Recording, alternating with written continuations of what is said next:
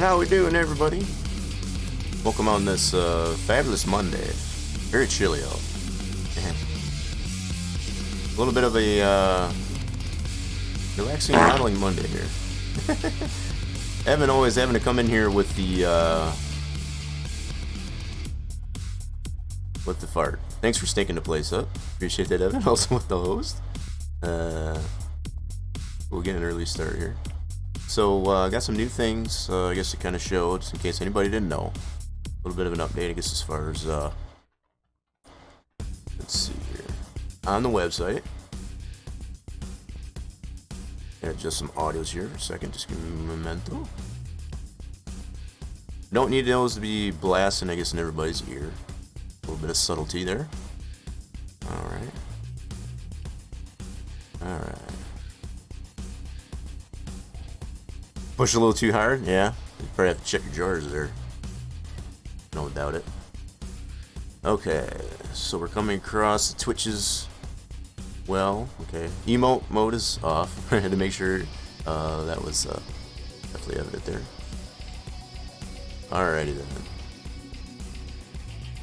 So as you can tell, I've got the website up here. I've got a new link here on the website, just to clue anybody in as far as what's been going on behind the scenes. I know I haven't posted quite a bit in a while, I guess, as far as what's been going on, especially with Farming Simulator 22.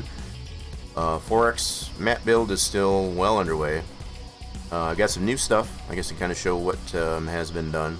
We're going to be taking a closer look at this in-game, you know, throughout the duration of the stream, but I figure I've got some stills, I guess, as far as the development of alfalfa into the map. Being able to mow it. It will grow back just like grass. You can ted it. So some of the textures for that. It had a lot of issues with being able to get the textures to render properly. That's been one of the biggest issues we're getting some of it figured out. They're still not 100% where they need to be, but we're figuring things out. So we got custom bales. I needed to make a notation on this one here too. I've only got the straw bale. This is the default straw bale. It comes naturally, I guess, as far as within the game, just to show the comparison between the alfalfa hay and that. We got the round bales. The fact that there's all these different sizes of bales between the round and the square, pretty great, you know, as far as the new things that have been added to FS22. I'm only showing the largest in this picture here, I guess, as far as the biggest round bales and the square bales, just for clarity. But yeah, that is what has been happening, I guess, as far as behind the scenes. We've still got lots of work to do to get, you know, all the map libraries, I guess, into it, I guess, as far as roads and fields completely done. As this promo picture does show, this is just the field definitions. So that gives us plenty of idea, I guess, as far as where those maps need to be painted in, but still a lot needs to be done, I guess, with that. Just for a little bit of clarity. We're gonna get right into it here. So we got the map loaded. Got the map loaded into the latest Giants editor. So far, I haven't had any issues as far as with the map editing with the latest edition that they put out there just before Giants' winter break. So that's a good thing. This is another problem that I've had as far as to get the custom textures in here. So we got some custom blacktop of sorts in here, and this is kind of the makeshift store area for now. This is not 100% in place as it needs to be, but just to kind of put the paint that onto the map just to see how well that works. One thing I'm coming to find, I guess, as far as especially with adding new custom textures, is you have to add a layer to this to allow AI, so as far as hired help, to be able to use that custom texture. So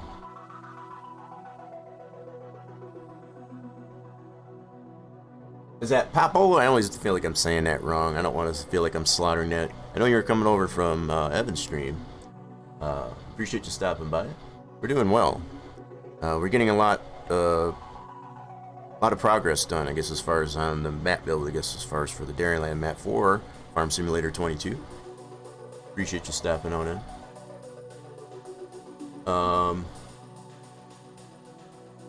You see the video I posted in Discord? I haven't been on Discord. I'll be perfectly honest. I was just like gung-ho, I guess, as far as just to go streaming. So if I've missed the video, I guess that you posted on there, I'll be sure to check that out.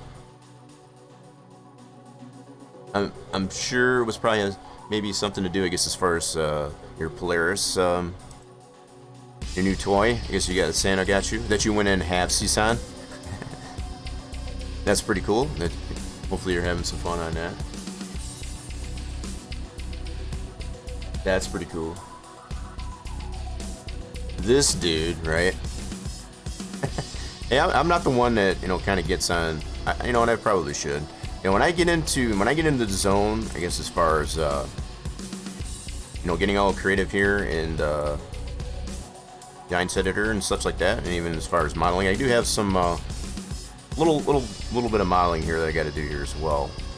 This is going to be going on to our paper production, and this is still kind of makeshift yet. This isn't 100% the way it will be in the once the map is done type of thing. But this proof of concept, if nothing else.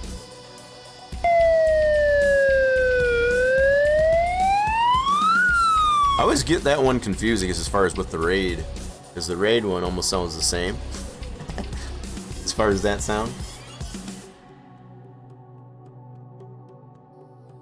Making sure that I'm wide awake and all that stuff. You don't have to worry about that, that's for sure.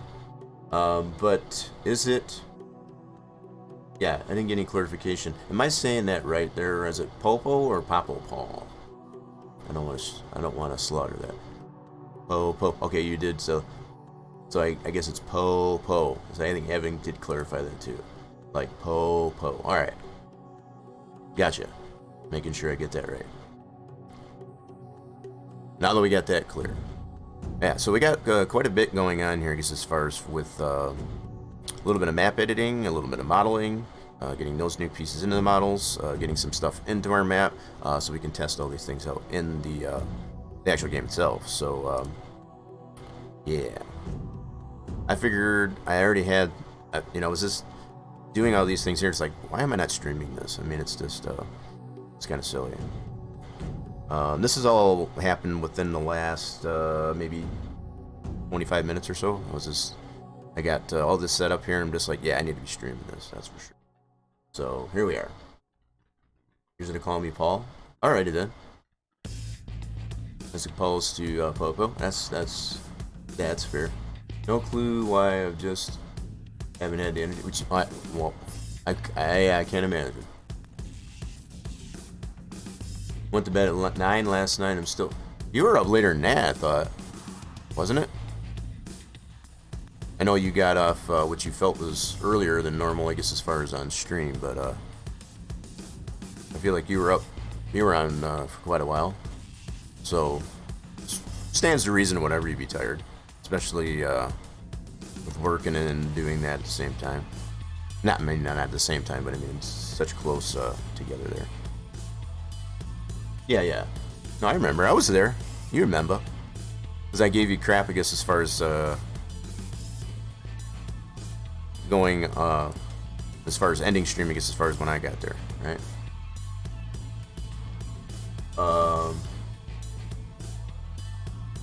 Right. I mean, 4 hours is a pretty decent amount of time, actually. Pretty decent amount of time. Alright, so just to kind of give some clarity on this. We do have some fields that are painted in here with the terrain detail, just to kind of give clarity in Giants Editor. So we have a way, I guess, to be able to tell where to put other things. Now we've got all of this right out here. So just to kind of show you what. So this is the border of the original standard size map. So we got all this area all the way around the map to contend with at some point. What I'm going to do with that area, I have no idea yet. No idea. There's lots of room for possibilities, you know, to add plenty of productions, I guess, out in this area, for example. Possibly to move the productions that we had previously on the northeast of the map. We'll move those into the 4X area and then just leave all this arable farming and animals and such like that. Just don't know yet. We'll see what happens when we get to that point. But I have placed, like I said, as far as makeshift areas for the store, based on, you know, what these. So all these fields are all what was evident in the standard map in Farming FS19. To include all of the waterways. So this was at the north of the map in 19. Same water planes, I guess, as that. Those all came in beautifully. Still needs to be painted, I guess, as far as to get the proper foliages around that and such, but we're getting there as far as being able to get our custom textures in there, just like this one here. This is custom. That was a kind of a pain. Now, just as I was saying earlier, the fact that when you put a custom texture in here, let's see if I can show this here real quick, just in case anybody didn't know. This became news to me not too long ago.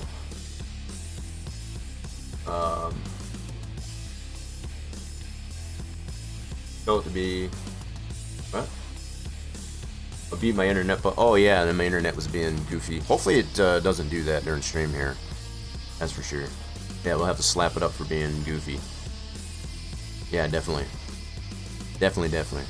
So in this terrain here, especially when you apply a new texture, what's really nice about this one, they've kind of simplified. Giants has kind of simplified as how you can put custom textures in here.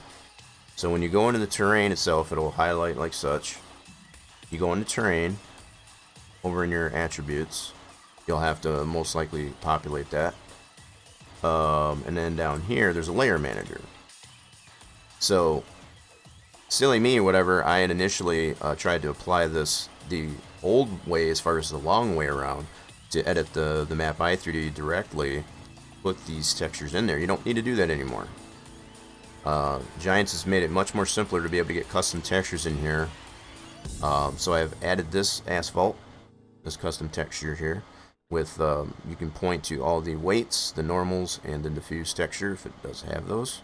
You plug those in based on where those are located, and I think you can widen these out. You can, so you can widen these out just to kind of give clarity, I guess, as far as where everything's at. But all the way down here.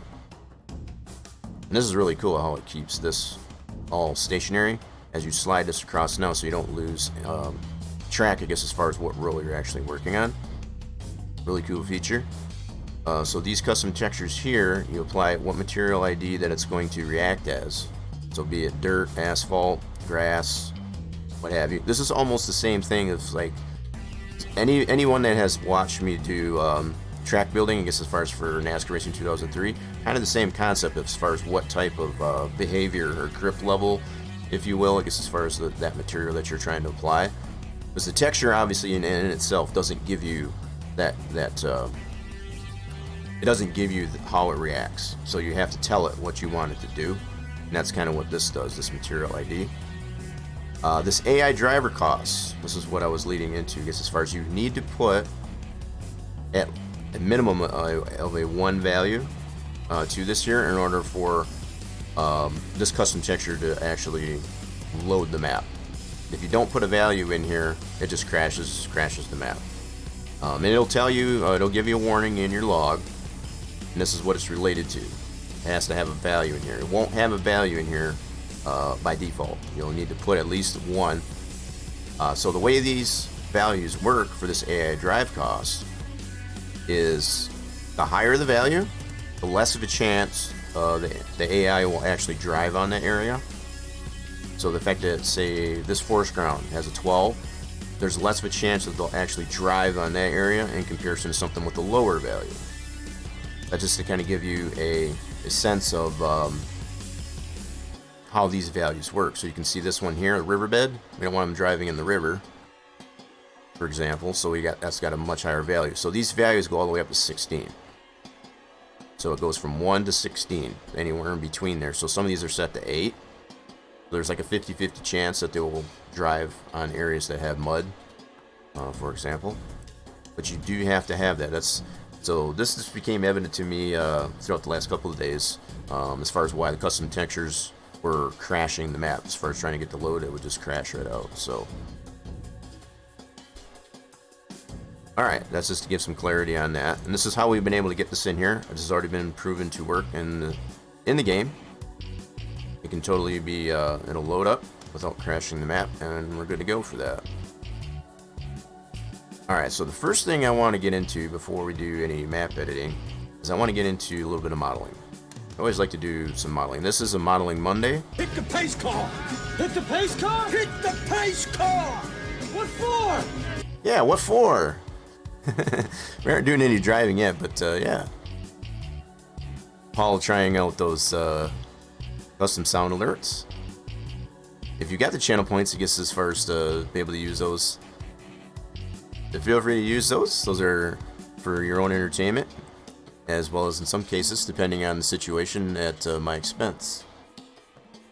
Using up my whole 20. Hey, there you go. Yeah, you'll be earning yourself those units of fluids as the stream is live, so feel free to stick around and earn yourself. There's also some on the soundboard. That's just below the stream for most. You might have to scroll down a little bit there. I do have some. A majority of those are free as well. There's a few of them. There's exclamation point audio in the chat. Kind of give you some information of about those audio commands. So they don't cost you anything in most cases. There is at least one of them in there that does cost you a little bit of money, and that's only because it's super annoying and loud. So just fair warning. So what I want to do with this deal here. So what this is, I've been procrastinating about this one, and I just need to get it done. So what needs to happen on our paper production here, for example, is, and don't worry about all these decals. These are all just placeholder for now. Those will probably change if I do tend to keep this structure for this paper production. We need to edit this piece here because it's all one piece. I want to be able to adjust these independently, for example. So in order to do that, I'm going to model this to make two separate pieces in this orientation that it is. I'll be able to export those out and then import those into our production here and be able to move those about independently within this transform group here. So let's do that. We're going to switch this over, convert this over to an editable poly. And putting it into an editable poly gives us much more options, I guess, as far as what we can do with this. This is a very simple model. I probably don't even really need to do that. It's just a habit that I always kind of get into, just to ensure I have a lot more options with the editable poly as opposed to edit mesh. You get different things that you can do between editable mesh and editable poly mode. Okay. We need to, I think I'm going to go do this by vertex mode. I can do this by poly as well if I wanted to. So say, for example, if I wanted to highlight these, attach that. I'll just do that as a separate object for now. And then if I go over to here, now this is all I got left in here because this is now its own independent object in our items list here. Now what's left here, I would do this by vertex, just to kind of show. So you can do this either by poly or vertex to select all the bits that you want to separate out. And really I don't need to separate this out at all because I already have the two separate pieces that I have now, right here. What I will do is kind of rename this. Yeah, let's highlight this for a second here. I'm going to copy this name. I might shorten this up actually a little bit too. Yeah, I might do that. Let's do this. Might do this one as 1. Yeah, let's do this. I'm gonna do that, and the other one we'll name it Area 2. Again, this will make more clarity as far as once I do bring it into the map. So we'll go back to our other one here. Rename that one.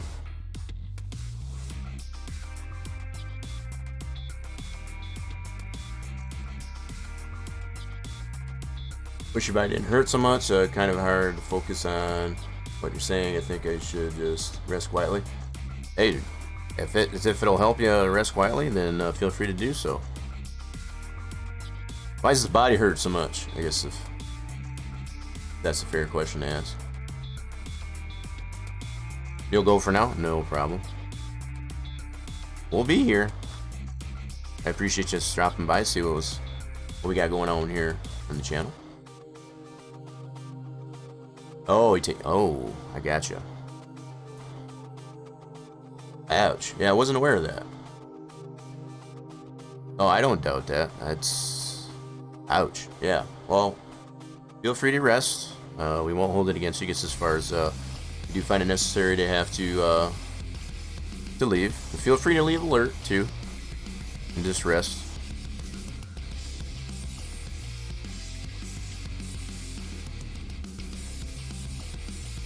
Absolutely. Don't know too many people, but you hear it all too much. It gets as far as how that having that's not fun. That's not fun. Yeah, just going through chemo at all for anything, not a fun time. I'm well aware of that. Definitely feel you. I appreciate you at least stopping by to see what's going. What we got going on here. But this was totally random too.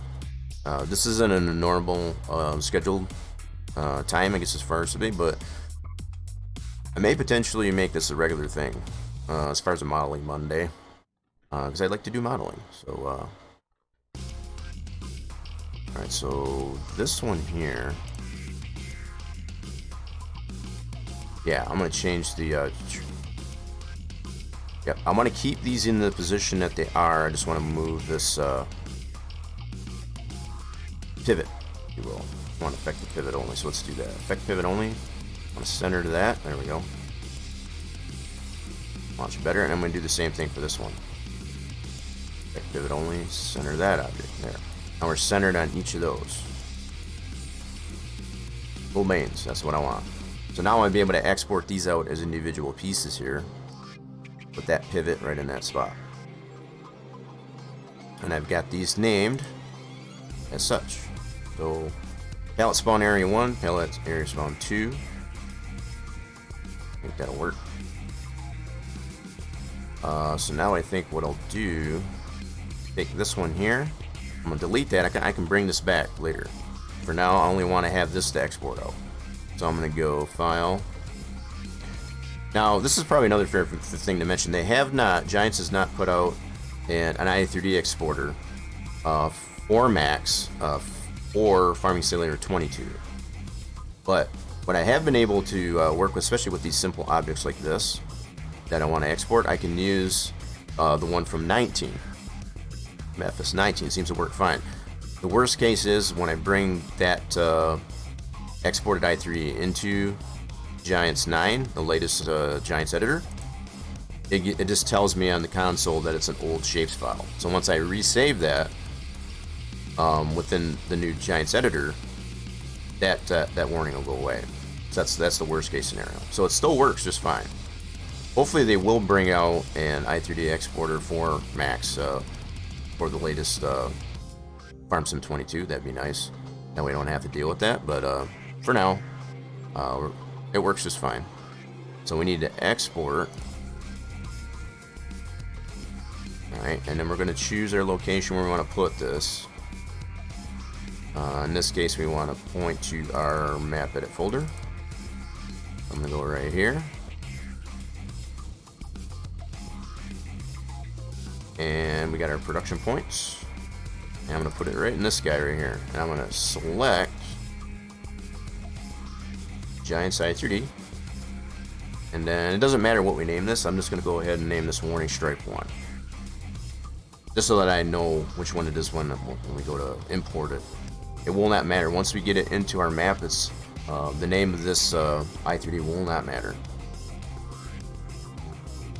Okay, so just do Warning Stripe. Oh, so I type right. There we go. And then spit that out. Export. Now this should show up in our map right here. there's that i3D that I just spit out. Now this is going to allow me to import that into Giants Editor and be able to put that in position in our paper production. I want to double check. Yeah, I got to change this right here. This is normal. So I just have to change where it's pointing to this texture. So in this case here, I just got to wipe that out and then put what we call a dollar data. So a dollar data makes it a relative location where it's loading this texture. So this is loading from the in-game files. So this is meaning I don't have to bring that texture into the actual mod map. So as opposed to bringing that into the mod map directory itself, I'm just reading from textures that are already available in the game. So it's going to create less weight having to bring those textures into the map because it's already in the game. So I tend to use that one instead. Alright, so we're good here. We're going to go ahead and save this with that edit to that texture directory. Now we can bring that texture into here. Or the whole model of that. That model piece will be in one section here. I'll go ahead and load it up here. Just telling you what it's going to do. Just go ahead and do it. Alright, so now it's in here as warning stripe spawn area 1. And that gives me clarity as far as which one is which. That's how I named it in Max here.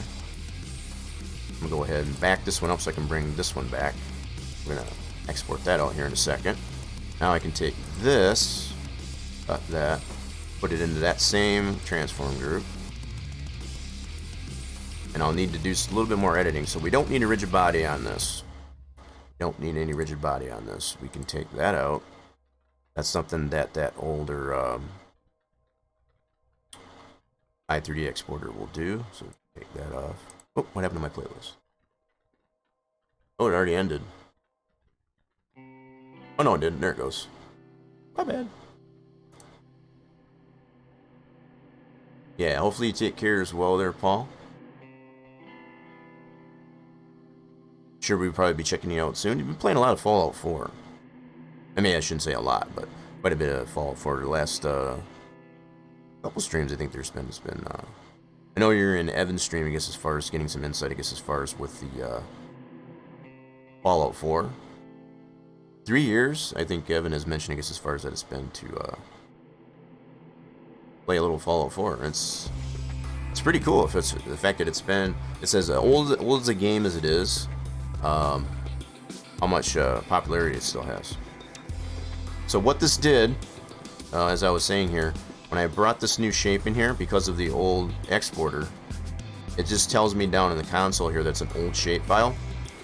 That's about so it still does load it. It's right here. So once I save this this whole deal here in its entirety and load it back up here, we won't have this error anymore. It'll just accumulate, I guess, that new shape file, I guess, as far as for the new Giants Editor, which is kind of nice. So we got our material name. I need to change the scale on this here too. I forgot to do so there's something I can do.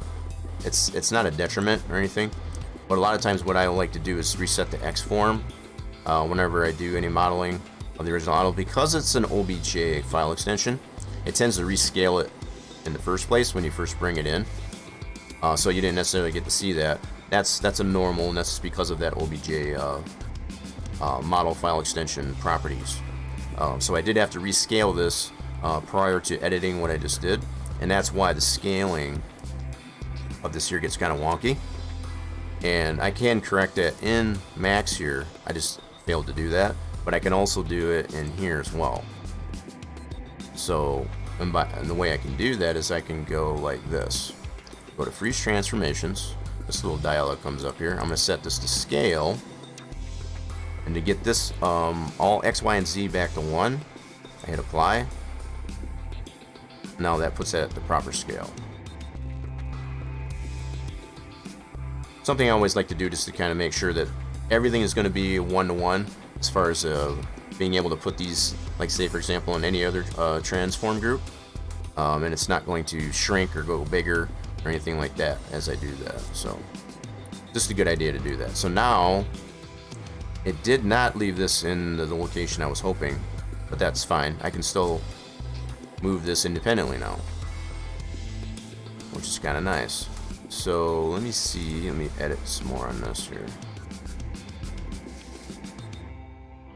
Why did it do this? Oh, that's on 90, my bad. This one here, I just want to look at this real quick. Spawn shape, and this one should be, oh, I see how I did that. Not a big deal. I think I'll leave it just like that. So this one does have shadows.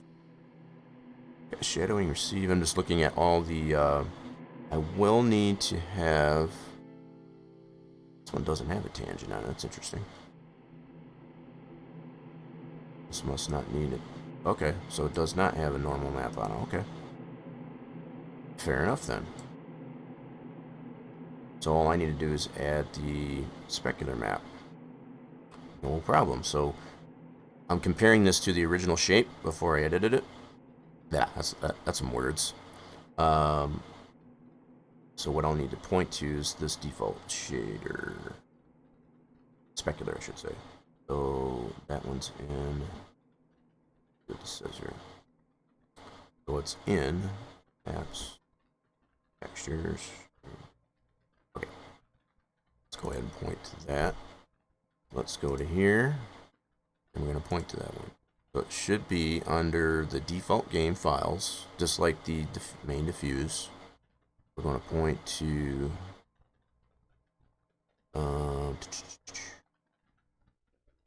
where's my game files? There we go. Here, 22. Data, maps, US.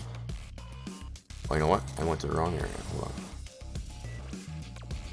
It should be shared. Dadgummit, where is that? Ah, what the heck was that? I forgot the darn directory. So it's under data maps textures shared. Okay. Try this again. We'll get it right. So data maps textures, there we go. Shared. And then warning stripes. Right here. There should be right there. Go ahead and apply that. Cool. Now that's got the same specular as the original piece. Move this over a little bit. You can see here's the original piece. Here's the one I edited just by itself. Okay. And now we have the same diffuse and specular gets applied as the original. Okay. Now to get this new piece, it gets into position here.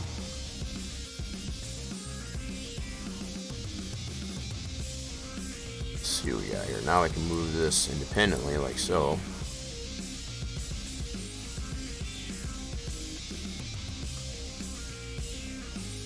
And this became necessary because of the way I've got the palette spawning in this area.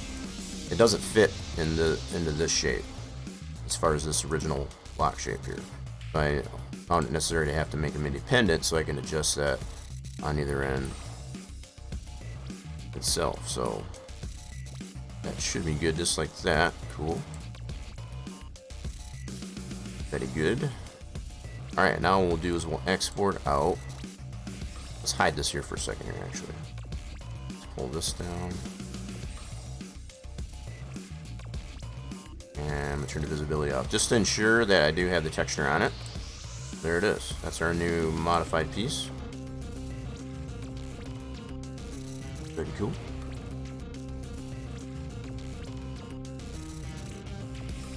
Okay. Now we're going to go ahead and create this other piece, which is this end, which will be area 2. Alright, now we'll delete this one out. Keep this one. We'll do a file, export that one out, and this one will do the stripe 2. Export that out, and I'll bring that back right away. So far this is working out beautifully. Alright, so now I'll go to here. I'll need to edit that texture location where it's pointing that to.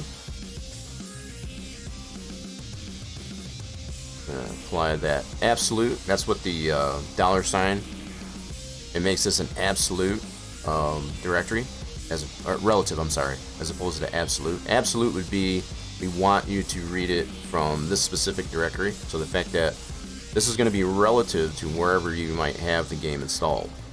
That's basically what that is. So if you've got it installed on a different drive in comparison to somebody else, this is going to make it relative to that, as opposed to absolute, where you want it to specifically pull it from a certain directory. If we wanted to do it specifically, then we'd leave the $ out. In this case, we don't want to make it absolute, so we need to put the relative. This is what makes it relative, as far as just that little character, as far as the $. Alright, so that's good. We'll go ahead and save that. Close that out. Now we'll go ahead and import that bad boy into our paper production and put that into that. Well, I'm going to bring this back. We know where to put that. Now, if this does this the way I'm hoping it will, it should, because I have the same material name to that, it should already populate that in there, and we'll see how this works. See if we get that lucky. If nothing else, we'll just have to apply that all manually like we did on the first one. So now we got to point to that.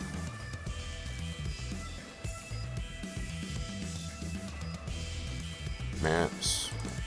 And there's our production points. Paper US. And the stripe 2. Cool beans. And it did. It did automatically apply that. So this is what's kind of nice. This was definitely evident in 19 is Farm Sim 19 as well. If you have the same material applied to an object, just like I did on this one, it automatically will populate all the materials. The only thing I'll need to do is take the rigid body off, adjust the scale, bring that to scale of 1 on all axes, and now I can bring that into our transform group. And it's all done. I won't have to worry about pointing to those other materials, other textures. So cut this and paste it into here. Okay, we'll bring that here. Now I can use some of the information off of that first one that we placed to get that lined up properly. So in this case, I will need the X so we can have it from left to right lined up. So this X translate should be able to apply to this one. Now I know that's 100% lined up with this one. Straight across. Now I can just put this into position on the Z.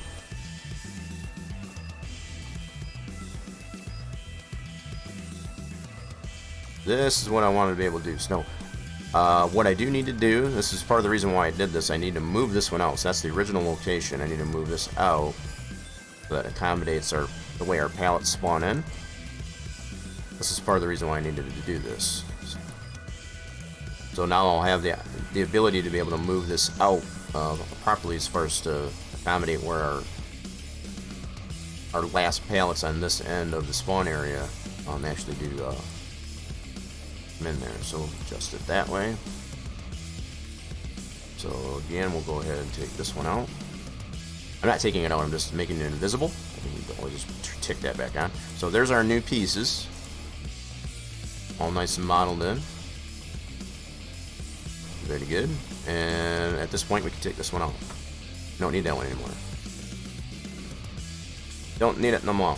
So now, as we test this out in the game, we'll be able to observe if these markers here on this end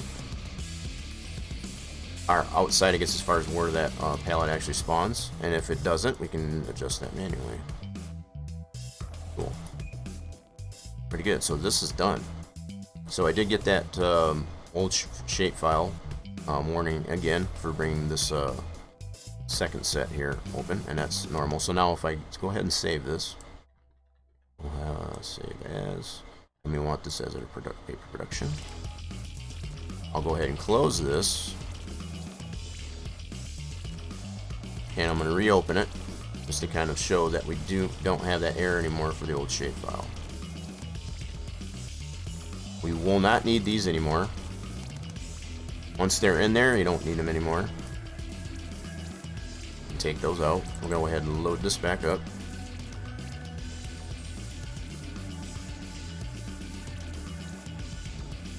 And confirm that we do not have any other errors or warnings. Take just a second.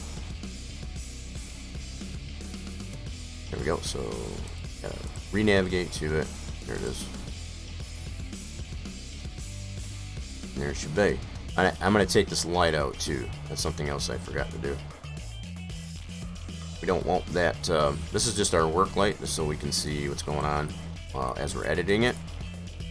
And just to confirm, we do not have any other errors and warnings. And let's just go ahead and look in here, make sure everything is still copacetic. Nice. So this production is good to go, at least for now. I'm going to take this light out and then resave it.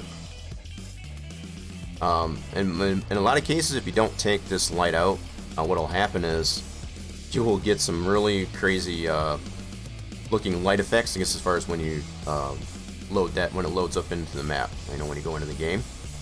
So in most cases, it would behoove, I guess, to either turn that light off or just remove it.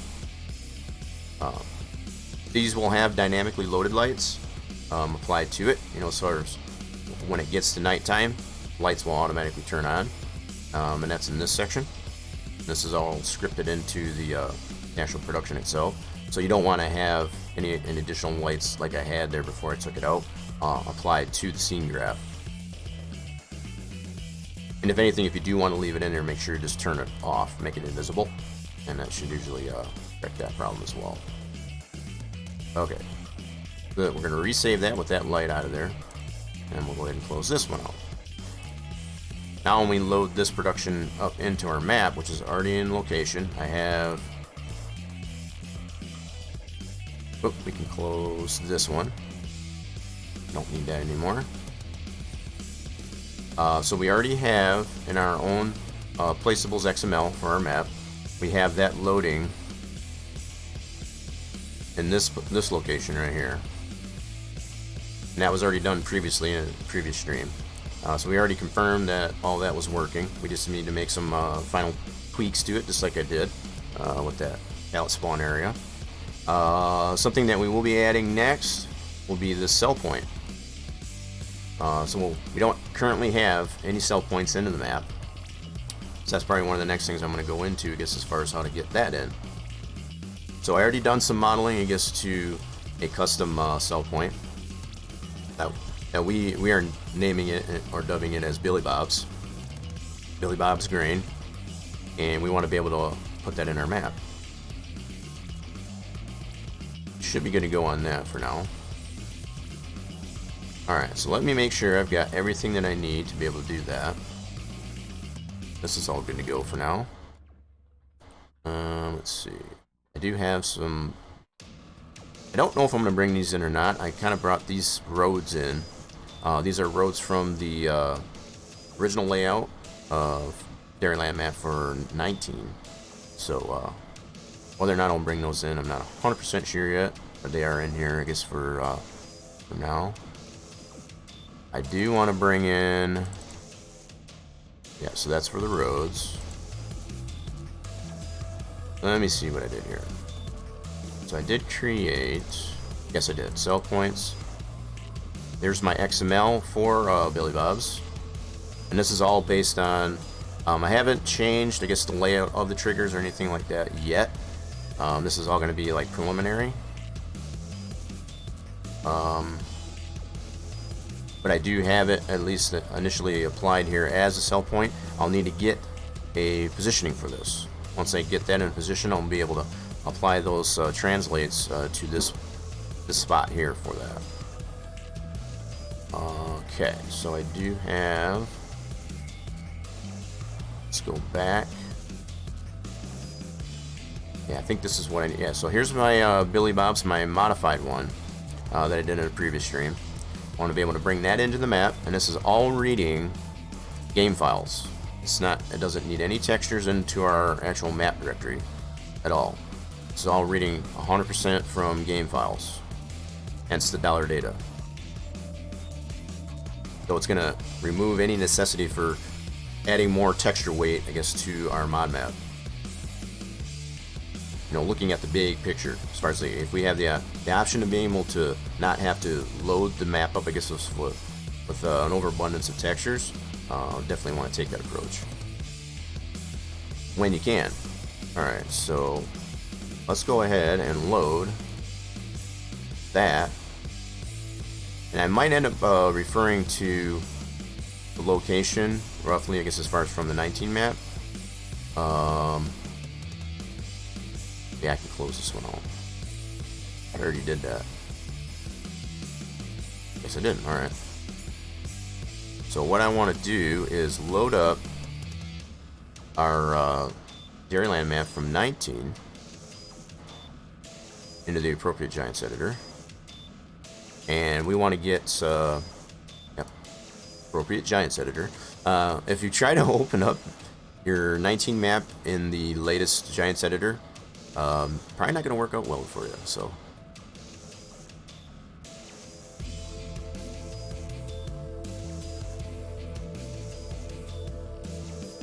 Cloud Zig, how we doing? Appreciate the alert. Appreciate you stopping on in and see what we got going on here. Getting a little busy too? Oh yeah, I hear you. Appreciate that alert. Very much appreciated. We're just having a little bit of fun with editing our Dairyland map. Doing a little bit of modeling, a little bit of everything. Just a little bit of everything. So we've got our Giants editor for 19 open up here. We're going to open up our map form 19. So let's go to here. 19. I still got both 19 and 22 installed. We're going to load up our map this way. And I just want to get some locations here. So I'm using a different building. Again, showing, I guess, as far as using the textures that are already in the game. Always try to take this approach when possible. So when I load this map up in here, it's going to have a sell point based on Billy Bob's, based on same way, in the same construct. As far as it using game files from 19. I had initially thought about bringing the Billy Bobs that we come to know in the Dairyland map from 19 directly into 22. I would have had to add those textures to the map, and I didn't want to have to do that if necessary. Alright, so here's our Dairyland map here for 19. Load it up. So, I got interactive points here. We should have Billy Bob's in here. Just gotta look for it. So here's Billy Bob's grain. Let's see if I use the right key. Hello? There it is. Took it a second. So this is the original structure. Here, let's speed that up a little bit. Why is that not working?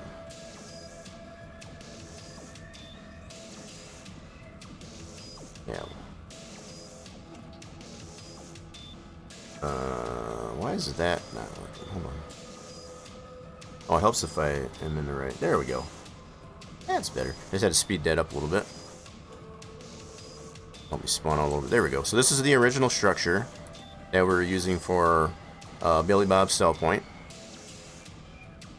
And like I said, I had initially figured on doing the horse fart. Hey, how we doing there? Ethereum, Hindred. I know you changed your name. Just remember that. Spider Hat, welcome on in. How's it been going there? Yeah, I remember the story a little bit there, I guess, as far as the name changes. It's a play on words, I guess, as far as with the cryptocurrency, if I remember right.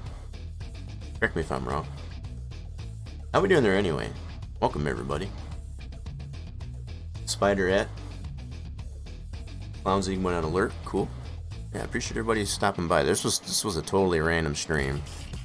I'm just going over, I guess, as far as the process of bringing stuff in from the 19 map for Farm Sim, from 19 to 22, and just making some comparisons. So this, one of the things that I was just going over was the original structure that we had for one of our sell points in the 19 Farm Sim 19 map. It was using default textures as far as that are already in the game, as opposed to bringing those textures in into the mod map directory. So it does have the levels of detail, levels of display, and all that good stuff. So it's all reading in-game files, as opposed to having those textures directly in the map. And that's, I kind of wanted to follow that same idea with the 22 version of it, as far as the 4X version. And that's why I've decided to use a modeled, remodeled version of Billy Bob's, I guess, as far as from Elm Creek, I believe it was from, that I used from 22. And we're going to bring that in here into our map, just to kind of show you what that one looks like. So just to kind of give some clarity on what it originally looked like in this fashion, and what it'll look like now for this version of Farm Sim 22. So let's go ahead and do an import, and we want to point to that our map modding directory, which is here, and we need map assets, Elm Creek exports, and we need this guy right now. Give that a second to load in. So now it's initially in here. We're going to cut this and put this into this transform group. Now we can do an interactive placement of this bad boy. And this is why I wanted to load up the original map, so we can get some translates for this here. Let's see here. Where my Billy Bobs go? Right here. So we got a rough idea of where we want to place this, for example. So I'm going to plug these translates into our map here. And in theory, at least anyway, this should put it in the same area as our original standard map. Hopefully. This is all in theory. It may totally go bonkers on us, but we'll see what happens here. So all I'm doing is taking the translates from the original map here in 19 and plugging those into our new model here in the 22 version of the map. We can already see it. We're not getting any warnings down here in the console, which is good. Let's see if we can focus on that. There it should be. There's our new model.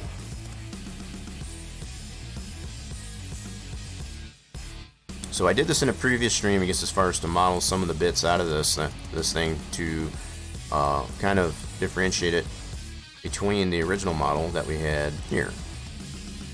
So it's kind of somewhat, it takes up, I feel, much the same footprint. You know, not too much bigger, not too much smaller. And that was kind of what I was going for on it. So now let's put the Z axis on that.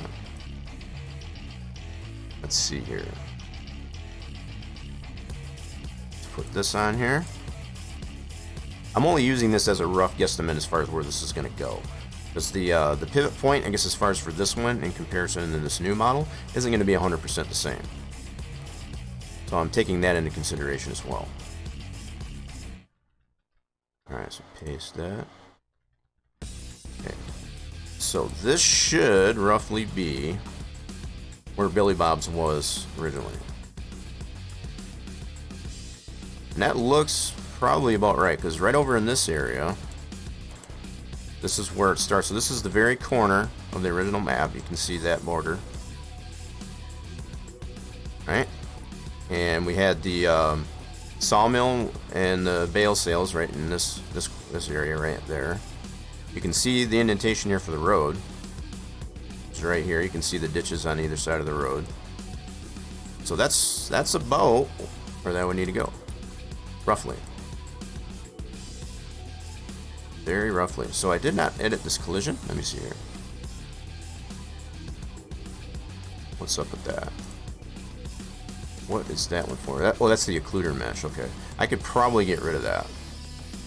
I probably don't need that. I think I left that in there just the time being. I probably won't need that.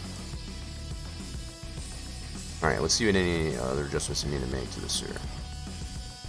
Don't think very much. That's actually not too bad for initial placement. You can definitely drive in and out of it. Cool. Now the only other thing we need to do is bring in the actual trigger for the being able to sell stuff here. So that's going to be the next step. Very cool. So this is going to be a static item. It's not going to load in dynamically. It'll be placed on the map as far as and remain static, as opposed to being able to demolish it in the build mode. And that's by design. It will be by design. Alright, so far this all looks good. We got this in the translate that we want it. Next step we'll need to do is bring in our trigger to be able to sell stuff here. So let's do that next. So I do have a trigger for that, which is right here. So we're going to import this thing, and then we'll put that into position and then be able to get the translate for that so we can put that to the spot. That's going to tell us this XML that loads in here will give that location for that trigger. Okay. So let's do that. We're just going to load this one in here. Yeah, this should work okay. So we'll do an import. And now we need to point to location of that trigger in our map, which is going to be placeables, all points, triggers, right there. And this will be very preliminary. It's not 100% going to be the trigger that I will use. I'm just using one that is available in one of the Farm Sim 22 default maps, just to ensure that whatever that it is going to be compliant with the game, as opposed to creating my own. So it's going to be it's going to be very preliminary. I guess that's best I can describe it. So what I want to do, I'm going to do an interactive placement on this, just to kind of get this roughly into position like so. And then from here I can adjust it. Now it does have double trigger on this here. I don't know if I'll need those. I'm going to leave them both in there at least for now. I'm not going to worry about that just yet. What I do need to confirm is which one does allow for crops. This is one of these, I believe, is for products for like the production chains, and one is for the actual field crops, if I do remember right. So we got this one here for unloading grain, and this one's for products. So the inside one is for products. So I'll put that more to the inside the building, if you will. So we need to focus on this one here for the most part, where that's located. We want to be able to drive in here and sell our crops on that trigger. So, alright, let's go back to the main transform, and we'll position this accordingly. So the translate that we get based on the positioning of this is what we'll be able to plug into our placeables XML here. That's what we're shooting for. Just for clarity again.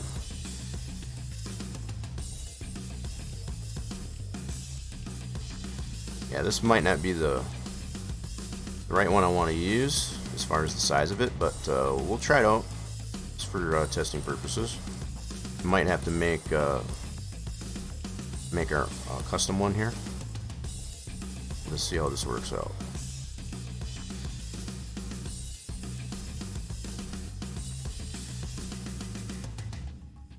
Yeah, so what this trigger will serve purpose in, and again just for clarity, is being able to sell crops here.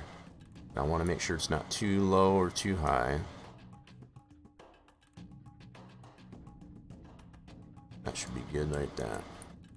Now when we drive into here, as far as when we have crop in our trailer, it should give us the option to be able to unload that. Okay. 2 bytes. Now we need to get these translates here. So let's plug these into our XML. Okay, so that's the X.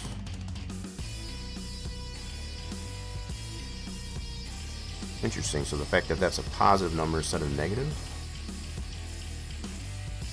Interesting. Okay. Well, again, we'll see how this works out.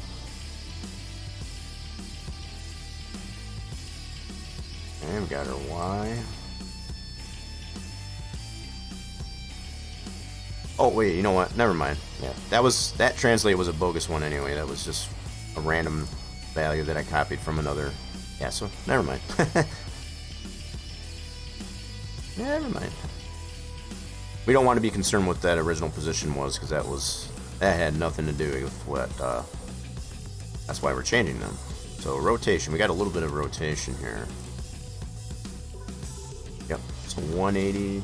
Minus 180 on the X and Z, and then this on the Y. Okay. Okay. This will be on the middle value. And then a minus 180 on these two.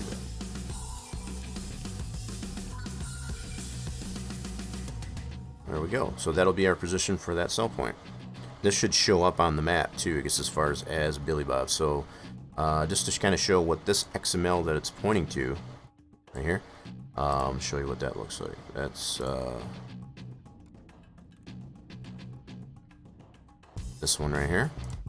So what that should say, in theory, once that does load into the map, it should say Billy Bob's Grain. And then I can set parameters for this. So this is, for now at least anyway, this is what you'll be able to, products wise and crops wise, what it'll be able to load it. And there I can adjust this later on to suit it more custom, in a custom fashion. Yeah, so for now I've just copied this from the original generic selling point that was in one of the default maps, and just adjusted it to be our own sell point is all. Most of this here for the store data doesn't matter other than this right here. What I was also looking for is to see, let's see here, does it have a name? So all these nodes for the triggers and all that stuff should be the same. Oh, yeah, we'll just have to confirm whether or not it will actually print that it is Billy Bob's Grain. If it doesn't, we'll have to look into that a little bit further to make sure that we can get that labeled properly, I guess, as far as in our own map. Alright, so that's just to give some clarity, I guess, on how. So from our placeables XML, this is, again, just for clarity, the map will read this placeables XML. It'll see that it does have a sell point here based on that XML here, right? And we want to be able to put that trigger that's related to that XML in this location, which is everything that we've already defined in this spot. Okay. So now what I can do for now at least is take this unloading station out. That was just to get the coordinates. Take that out. Now all we got left is just the static cell point itself. And that trigger for that cell point will load in dynamically based on that placeables XML. That'll be how that works. Okay, so we're going to go ahead and save our map. We've done pretty much all we need to do so far to be able to go test some things out. Let's save this up. And want to make sure we point to the proper directory. I have made the mistake already to save over one of the default maps, and that was a very bad thing. I've already corrected that, but definitely want to pay attention, I guess, as far as where you're pointing to, I guess, as far as when you save your maps. Something else I might try to do is to bring these roads in. Let's go ahead and do that before I save this. I just want to see how this, I don't even know how this is going to turn out. But we'll give it a try. Just to see what these looks like. So what it should do, at least in theory, is it should load in the roads from 19. I don't think it'll bring the bridges in though. Probably won't bring the bridges in. Just the roads. So we'll see what happens here. So what I want to do with this one here, I'll put it initially just in this this transform here as far as for our roads. So we'll go ahead and import. And let's point to that. i3D. Let's see here. We want to go right here. This should load in without any errors, hopefully. Yep, the only thing it's telling me, again, just as before, is it's an old shapes file. So there's our roads. It's loading in the roads, and it did actually. So it doesn't have the actual bridge, but it does have the road that goes on the bridge. That's cool. There's all of our roads, originally from the 19 map, and it's following that same orientation, I guess, as far as from the original map from 19. Very cool. And it goes right by here, as far as where Billy Bob's is. Alright, cool. And we got no errors other than that old shapes file. So I'm going to take this. We'll use these at least for now. I don't know if I'm going to keep those or not. I might end up redoing those. Not 100% sure. We're going to paste those in here, and we'll move that up here. That should not affect that. Cool. Alright, so there's our roads. At least I'll have something to drive on, as opposed to just grass. Cool, now we'll go ahead and save it. File, save as. Now we'll go ahead and save our map.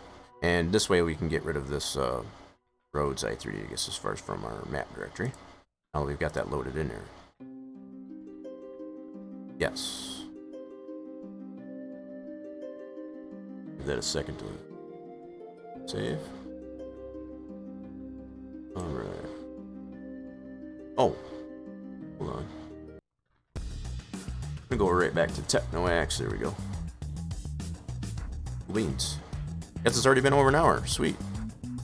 Time flies when you're having fun. Alrighty then. Hope everybody's doing well. Appreciate everybody stopping in, I guess, as far as for Modeling Monday here on the channel. Y'all great. I know everybody's probably just getting busy here on a Monday. Alright, so we got the map saved. I'll leave this open for now. What I need to do now is bring over the map to our mods directory to our game. Alright, so let's go ahead and I am going to make a backup of the current map in our mods folder, that's for sure. All these changes that we made, if something breaks, I guess as far as along the way, we want something to be able to fall back on. It's always a good idea to do that. Okay, so let me see if I can switch here. Let's do this. Alright, so switching on over this way.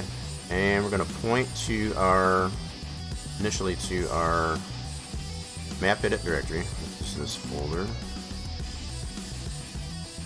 So this is the folder we want to bring over to our mods folder, which is going to be in here.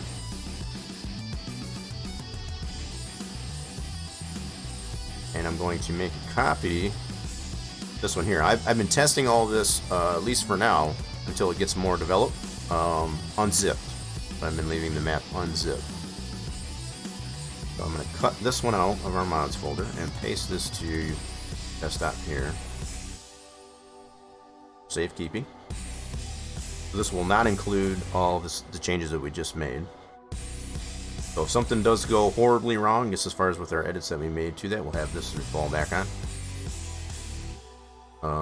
That's always a possibility. If it's happened more than I care to count so far. So definitely want to make sure you're making a backup. So this is our map we want to bring over, so copy that into our mods folder.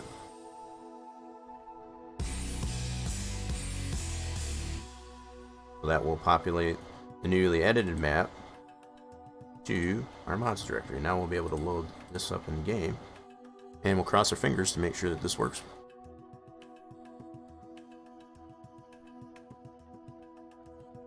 so I need to be having fun also? Yeah, you should be, big guy. How we doing? You're not having fun? Hopefully you're having fun at least checking out, see what we got going on here. But I know, big guy, you've got some things going on as far as map creation as well. So it's been really cool, I guess, as far as to see the approach that you're taking to your map creation, as well as some objects. We just did a little bit of modeling ourselves here. Some kind of really mild editing, but nothing really super duper heavy. But we're getting ready, I guess, to test out changes that we made to our map in the game itself. So you're just in time. So hopefully you enjoy. Let me switch this over. Make sure I'm in. Yep, okay, I'm already good there. We're gonna load this map up. Now we've got it all copied over.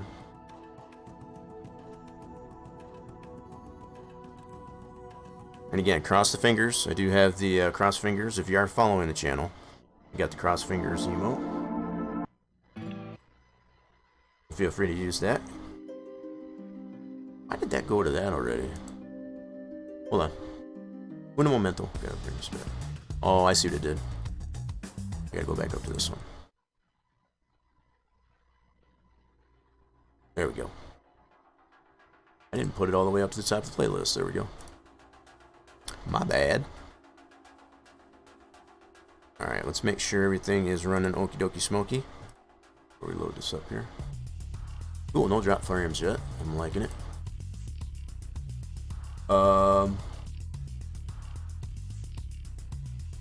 You always having a good time hanging here? Well, I'm glad.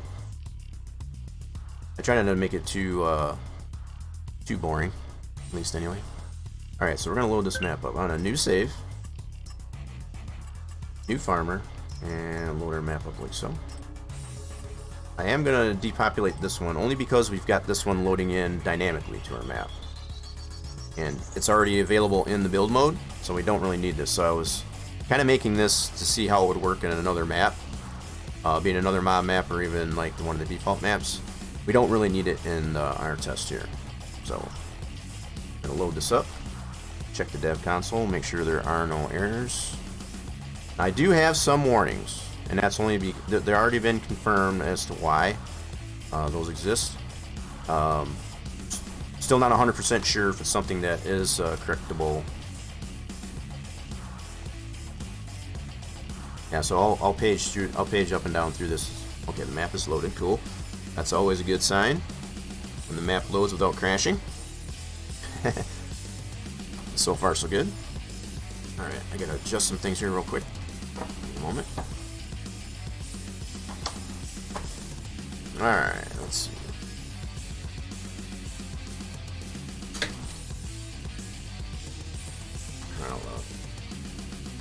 Dropping things are falling off the desk. I'm telling you. It's down there, no problem. All right, so let's scroll through this. Let's scroll through this to make sure, and I'll go through, I guess, as far as what warnings I know are evident. So this one here for the meadow, that's a giant's issue. That's evident also in the default maps. So that's nothing with this map. Now this one here for the fill planes. This is something. I don't know why it's doing this deal here with flipping it and losing quality. It shows just fine, right? And it has the appropriate parameters to it as far as having VC7 compression and so on. It's in the proper constraint as far as the 512 by 512 and all that. So I don't know why that warning's coming up to this point. It does populate, like I said, as far as properly, as far as to render in the map. So why that warning is coming up there, I have no idea. These up here, as far as for fill types, I don't have these 100% applied to the map just yet, but they are in my fill types XML for the map. So that's the only reason why I'm getting those warnings.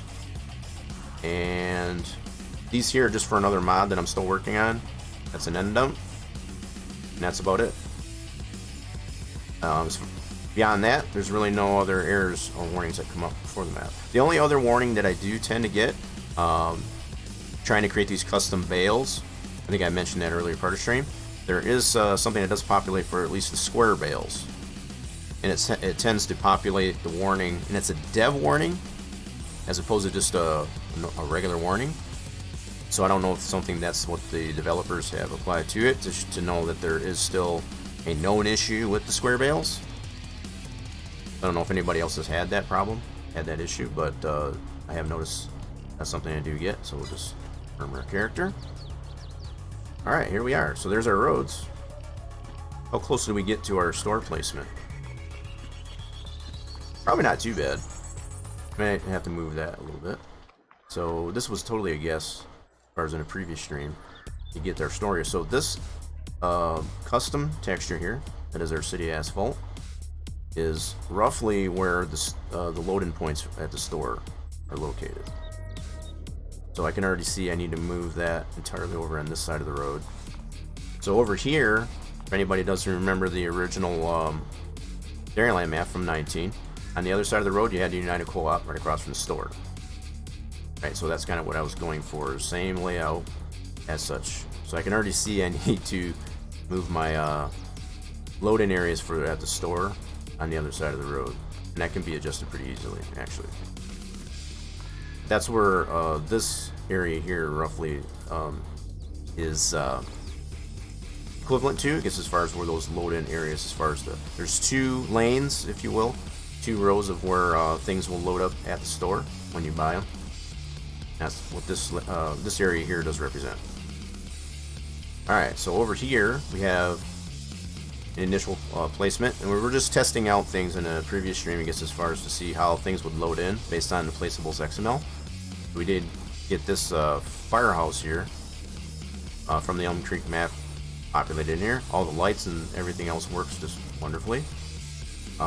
This here, these were just placeholder. These grids here, what I'm considering to be a grid for the map, will not be in here, obviously. So I'm cleaning those out, I guess, as I move along. This is field 1. I've populated this with our custom alfalfa. I've made the pictures for that. Those are posted on the website, as I showed earlier. Exclamation point map, if you want the link to that progress page, that's on our website. Feel free to check that out. We'll be posting much more on the regular as far as the map progresses, so definitely feel free to check that out. So one of the things I did do here is apply kind of a perimeter around this alfalfa, so that you don't, when you're cutting the alfalfa field, you have at least a little bit of a buffer to not run into the grass. This is kind of what I was testing here. I just painted in some regular grass around this field, kind of show how that works out, and it seems to work out pretty nicely so far. But you are able to mow this. You can ted it. You can make custom bales for the tedded alfalfa, as well as just the regular alfalfa. I might go ahead and show that here at some point here too, live.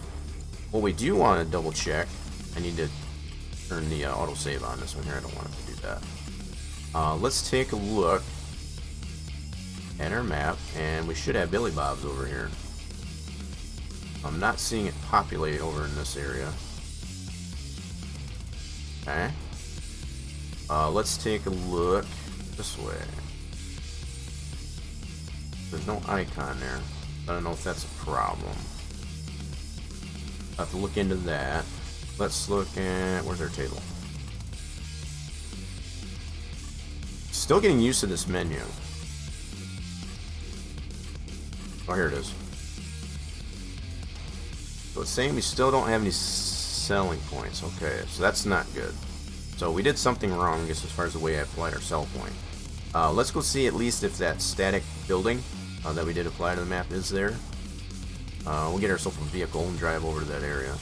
I was hoping that would load in. Yeah, I was hoping that would load in there. So that's obviously a problem that we made, I guess, as far as with getting that sell point to load in properly. It's definitely not showing up in the table here, as well as no icon in the map. That should be roughly somewhere in this area. Okay. Let's get ourselves a vehicle. We'll go drive over there and see if that static building is at least over there. Let's see what's going on with that. Let's get us, and why not?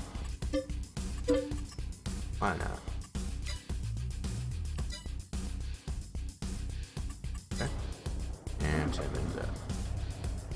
there's our loading areas. I'm still trying to figure out how to get the loading areas, I guess, to go the opposite direction. So I want it to point that way instead of that way. Still haven't figured that out yet. I'm sure it's something simple, but I tried the ways that we normally would do it as far as for the 19 maps, and it wasn't working very well. Let's see if you can. We'll go ahead and drive ourselves over to where that static building for Billy Bob should be. We'll confirm that it is there. A little bit of whip-de-doos in here. Whee! Have a little bit of fun with it so for now. So our road's loaded in really nicely. That's super cool. Digging that. These are all from what we've come to know, I guess, as far as from the 19 map. And again, I'm not 100% sure if I'll leave these. I'll keep these or not. I might use something different, I guess, as far as for 22. You know, kind of, we're finding it necessary to have to redo a lot of things in 22, the way crop textures are done, and so on and so forth, and just trying to be totally compliant, I guess, as far as with what is going on in 22. So as far as the name of the individual fields, like this was the Allen farm. That's field 7. Just for anybody that's looking for some clarity. This one over here was field 8. And I can't remember which one that is, but that was one of another farm. And we're coming up to the cow farm, the smaller cow farm that holds the 100 headed cows. Right here. That's where that would populate. So that's field 16. So you'd have a barn right across the road here. So we got all the terrain and such, I guess, as far as from the original 19 map, still evident in here. Still obviously needs to be painted with the appropriate textures, I guess, as far as there's a bridge. Yep, there's a where we cross over, and there's a, so it's not currently in here. There's a culvert, that's right, in this area. We're coming up to our terminal. We have to make a left-hand turn to go towards Billy Bob's. So yeah, you can see my grid system here that I've got for with the animal mud. That'll eventually go away. Won't be keeping that in there. That was just to kind of give some reference. But when the map was first initially, you know, put in here as far as with the terrain and all that stuff, it was very hard to determine where was what. So putting those mud lines in there kind of give us some reference here. Now we've got some roads and such like that. It'll be much more clear. So this is where the Bell Farm would be, right around field 30. So we're coming up to the turn here to go towards the there's our static building. So that's at least in here. That's good. So we need to figure out, I guess, why our cell point's not populating at all. Got to figure that out. Yep, so map borders, the original map borders right there. Got all that 4x area here that we've obviously been able to extend out. I'm not disliking this at all. Nice and prominent right there. So this is a bridge coming up here going over the water. This is the main river to the original north end of the building. So here's going to be our new Billy Bob's. And up in here. Woo! Oh, dirt. Oh, we can fix that. Come on, baby. GTA physics. Come on, baby. Oh, don't do me like this. Don't do me like this. Oh, come on, flip. Oh, nailed it. Gotta love the GTA physics. Alright. So yeah, you can drive right up on here. Sweet. So yeah, we'll just have to figure out what's going on with the trigger. Obviously that doesn't want to populate in here, but it's everything else is loading in here just with dandy. We got collision on it. Sweet. This is another reason why I wanted to try and use as much of Giants models as much as possible, because a lot of all that stuff is already going to be present. Too late, big guy, already did. Yeah, I'm liking the size of this building. The size of this building, I think it's going to work out really nice. So I'll end up changing the decaling on that. I want to kind of comply. So looks like we'll have to adjust the terrain maybe a little bit. Keeping in mind that this terrain that was here was the original model that we had for 19. Obviously, this one's not the same model. We'll have to adjust some of the terrain around that, and that's perfectly fine. I kind of expected to have to do that. But it is here. And it seems to have all the collisions. It has all the details and decals to it. Fantastic. Good deal. Alright, so at least that much is working. So I think what I'll do, at least for now, before I get into figuring out why this cell point doesn't want to load, I got a pretty good idea of why it might be, but let's mow some of this alfalfa. How about that? Let's go to the store. I'll lease a mower, and you can do this with either the push mower or the big chrome or any mower that you've got. And once you do cut it, it will regrow once it's so you don't have to replant it. That's the way this is designed. It's the same kind of design that it was for the original 19 map. So definitely wanted to make sure that was still the case in this version. Go ahead and get that. Let's take this big guy. Go mow some alfalfa. And I'll try that with the push mower as well to kind of show. And we'll tat it and all that good stuff. Just to kind of show how you can interact with this alfalfa. Yeah, that was another reason why I was hoping that sell point would have loaded. Because I could have applied, I guess, as far as where you could sell the alfalfa, for example. As opposed to just making bales. Sell the bales. Alright, so let's unfold that.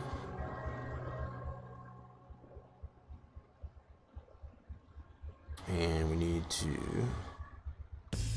Y. Do it this way. B.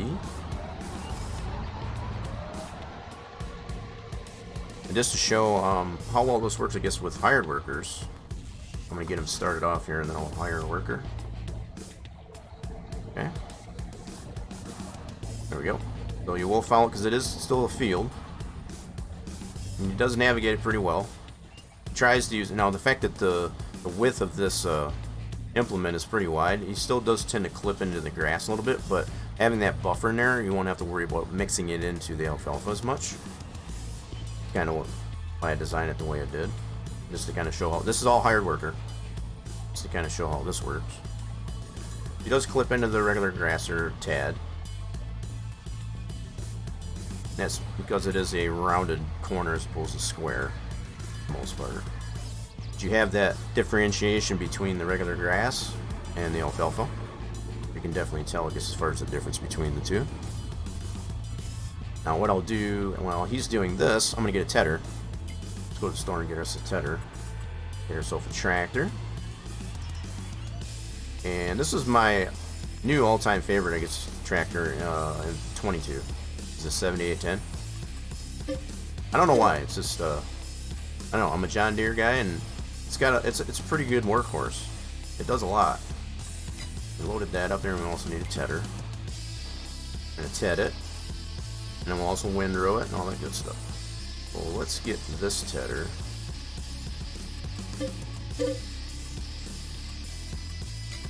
So I haven't been able to show all this process here, I guess, as far as live. I've only got the still picture so far, but at least you can get a sense of how this all works. This is all hired worker so far. And over here, and we'll grab our tedder.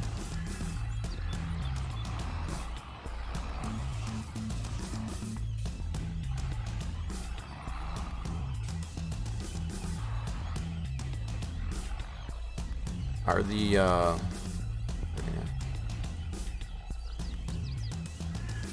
I don't know if the audios for the game itself are actually coming across there or not. It may or may not be. Okay. Let's hook this one up. Okay. Guess I wasn't lined up just right. Come on now. I don't have manual attach or anything like that. I am aware, I guess, that those are available.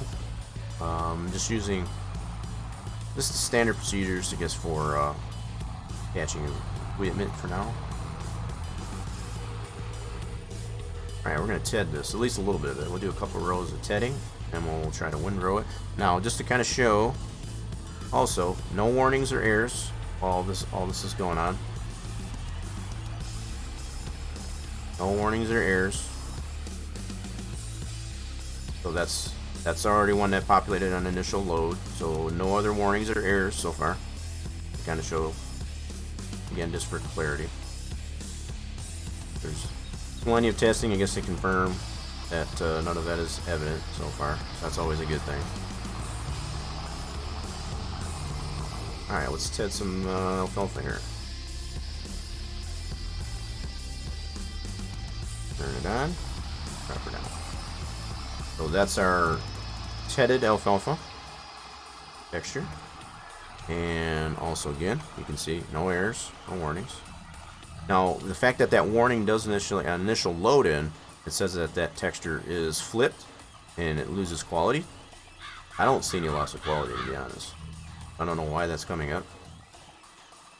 I don't know if that's something that Giants can eventually correct. I don't know, but the effects are obviously all in play, as well as the actual fill plane.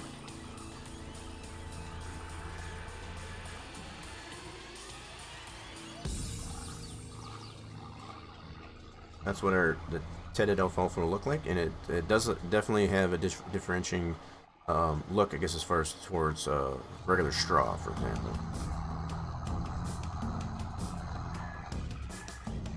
We'll get a closer look, I guess, at this here in a second. Not using GPS or anything either. This is all eyeballing it.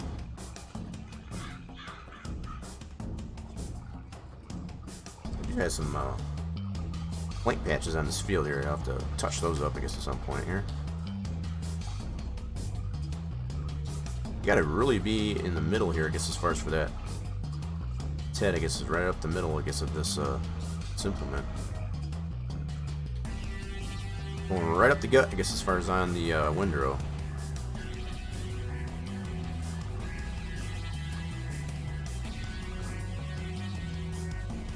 Alright then, so there is tedded alfalfa, so let's get this up out of the way for a second. Put that up over here. Then we'll go to the store and get ourselves a windrower. Let's grab this guy.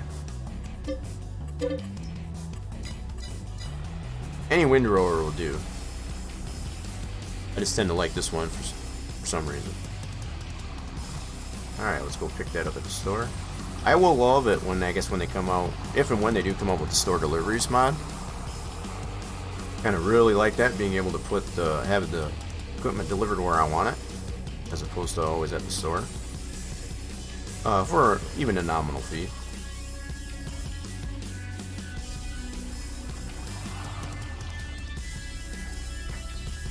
Yeah, so far I'm pretty pleased, I guess, as far as with those original roads loaded in, as well as our new static cell point spot for Billy Bob's.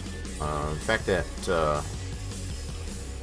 the cell point itself, as far as the trigger for that, doesn't load in there, I'll have to figure out what's going on with that. Well, we'll be doing that here in a second.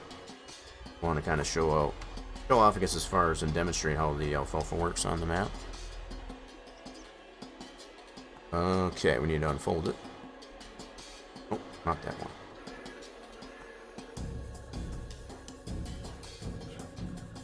Go ahead and windrow this back up here so we can actually bale it. But at least show the interaction that you have with windrowing it.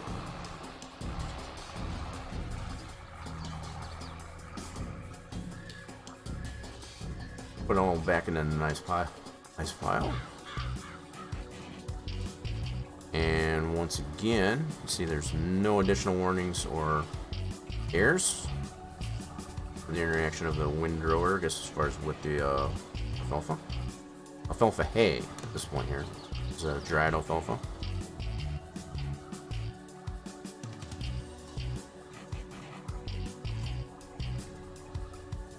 It was a little bit of a task to figure out, I guess, as far as what So they use a little bit different structure, I guess, as far as how they apply the particle systems and so on. They use what's called a motion texture path, XML, and then from that motion path texture XML, it determines what implement is what and what textures are applied based on that implement. So it's a little bit different design. It's still somewhat the same concept, that you still have the cutter effects, the particle effects and so on for the different types of implements. It's just applied a little bit differently, and that took a little bit of figuring out. You got plenty of errors initially, I guess, as far as to try to come to that determination of what files is the game reading, I guess, as far as to read, I guess, those particular effects. So all these effects that you see for the windrower, for example, around the spinners, that's a separate motion path XML that interacts specifically, say, for a windrower, and then you apply what textures you want applied based on that fill type. Just to kind of put it in a nutshell, at least, anyway. That took a little bit of figuring out, but all right, let's turn that off. Pushing it. Let's fold that up and put that out of the way. Now we'll get ourselves a baler, and I think we'll initially try a round bale. Got that, and let's get ourselves a round baler. So far, the way as far as bales go, all the custom size bales for alfalfa are present. The only square bales, because that dev warning came up, I guess, as far as when the largest square bale populates, and I'll show this here in a second. I didn't go any further, I guess, as far as with creating the other size square bales. So I don't know if that's an issue with giants, as far as it being a dev warning as opposed to just a regular warning. But didn't have any issues with the round bales, so I went ahead and created all the sizes for round bales, all the way up to the 180 centimeter. So okay, let's go ahead and get this guy. I think this one, if I remember, whoops, no. This one will do just the 125 to 180. So you're able to select any one of these sizes as far as bale size. Okay.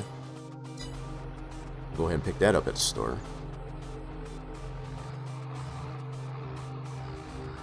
Appreciate everybody that is dropping in as far as even on alert.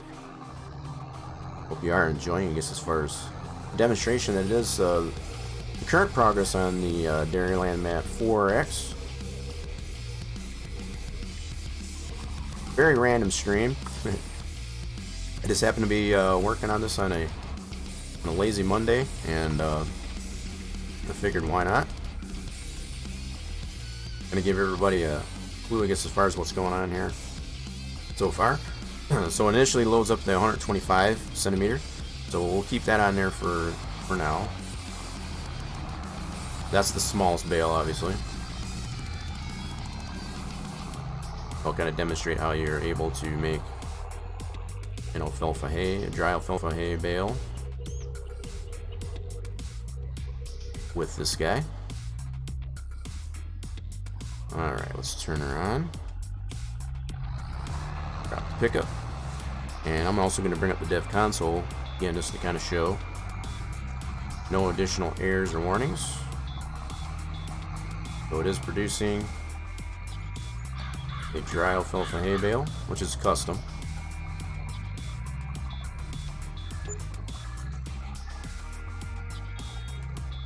I don't have this set up to unload automatically. That's for good reason, because I like to be able to back it up and put it where I want it. Alright, let me get the dev console out of the way. Just already showed that. Now let's go ahead and spit that out. So there is the smallest dry alfalfa, 125 centimeter. Now what I'll do is back this up a little bit, and we'll try a bigger. We'll go to the next size. Go to 150. Switch that out. 150 centimeters. So now it should create 150 centimeter bale.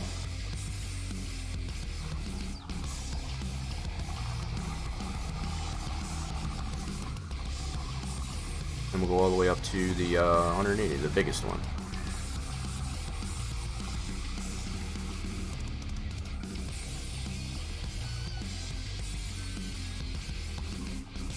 Much bigger capacity on the 150 in comparison to the 125, so that's very true. So we picked up that grass and still included it as a dry alfalfa.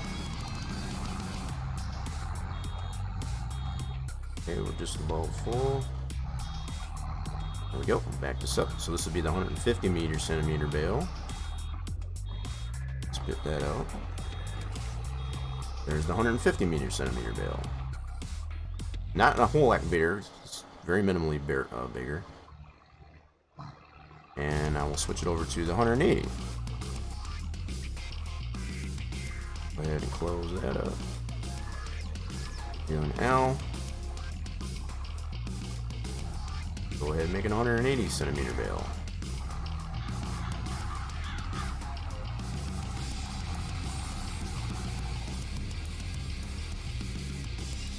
This should be the biggest round bale.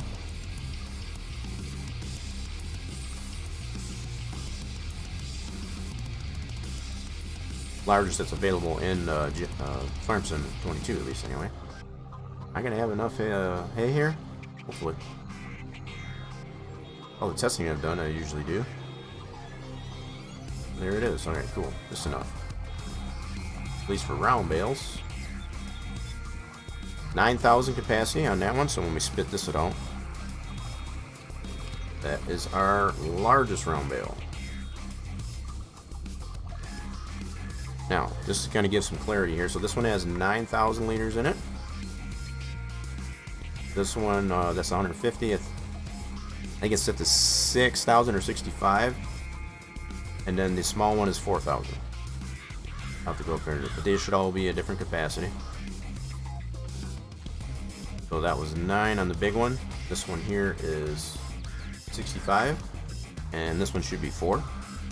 It's either 4 or 5,000 liter. I forgot what I made that.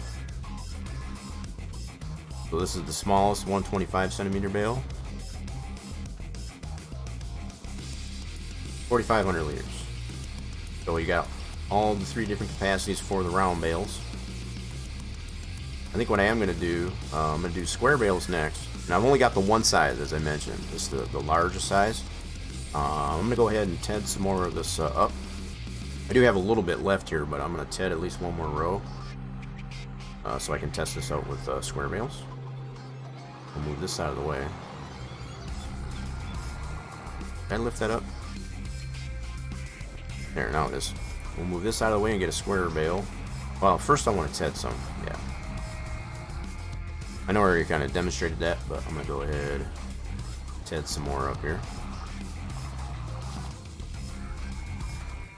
There are your 3 custom round bales, I guess, as far as for hay, at least anyway. Alfalfa hay. You can do the same for the regular alfalfa.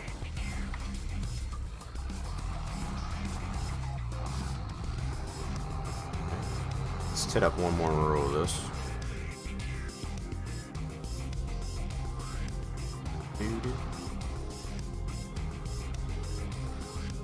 Alright, let's turn that on, drop her down, and off we go. And I'll windrow and all that good stuff too. Because I like to keep things neat and tidy. Just the way it works.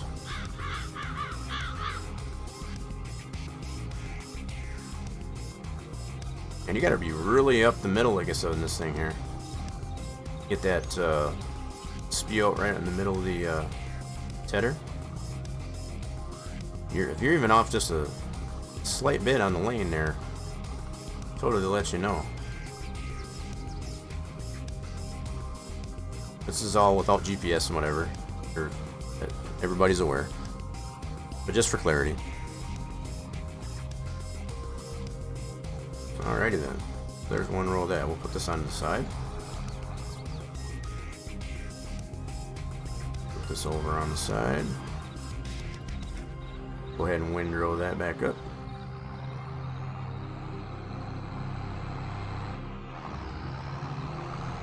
If feel those custom alfalfa bales for alfalfa and the hay, they turned out pretty good.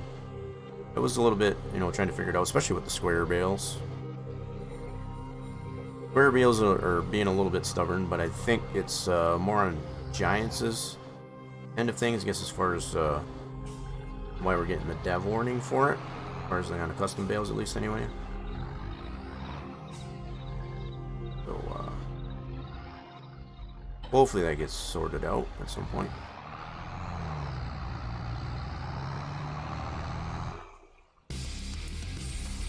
Unfold that again. Animations on these tools are just pretty cool. Really digging how the detail that's in the animations, the sounds, the effects. Pretty fantastic. It's already been another hour? Oh. Must have been already been another. Oh, you'll get some of the in-game sounds at least. There it goes. Get some of the in-game sounds there, I guess, for a little bit.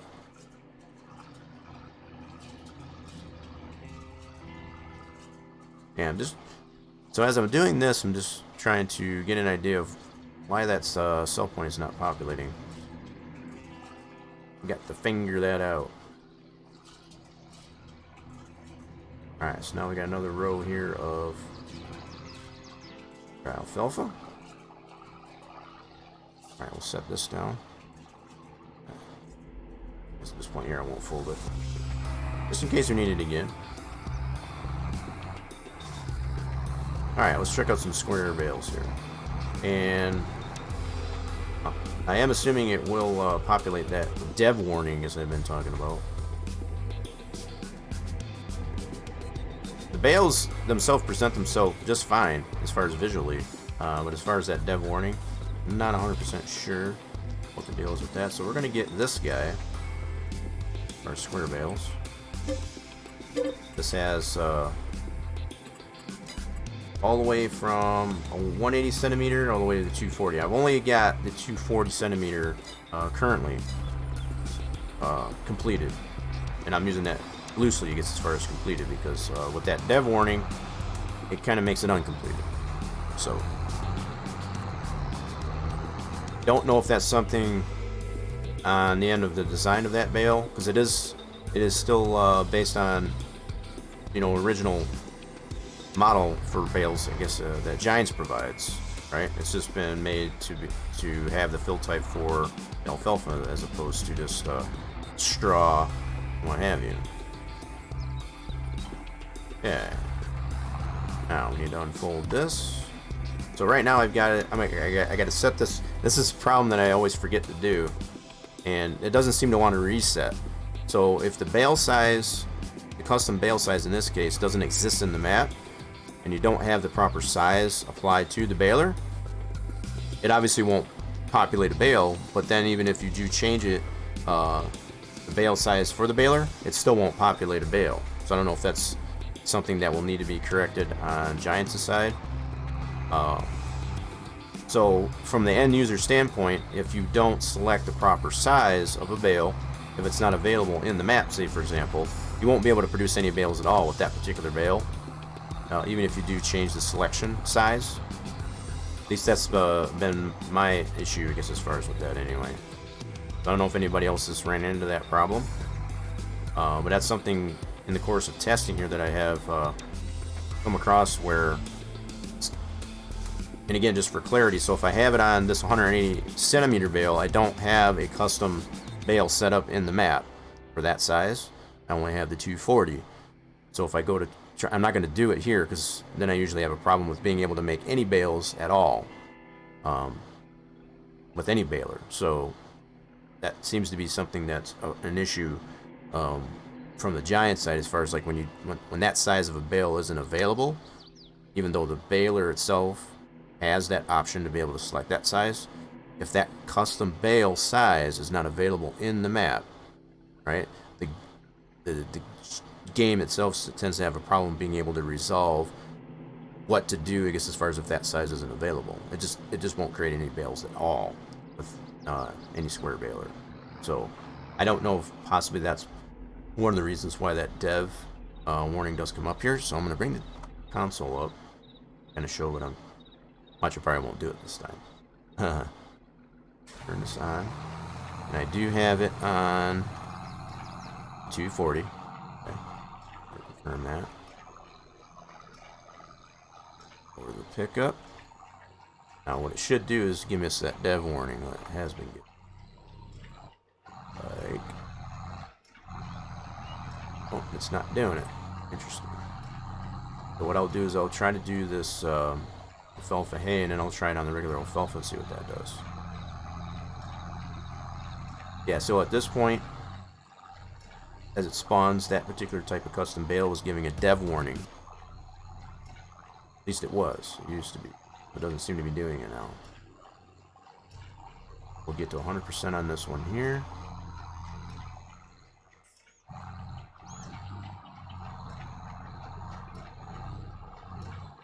Alright. So that's our alfalfa hay. So far, no dev warning. We're going to switch this over to regular alfalfa. Get at least one of each. So far, it's not giving a dev warning. That's interesting. It was doing it pretty consistently in previous tests. I don't know if it'll remain that way or not at this point. Now I think that playlist must have ended. Alright, we get some of the game sounds here for now at least. Hopefully. Let's pick up regular alfalfa.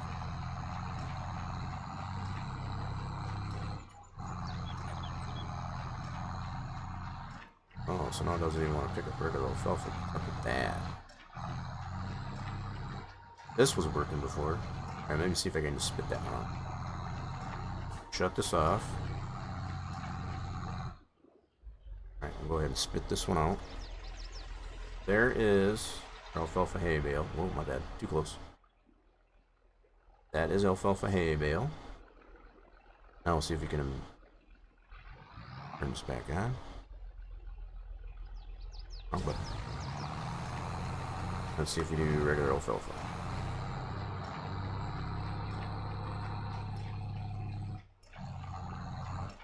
Now it won't even pick that up. See, this is the kind of the problems that I've been having with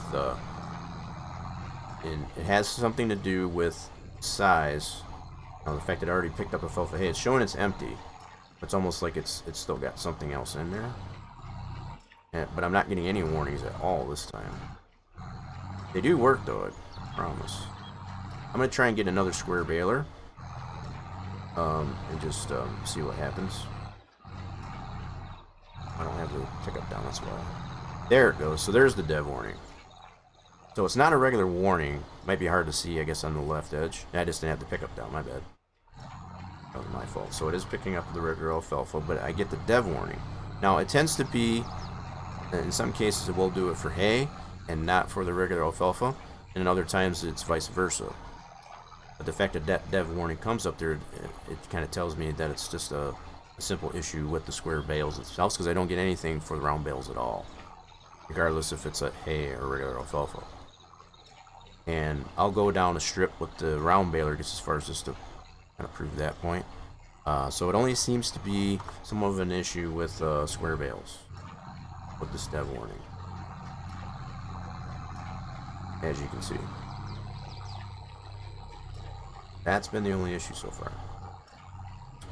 We'll see if we can get this to where we can get at least one regular alfalfa bale, and then we'll try the round again just to confirm that we get or don't get that. We're looking now. Whoop. Yep, so it did do it again. So every bale that it populates, that it spawns, will create the 2 lines of dev warning. At least the 2 lines of dev warning. So go ahead and stop this. Get that out. There is our regular alfalfa hay bale. Oh, it's glory. So this one will go ahead and get out of the way, and we'll go to the round baler. Let's get the devs console out of the way. Now we'll get the round baler again. And we'll check it with the regular alfalfa. And also just to confirm that there are none of those dev warnings against for round bales, much as there is for square bales.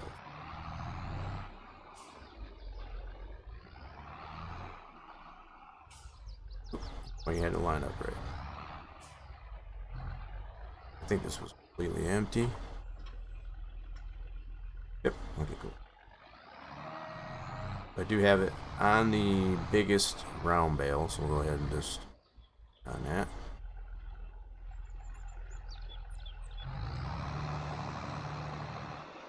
.180 centimeter bale.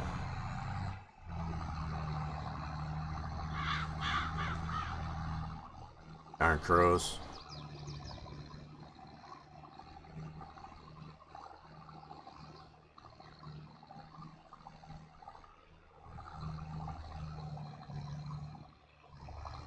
So this is the round baler. Go to the next row here. Let's see. I could probably go into that that hay there and it would still pick it up as regular alfalfa. So just as it was in 19, whatever you have currently in the baler, if you pick up a different windrow, it's going to finish that bale, whatever was in the baler in the first place. So that's still evident as it was in 19. So here is a regular alfalfa round bale. 7,500 liters. Get that out. There is your regular alfalfa round bale, biggest one, in person. Okay, and we did not get another, so that's all from the square bales. You can see where it says the square bale grass. We don't get anything for round bales, however.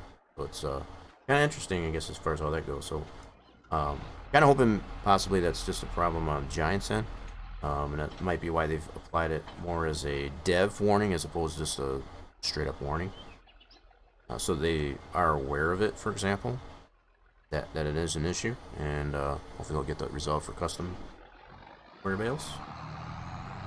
Okay then, so that kind of does it, I guess, as far as demonstrating, I guess, as far as how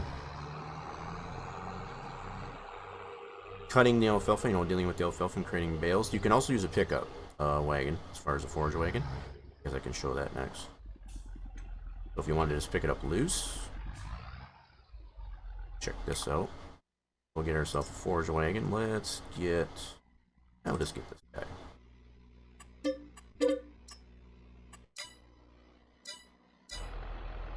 Get up at the store. Yeah, again, I really do hope, I guess, as far as the store deliveries mod does become a thing. Really like that.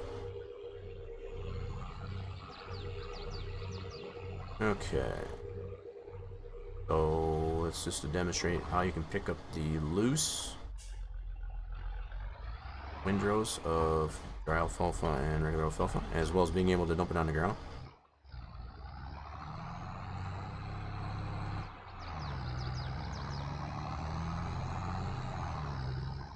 Oh, the sounds on this thing. God, I love it.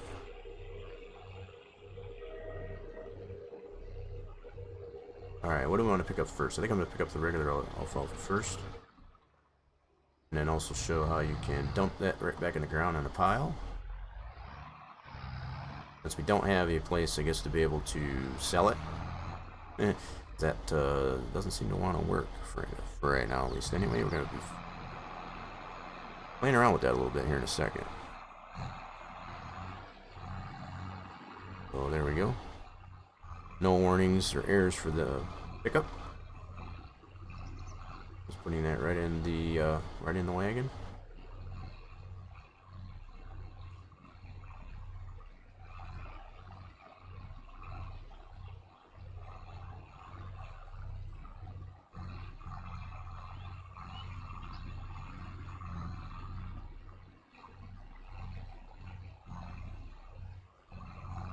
I'm away, Bale.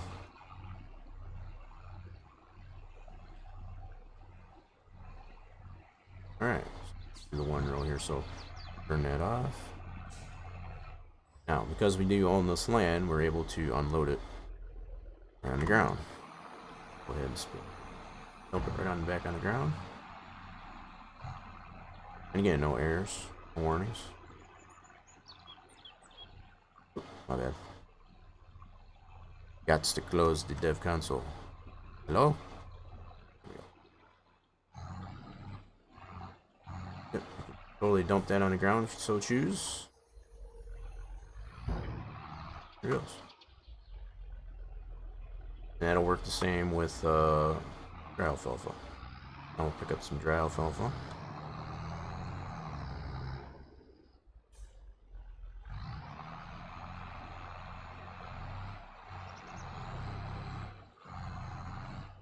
And again, no warnings or errors.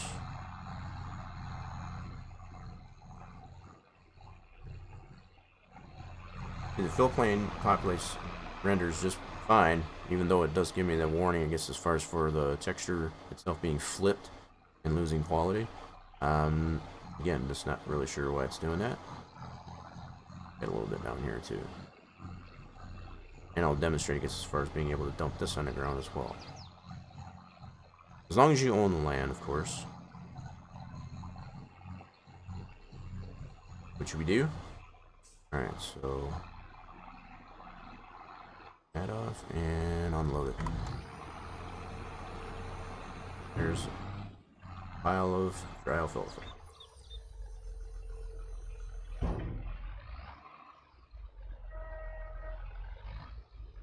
Hopefully that's a pretty good demonstration, I guess, as far as how you can deal with the alfalfa, both in loose form and bale form. That's what has been developed here so far. Okay. The other thing I do want to test before we close this session out is our paper production. So we did make the adjustment to the I can advance time on this here. I guess okay. I made a guesstimate, I guess, as far as where the hometown printing was for anybody that is aware, I guess, as far as how the Dairyland map in 19 was laid out. You had the right on the corner of this, so the dairy production would be over here. So I kind of got those shifted a little bit. So yeah, some of these are not in the right spot, so I got to shift them that way first placement. So having this road in here makes a big difference as far as where things are placed, that's for sure.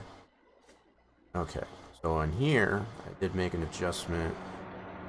Oh, the markers aren't even showing. What? Maybe I got those too low. Why is it not showing? The markers aren't even showing. The heck? I might got them too low.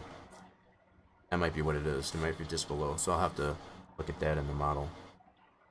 I think when I initially placed those, I might have had them just slightly too low. So it's just below the ground. That's probably why they're not showing. So we'll correct that before we try this out then. So that was one thing I wanted to test to see how much I moved that will actually put the pallets within that marked area. We'll check out that placeable, I guess, as far as for that, and adjust it accordingly. Okay, cool. Alright, so we're good enough for now. So we need to figure out what's going on with our sell point, as well as our paper production here. Alright, let's go ahead and close this out then. Pretty good test, I would have to say. Yes, don't want to save that or anything like that. What happened to my playlist? Let's get my playlist back on here. Yes, please. There we go. Alright, time for stretch. Appreciate everybody sticking around, I guess, as far as for what I got going on here for Modeling Monday here on the channel. Might become a regular thing on here. What you all think? I know I'm game for it. I usually am doing some modeling or map work, I guess, as far as on Mondays anyway, so switch this over. Yeah. Let's see. Did that switch? I don't think it did. Hold on.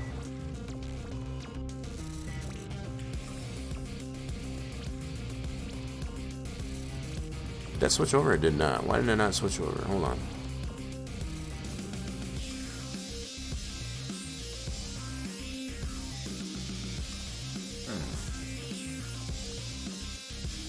What is going on with my... Alright, let's just do this then. Have to figure out what's going on with that. Anywho, there we are. So we're back over at our map edit screen here. Cool. I think it's very good. As far as what you're seeing in the map, or just the Modeling Monday in general. Or both. Okay, so what we need to do is figure out what's going on with our cell point. Let's see what we did wrong there.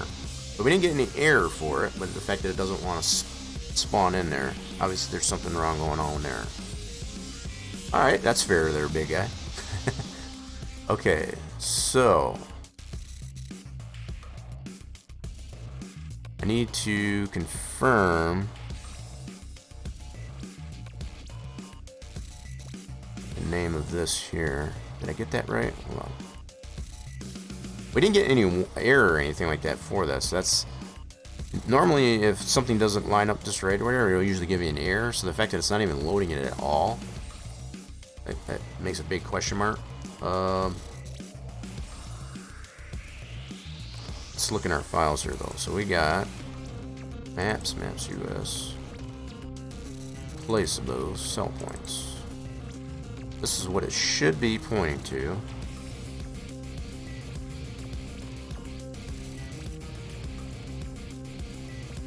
Did I spell it right? That's what I need to figure out.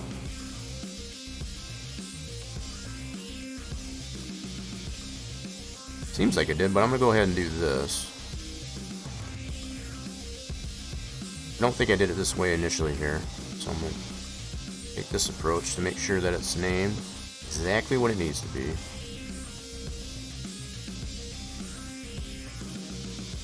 Here, let me do this. I'm going to paste this to another line. Oh, I'm going to move this over. That's right. Alrighty then. Okay. Let's put this on another line.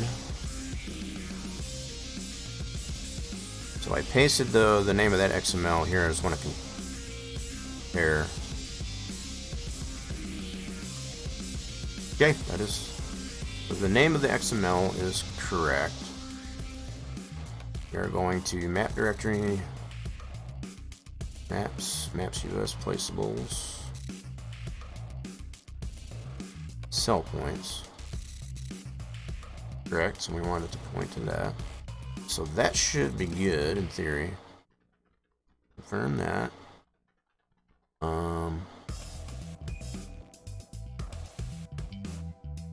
Let's look in our XML itself, which is this one. Make sure this is correct. So it could very well be we don't need to go quite this deep on that. It would have gave us a warning though, that's the thing. If it wasn't able to find this I3D. So the fact that we didn't get that, that's a little bit puzzling.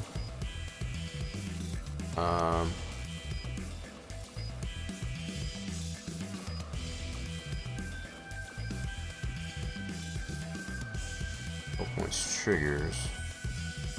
I'm gonna compare the way I did that into 19 just for clarity. So in the 19 map, some things that were evident in 19 do tend to be somewhat the same.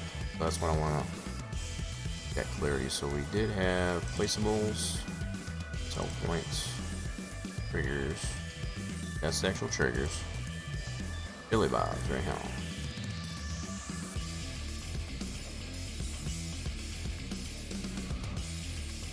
Yep, so whole thing. So maps, placeables, cell points, triggers. Yep, so we did have to point that all the way, and that's somewhat the same way that we're doing here. Maps US, placeables, cell points, triggers. That's where that actual I3D is located. Just right there. Okay. Why you don't want to load? Interesting. Alright, so we're missing something somewhere. Is there more than just the placeables you gotta put that in? I'm wondering. So these are all confirmed. So our fire department placeable does load in, as you see, and also the paper production. Well, it stands to reason this should work just the same. Labeled our map ID is that. That's definitely different than any of our other two spots. Why is that not wanting to load? That's the question. That is the ultimate question.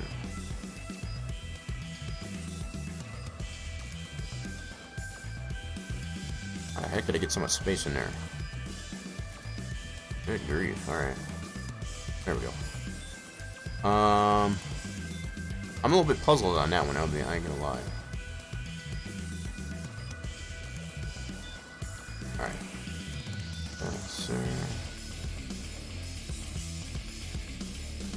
Let's make sure the name of our I through D is correct. Sewing Station Billy Bob's.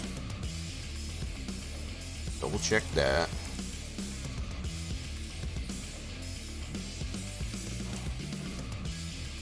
Copy that. We'll confirm this is lining up right.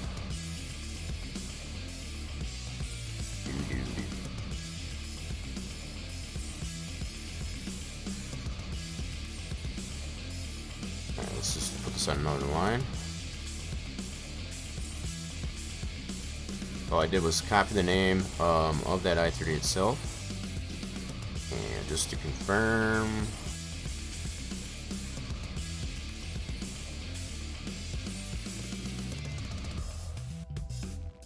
Did my eyes deceive me? Oh, yep, I see the error already. I got Bill Bob's instead of Billy Bob's. See, just something as simple as that. Can definitely throw it out. Now, the fact that it didn't give me a warning or an error that it can't find that kind of surprises me. Okay, that's kind of good to know. So yeah, I missed the Y. So this is the name that I copied from that actual I3D. In fact, it's not the same as what we're trying to reference in our XML. That's why I didn't load. There we go. Let's missed one little character. Alright, so let's go ahead and save that. That should correct that problem, hopefully. So now we'll need to bring that over to our game directory. Now I need to look at our paper production.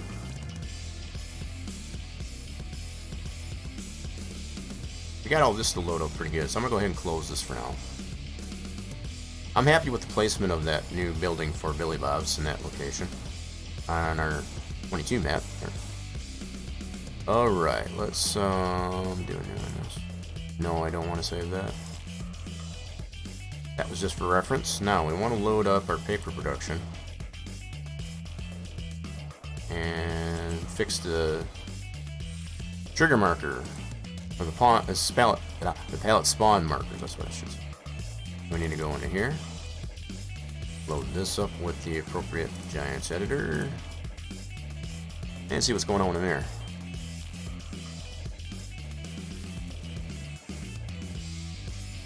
I'd say for the most part we're making some pretty good progress. Alright, get this second to load in. Alright, I guess we still gotta repopulate it. Alright, production point, paper US, and there we go. So, the way I can confirm those markers were too low, it's pretty simple actually. I should have probably done this in the first place, but I thought they were pretty well lined up, but it's probably just barely below ground level. I'm going to put a light in here just for some clarity. And then what I'm going to do is create a plane. And then I'm going to stretch this bad boy out. I can already see it, how it's clipping. That's probably why they're not showing. It's just below the ground. So what I need to do is lift those up just a tad. See, that's probably showing us just like that. That's what I need to fix. So this plane here represents zero ground, if you will. Zero ground level. So the fact that they're not showing it all in there, and see how they're clipping like this, that's probably why. But we can fix that. We can go like this. Take this whole main transform and just move that up a tick on the Y. So we'll just do, that's right, 0.02. I mean, just ever so slightly. Probably don't even need it that much. Probably just go 0.1. Just that little bit. Alright, that should correct that problem. Sweet. Now we can go ahead and take that out. Take that out. And save that again. Paper production. Little beans. Alright.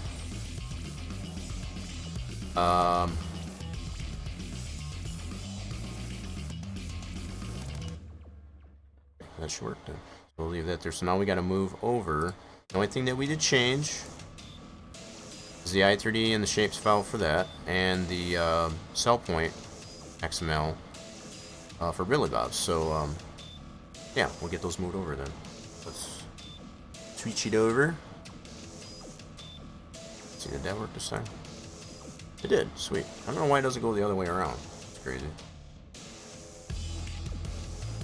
I'll have to fix that scene. See how that goes. Anyhow, so now we're back over to our other screen. So we're in our map editing folder. So we only need to move over number 1 in our production. We need to move this over, that over. It's been updated over to our mods folder. Production points. Right in here, so we gotta replace these two. And then also our cell point right here. Gotta replace this side 3D.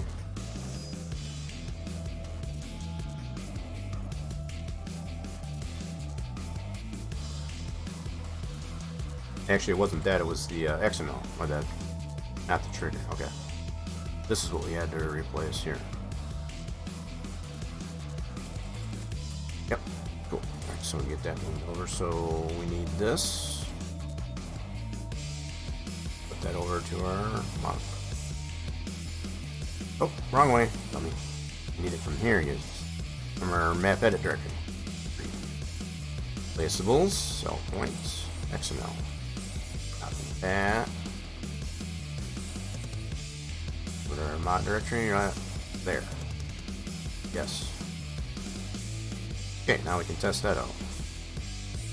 Now, if that worked like we were hoping it does, that should actually bring up that cell point on the map. That's what we're going to test right now. Right meow.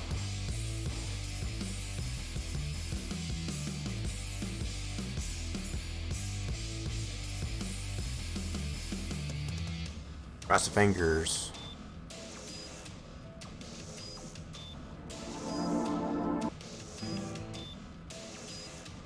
Okay. Once again, in a new save game. Go to our Dairyland 4X. And I'm just going to depopulate this. And again, just for clarity, this is a standalone production. So to be able to have this work in other maps besides Dairyland, because it's already built in directly, that's the only reason why this is a separate deal. But we don't need that to load in with our map, because it's already built in to the map directly. So I'm still testing it out to see how that works, I guess, as far as being able to get standalone productions, I guess, to be able to work in that fashion. Still haven't quite 100% figured that out yet. Let's bring up our dev console, and we'll scroll through this to make sure we don't have any additional errors, which we shouldn't. Definitely shouldn't, still. Oh my goodness. Stuff falling off the desk. Good grief. Alright, here we go. Let's scroll through this just to make sure. No additional errors, so that's still the same one from Meadow. And then the one for the fill plane textures. We've already confirmed that. And of course the fill types that aren't 100% applied to the map entirely. Just yet, at least anyway. Those are still all potential. Alright, so yeah, we're good. Load it up here. Confirm our character. I'm also going to turn off autosave. Don't need that. Alright. Alright, now, do we have a sell point on here? That's the question. Still no sell point. Alright, does it show in the table? It does not. So something's still not right. What are we still missing? That was definitely an issue, I guess, as far as with the naming of that i3D, that's for sure. But we're still missing something that's not populating that in there. So for the wheat, barley, and all that stuff, that should be showing Billy Bob's here. It's not doing that. So buying, selling. Why is that not showing? Alright, so while we're still in here, we're going to go check out this paper production. Let's go over here. We should have that. Yeah, still haven't figured out why this is doing that. That's still something to be figured out. So this is for our paper production. We're going to go ahead and visit that. And there's our markers. It's that little bit of adjustment there, so now we got our markers there. We're going to test this thing out. Confirm that our pallets are spawning, especially on this end over here. And they're staying within that marker. That was the whole purpose of doing all that modeling of that piece.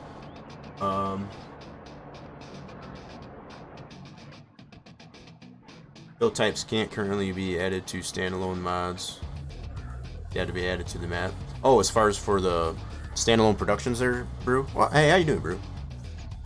And that's kind of somewhat what I figured was the case there. So we don't have an option like we did in Global Company, I guess, as far as to create a particular fill types XML right within the production itself. So if what you're saying is true, is you would have to have that fill type in the map fill types in order for that standalone production to work. That's kind of defeats the purpose of having a standalone production, I guess. If it still has to be in the map, that fill type has to be in the map. So hopefully they fix that somewhere down the road. That'd be kind of nice. They have some custom productions. Alright, we want to buy this. Yes, we do. Cool. So other than all the missing 110 stuff, still haven't figured out where they're actually reading that information. To apply that to a standalone. Let alone even once that's built into the map. So still trying to figure that out yet. Where all that information is stored. Where it reads from. So it loads in here just fine. We do get it, the recipe is for water and wood chips to get paper. Right? And yeah, so as far as the missing 110 stuff for shop items and stuff like that, I still haven't 100% figured out where it's reading this. It used to be from the map mod desk in the 110N section, but for some reason it doesn't want to read it from there in this case. So that's really only other flaw with this, other than it does produce the paper, and will actually show in here as well. So in the table, it does actually have the paper. We just don't have a sell point populated yet. So we need to figure out why the sell point is not populating, that's for sure. We're going to test this out though here for a quick. I might do a time lapse on this here. Just because I just want to confirm where these pallets are spawning. And then they do actually land in this area as far as the marked areas. So let's go ahead and put the proper inputs into it. Good, yeah, unless someone writes a script or Giants changes it, right? Yeah, as far as I think, I don't know. Yeah, I'm hoping one of the two happens. It'll probably end up being somebody to make a mod to be able to have standalone productions, so that you won't have to physically put that fill type into the map. I think that's probably what it'll come down to. Okay, so I need to get a tractor. Alright. Go with this guy, and then we need a trailer. My all-time favorite trailer so far that I've come across is this Crampy half pipe. This is a pretty cool trailer. It used to be the Crampy Bandit, but this one's probably my next best favorite, and this in 22 at least anyway. And I'm also going to need an animal trailer for water. So just to kind of show you how easy it is to get this production going. Animals, there we go. I have found out that these trailers still don't want to work with my paper production. Not sure why that is, but I've tried moving the trigger, you know, adjusting the trigger itself on the production. It's for some reason that trailer still doesn't want to work with it. Not 100% sure why.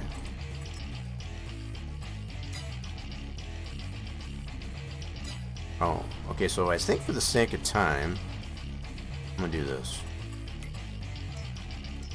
I'm gonna get another tractor to handle that water trailer. Just leasing all this stuff. Cool. Now, we got this tractor to deal with the half pipe, and the other trailer to do the water trailer. That way I don't have to drive all the way back to the store. And if I haven't said that enough, I'm really hoping they do bring the store delivery mods back. I kind of really got spoiled with that one. First, to have the equipment delivered where you want it, instead of having to go all the way to the store to go get it. And I do have the power tools mod in here, so I can load this up with some wood chips.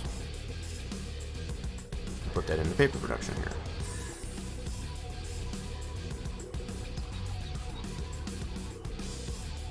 Okay. Hopefully it didn't change my key. Good deal. Alright, so we need to fill it and put some wood chips in there.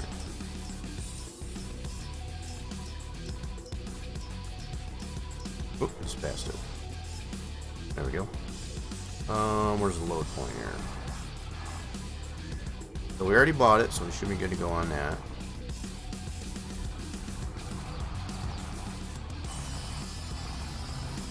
So the load spot is here. There it is.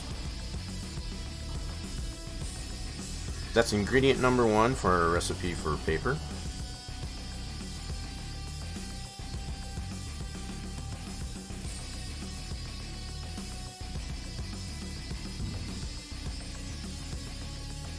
Alright. Really cool animations on this half-pipe trailer too. Really liking the way that one is. Alright, so let's go ahead and get our water trailer, which is that's why I got another tractor, so I don't have to go all the way back to the store. Just for the sake of time. Okay. In fact, speaking of time, I think I did turn off. Yeah, I did. That up, and we'll fill this bad boy up. Some water.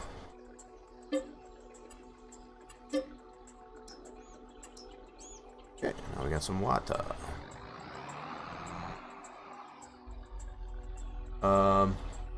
You think it's out? Oh, store delivery, is this out? Well, I'm gonna be checking that out then. Appreciate the insight on that. I haven't been on the official mod hub, I guess, in a little bit. I know Giants had mentioned they were on their winter break, and it won't be till after the first of the year, something like January 6th or something like that, that they won't have any new mods tested and put on the official mod hub. So I guess I was just kind of taking that into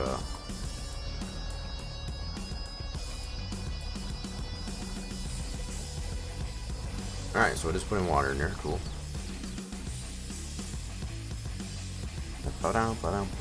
I would be checking that out though, make sure. Definitely appreciate that insight.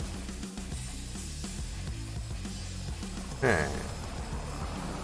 Move this out of the way. Now, see how we're doing here. We are producing some pallets, so this should spawn in a pallet here in a second. Once it gets to 1,000. Now this is all on a time scale of 5. This is probably for clarity too. So I kind of ramped up, I guess, as far as how fast the pallet. Otherwise, it would have took forever for one pallet to spawn. So this is at a time scale of 5. That's how fast it's producing. Oh, it's cutting it off too. Dang it. Hold on a second. Let me adjust that. Dadgummit. Un momento. I'm going to adjust that. So...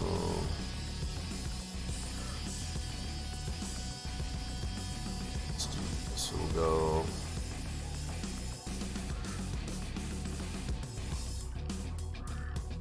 don't know why it's doing that, but we're going to fix it.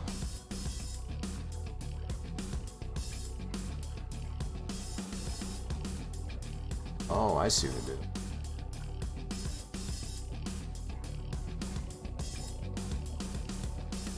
Oh, wrong one. Wrong one. There we go.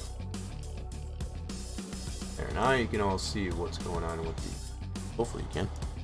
As far as how fast it's producing that. So once it gets 1,000 liters, that's when it'll spawn a pallet.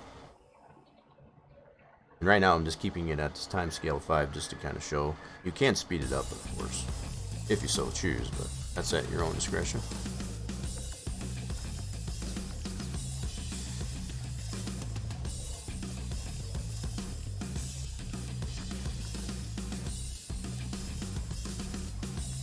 Probably go a little bit more in there.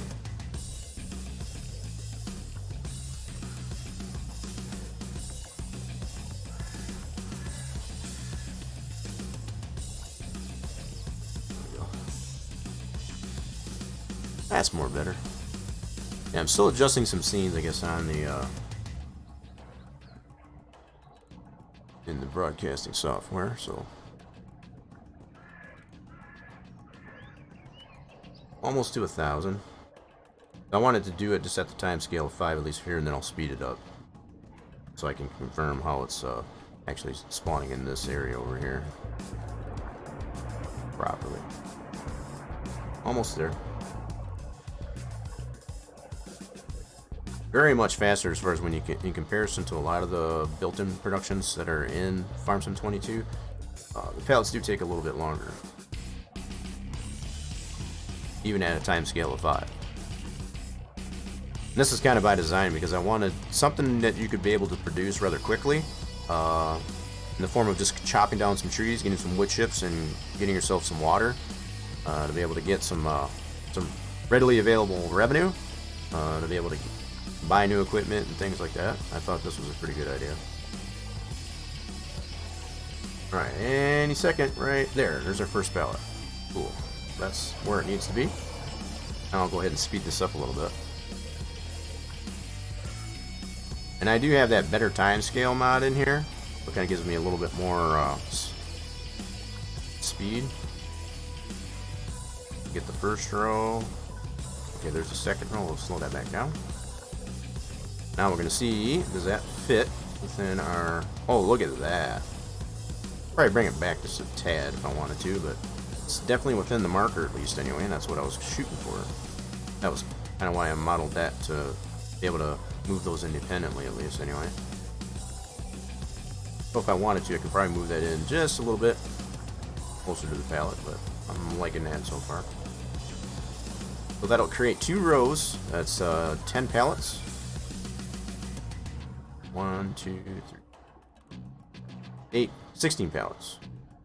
16 pallets in total. 2 rows of 8. What this will produce here. And let's check our production over here.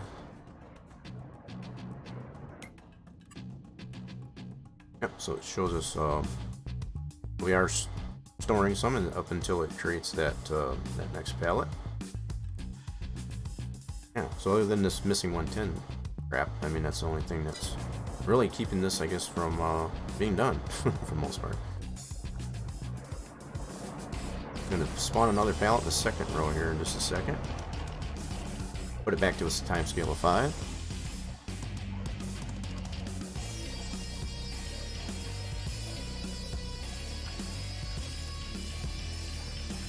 How was your trip to the store there, Brew? I know you said you had to go to the store this morning or today. How did that? I hope that worked out well.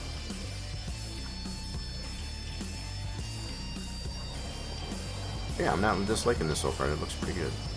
There's our, okay, cool. So these pallets are loading in just lovely. I'm satisfied with that for now. So yeah, we still got some issues to figure out with our why our cell point doesn't want to spawn. So again, just to confirm, we don't have it showing up in our table, or say even wheat, which should be 100% available in that cell point, or over here as an icon, I guess, as far as what it should be over in this general. So we got to figure out what's going on with that. Okay, so let's get out of this and investigate that further.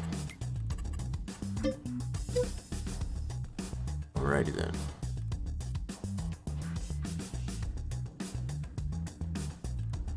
Okay then, let me need to switch this back over.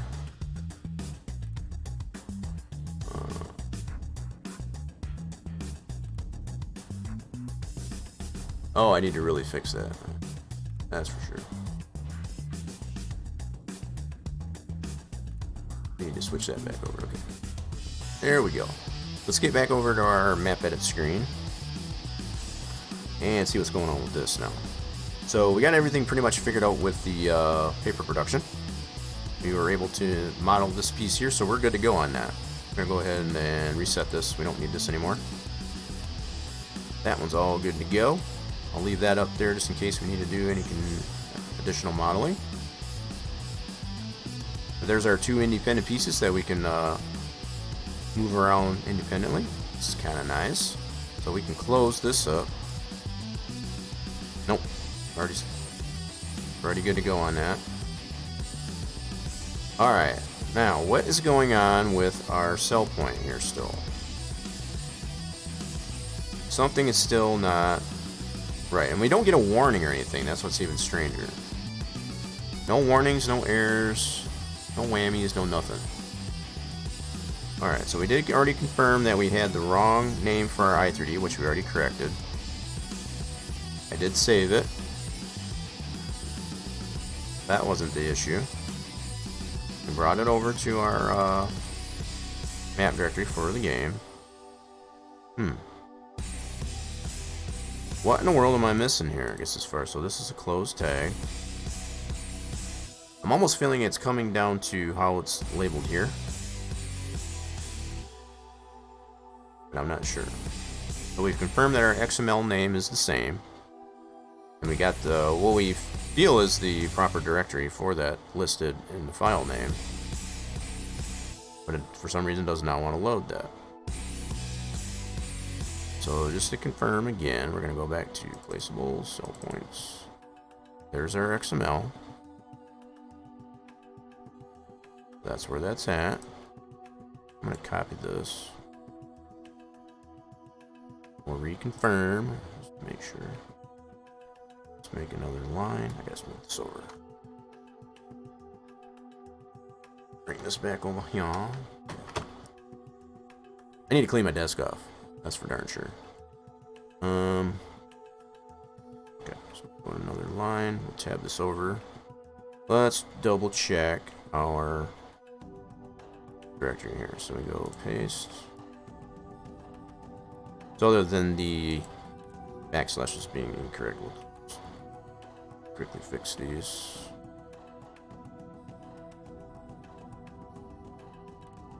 Alright, so now are we in?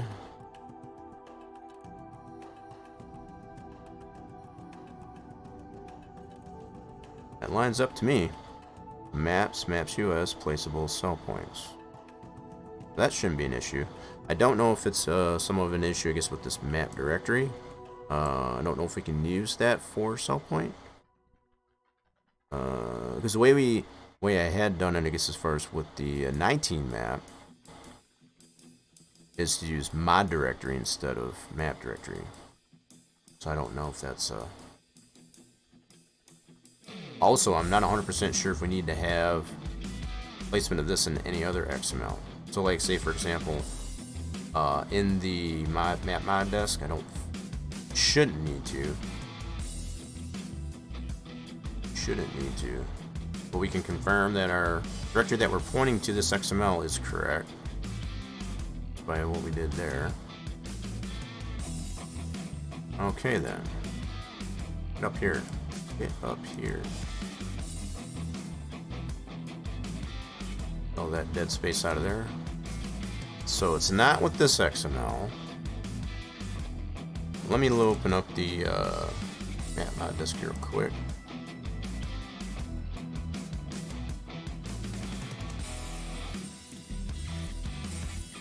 Yeah, so we already got these roads in there. We can take that out.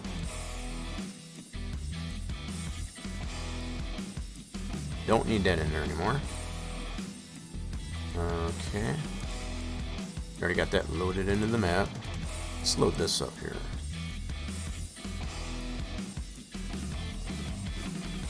So I don't know if there's something we need to put in store items. Let's check the store items for the default map. See if there is anything in there for that. Shouldn't be. Well, you know what? There is. There absolutely is. Interesting. I'm already noticing right off the bat here we do have those pointed. Interesting. Okay, so I guess we do have to apply this to our store items XML as well. Okay. Alright, well, let's do that then. I don't know why the two locations, but okay. We'll correct that in our own, so we don't need the map mod disk. We need our store XML. Store items XML, this is for our map. And we'll adjust that accordingly.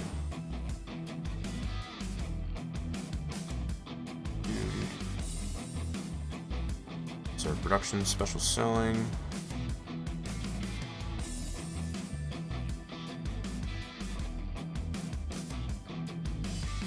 Let's see here. I copy. Selling stations, generic. Okay, so this is for bales, sawmill. Well, we probably need that later. But I did put this in here for our fire department. So we did have to do that with the fire department too. We did have to put it in the placeables XML as well as in the store item. That was only because we were able to purchase this in the build mode. And the fact that this selling station actually needs to be in the store items as well. It's kind of strange, but okay. I thought that only needed to be in here if you wanted to be able to buy another sell point, I guess, as far as and put that on the map. I don't know. Anywho,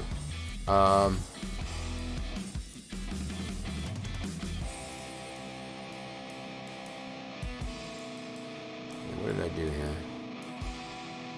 I did not want to put that there, though. Let's undo that.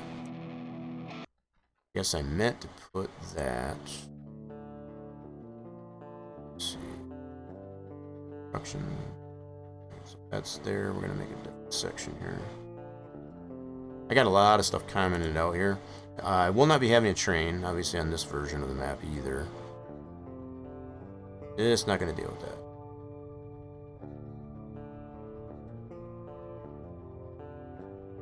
So again, just for clarity, if anybody was wondering, there will be no train on this version of the map either. Trains are cool and all, but they're pain in the butt as far as splines wise. Okay. Alright, so now I'll need to point this data.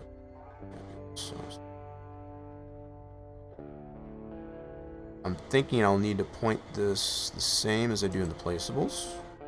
That'll have to be map directory. No, I'll have to go a little bit different in this one. So let's do.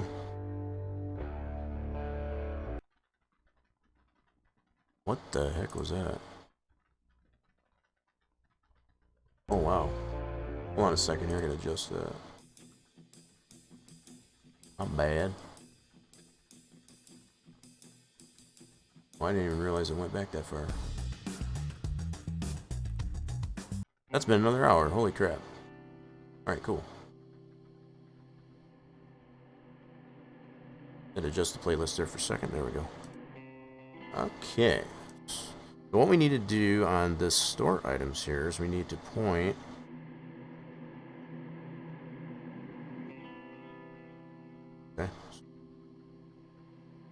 directory. So we got it in placeable cell points right there. I pointed the XML. Do that.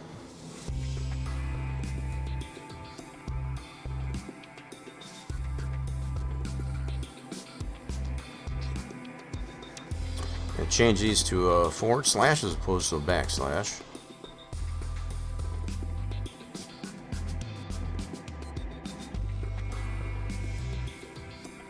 Cell point. Whoop, my bad.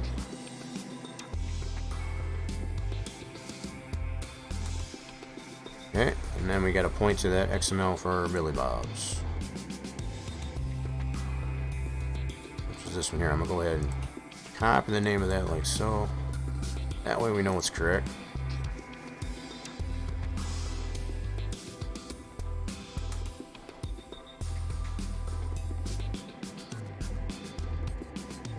Alright, so now we got in our store items. So I don't know if that's going to be all we need to fix.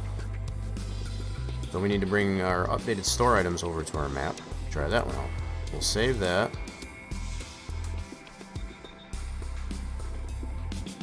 Okay, so now we'll bring that over to our... Switch this back over here.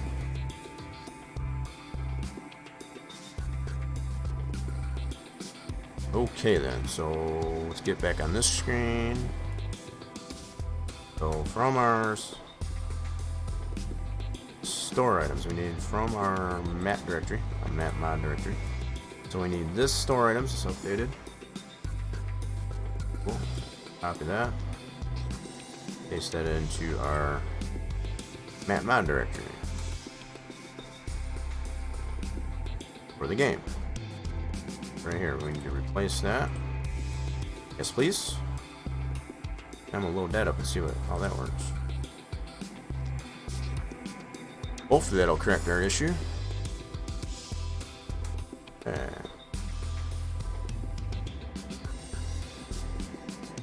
Goes nothing, cross those fingers.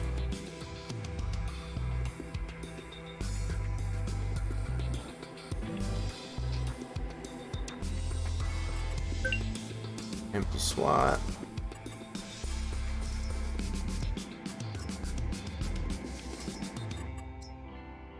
Okay. Whoa, what was that? Red that came up there. I saw some red. Gotta scroll that up, that's for sure. Hold on a second. I saw some red. I don't like that. That didn't look good. Let's see.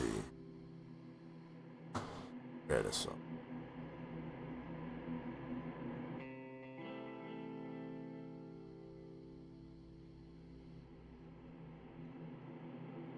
Whoa, okay, what is it?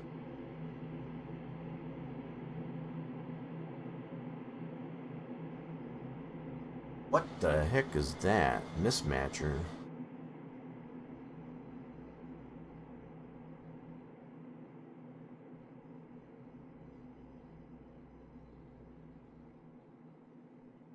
Mismatched element, what the frick?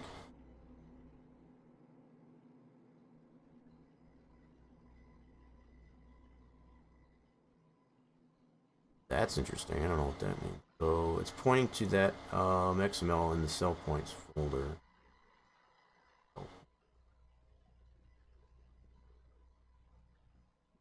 Our XML, but it's saying mismatch element.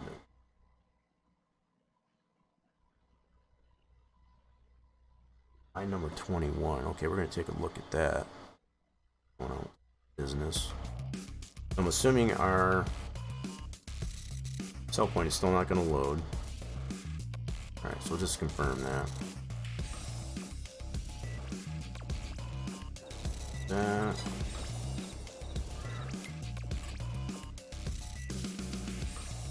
Something else I haven't figured out either gets as far as while the fields populate the same crop.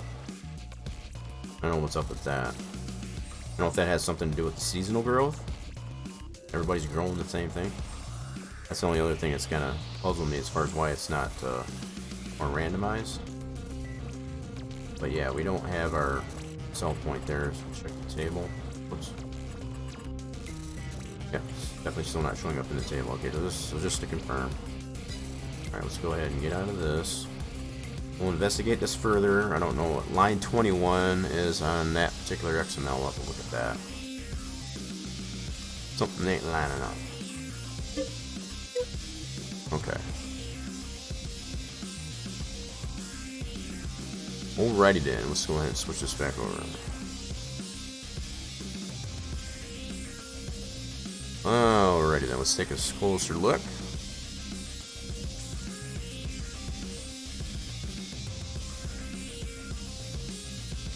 Line 21, it was saying something mismatched item.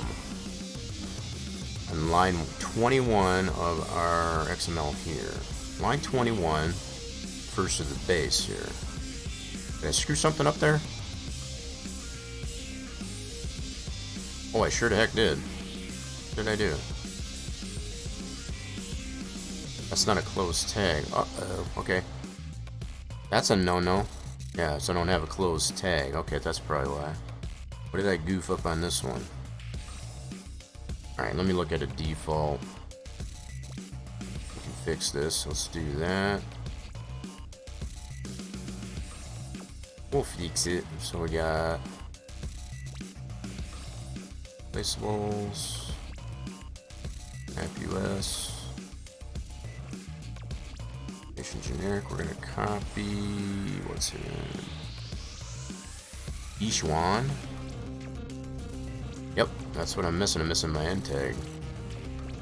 Whoops. So I don't know if that was like that the whole time. Definitely screwed up something there. Okay. We'll fix it.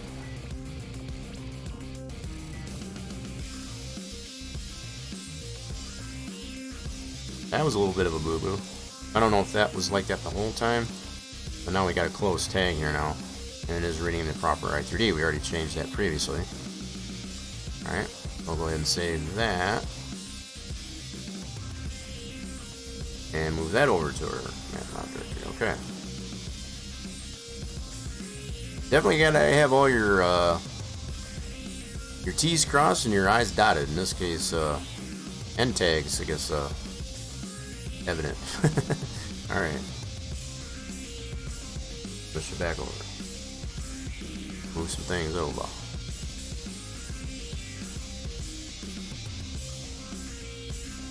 Okay.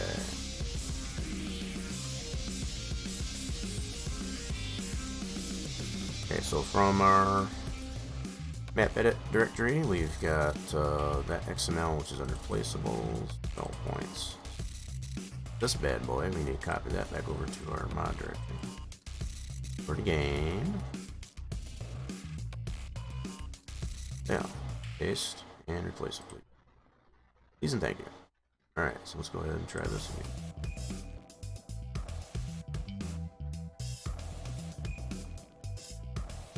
Again, y'all haven't been crossing your fingers, so that's probably why stuff ain't working right. We got the, for those that are following the channel, we do have the emotes available. This as far as what the cross fingers, at least it should be. At least it was last time I checked. Let me see here. Oh yeah, they're definitely in there. There it is. Feel free to use that.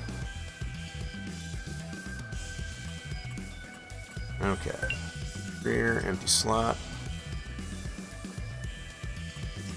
We do a lot of crossing fingers around here, I guess, as far as hope things work. Alright, let's depopulate that. Now let's see what we get.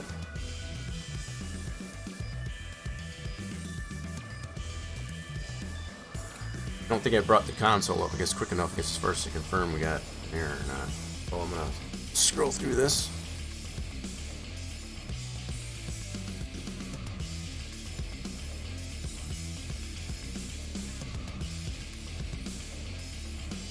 Alright, no error this time. Good deal. Alright.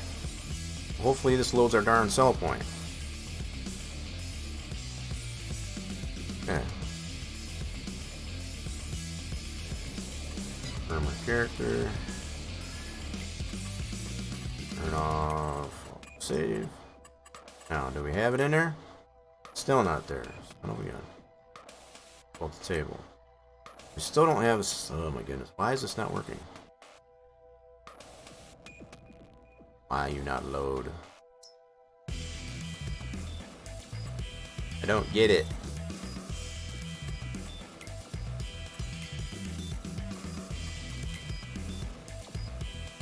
Yeah, we should definitely have something here, I guess, as far as for that there, as well as in the table. It's not showing for any field type.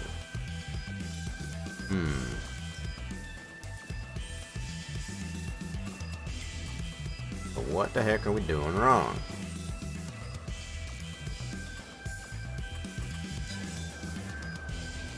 I'm confused on this one here. We're not getting any other one. Now we get to get the air because we had the XML was improper as far as its construct, as far as the schema. So that made sense, but I don't get any warnings at all. It just doesn't show. Kind of weird. All right, let's get out of this. Gotta investigate this further, I guess. What the heck is going on?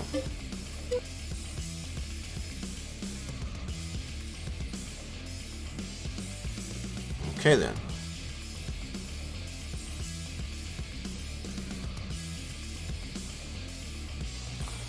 Okay.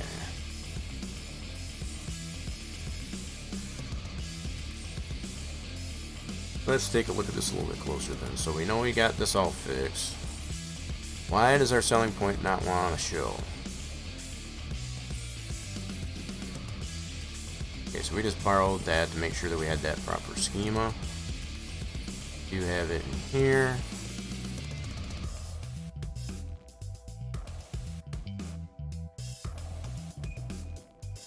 I don't get it. So we got that proper. Let's move this over. We're missing something. So this is the default placeables XML from the giant stuff here. We do have a close tag here.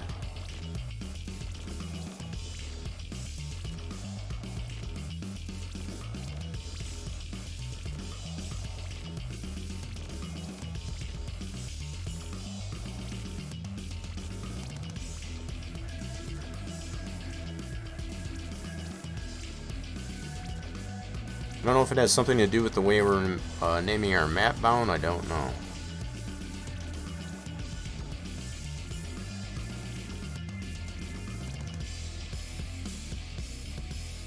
I am perplexed at the moment here. Let's see.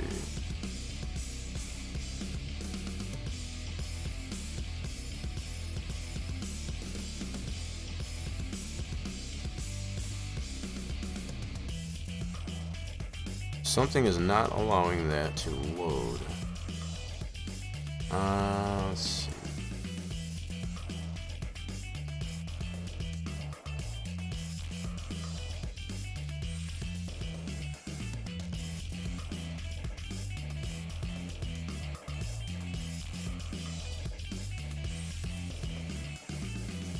But I probably should have checked to see if we could buy that in the store, which would be kind of weird, but the fact that these are both set to false, I would say it probably shouldn't work that way. So it doesn't show in the store and it can't be sold. Okay. So I'm thinking we don't even need to have this in the store items, because that obviously didn't prove, I guess, positive, I guess, as far as that.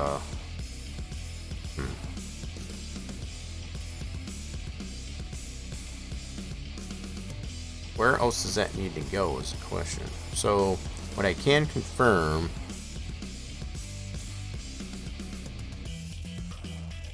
did I close that? Yeah, so here. Wait, where's that default store items? Let's go to that. The default store items from default maps. Check that out. Maps. Map US. Store items. So this is a default store items.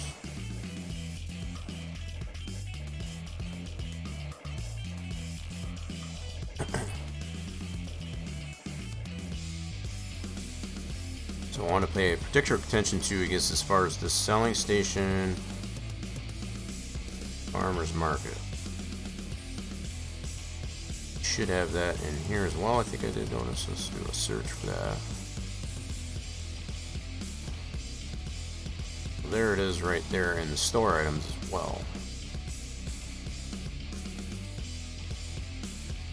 Data placeables, Map US, selling station generic. It's loading it basically from the same location in both the placeables XML and the store items XML. Okay.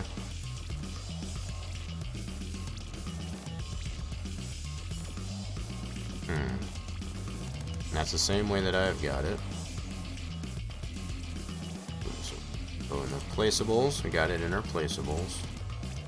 Now the only difference that I see at this point is this one's doing map directory. Maybe I need to take that out. Not sure. Maybe this part here need to come out so it does match how it lists it here. Not sure.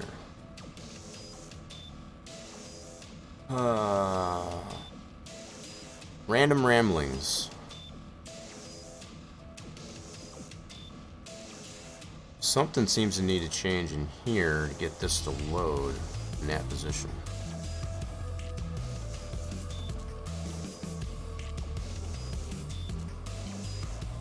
Alright, I'm gonna try just taking this out. Just for giggles, just to see if this will load that way.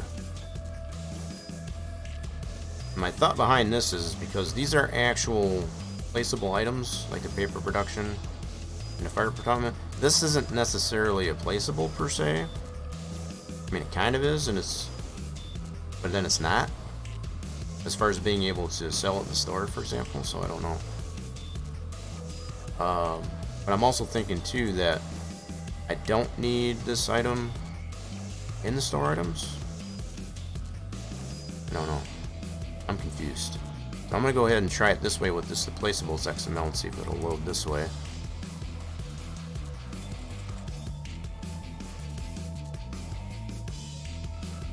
Okay.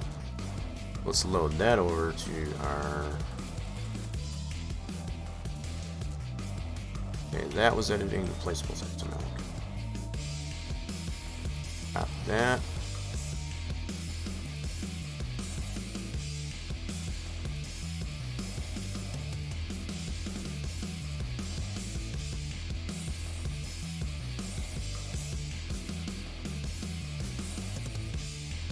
Alright, so I just moved that edited placeables XML over to our map. Let's go ahead and switch this back over. Okay.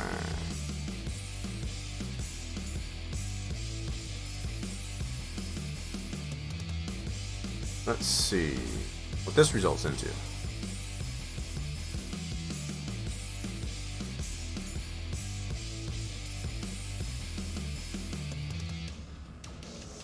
Cross the fingers. Obviously it didn't work last time, so.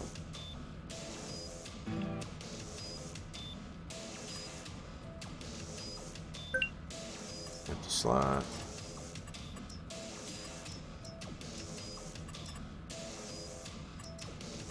I hate when the simplest things don't work. You know, in theory, logically, that would seem to work, I guess, as far as under normal circumstances, but the fact that this one's not kind of confusing me. Alright, so did we get it? Uh-oh. So now we got placeable. Gosh darn it. Okay, so that definitely needs to have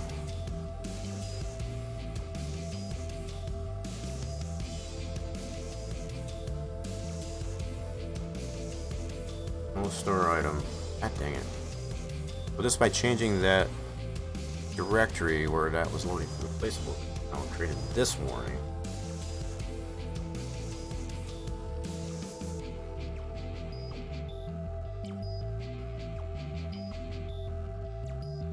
Plans. Okay. Alright, we're gonna go in here and confirm that it is there or not. Assuming it's not going to be.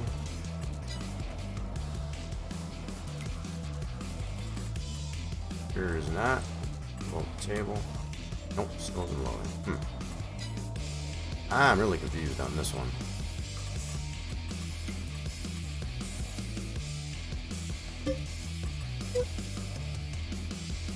They really do seem to make it a little bit more complicated, I guess, than it needs to be as far as for custom stuff like that. So, even though I am using components, I guess as far as, you know, from the default layouts, I guess as far as triggers and stuff like that, the fact that we're not able to get those to populate in the mod map, it's kind of crazy. Let's see. Let's switch this back over. So something we're missing, I guess, as far as being able to get that to populate into the gosh darn map. So when I do it this way, I get the warning for store items, which is related to this here, and not necessarily this. So that's what's puzzling me at this point.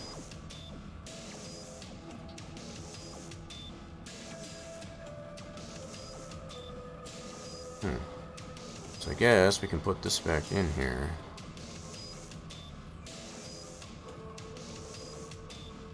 So it kind of tells me at least one thing, that it is reading these two here, but the fact that it doesn't populate. So I wonder if there's something more I need to do with the i3D of that. Let me see here.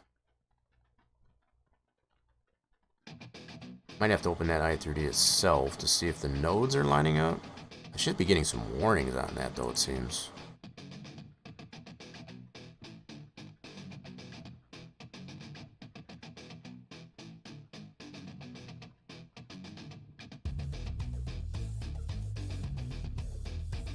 Yeah, so when it loads this XML, do the placeables, as well as the store. This is telling it to go to this directory, grab that i3D. Problem is, why is it not doing that?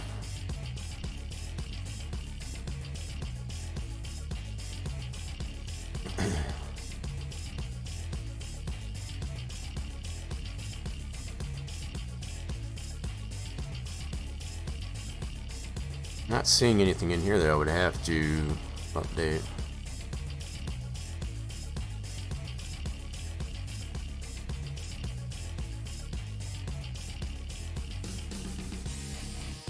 What am I missing?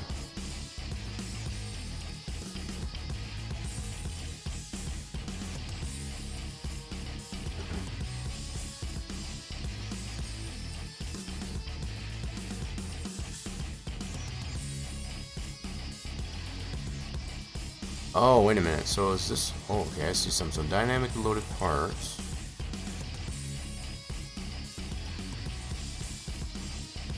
Selling station generic. This was the original, so I gotta put that here as well? Grain gate link node. Oh, dang. So this would have been up here.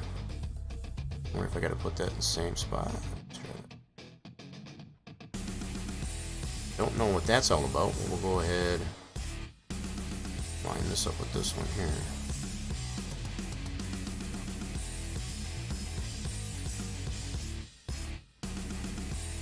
Something about a grain gate link node. That would have been the same directory it would have been here originally, as far as the load i3D up in the base. Was also down here. Change that out, so we'll go ahead and try that out now. Save that. Move that XML over again. Okay. We'll get this figured out. Okay, so fixable.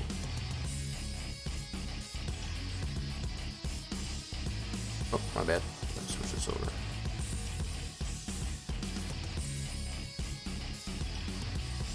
Oh, see what I'm doing? Okay, so Once again, we edited this XML. We're going to copy that over to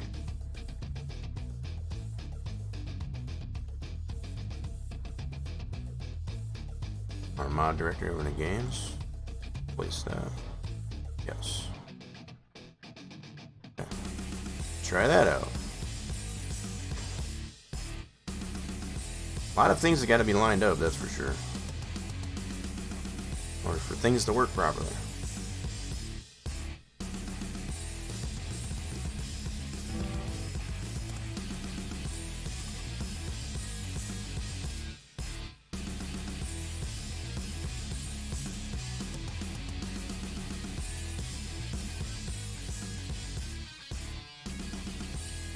Alright, just some things there. Double career, empty slot.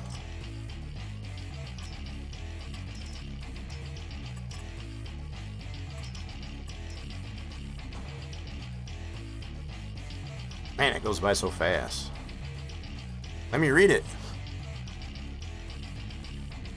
Nope, still giving me an error for that. You son of a gun anyway.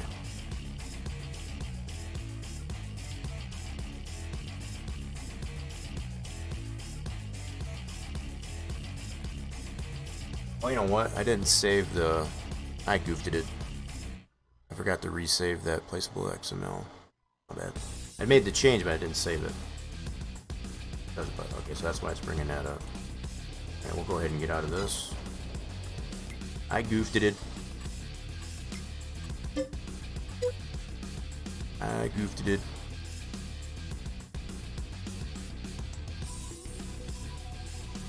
Okay.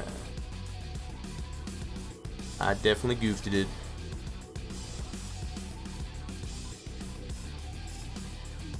Okay, so I need to save this placeable XML.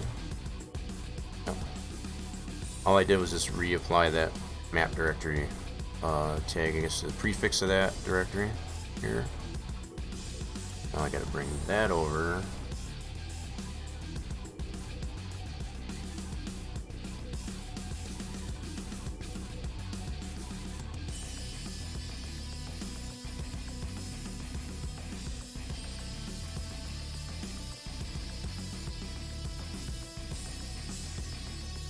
Bringing that over from here.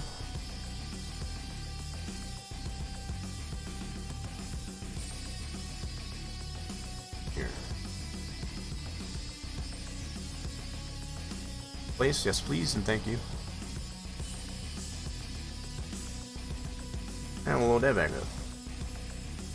Oh, for Christ's sake. Steam.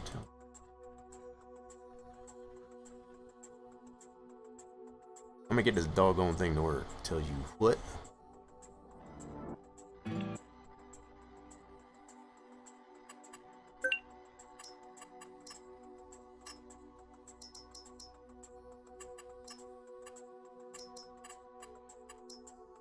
Got a lot of placeholder for store images, I guess, for some of these mods that have been trying to get brought over into 22.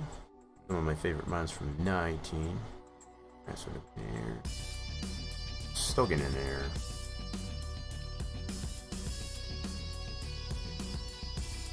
No store item. Ah.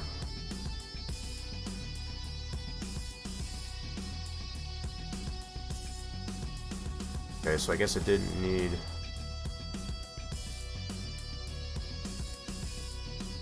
Okay. If I'm reading that right, we don't need it in the store item. That's kind of what I was thinking. So it did load the XML for that this time. Cool. So, point taken or whatever, we probably don't need it in the store items XML. That's what that's telling me. It says can only load existing store items, no store item for XML. So I guess we don't need that in there. But it did load the XML for Billy Bob, so it's here now.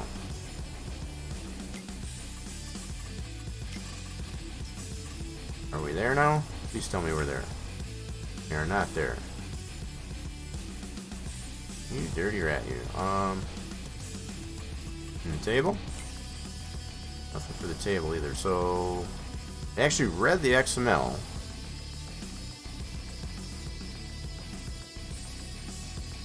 still no cell point there.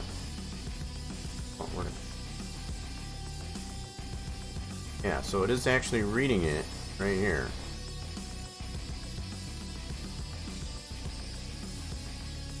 But why do we have no visual cell point, I guess, as far as on the map or in the table? That's the next question. I wonder if having it in the store items is offsetting that. We'll store item for XML. Oh, wait a minute.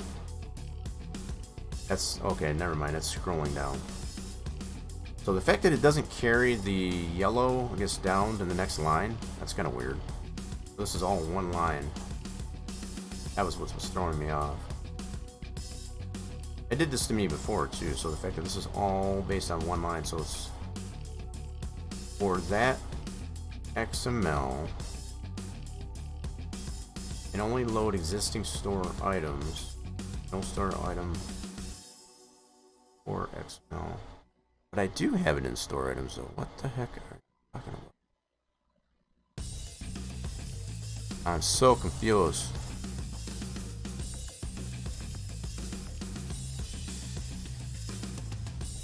But at least we got it to the point where it is reading it, I suppose. The XML, at least anyway. But it doesn't like contents of the XML, I guess.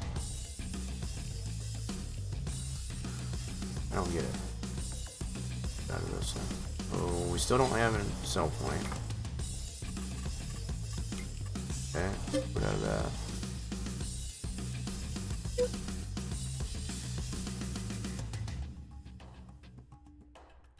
Okay.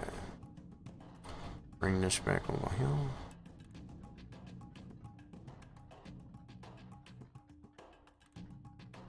Okay, so it's reading the XML in that location that I have it. Okay, so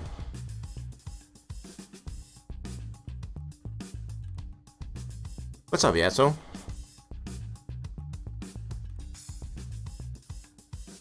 How we doing? Right?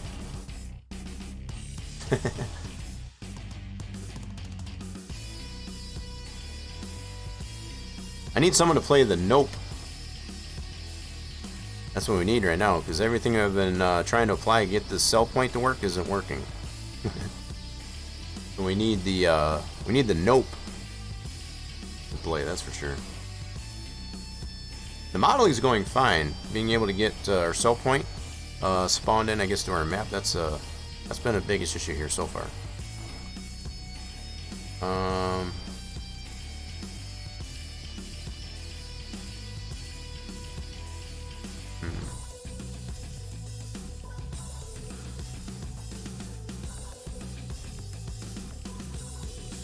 I don't know what we need to put there. So it's actually reading the XML. Maps US.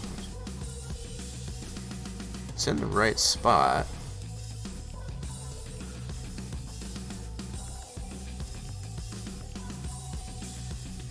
Nope. There we go. That's when we needed that. We needed that. Definitely needed that one. I'm just double checking my spelling in here too. In fact, I'll try maybe the same approach in the store items here to see.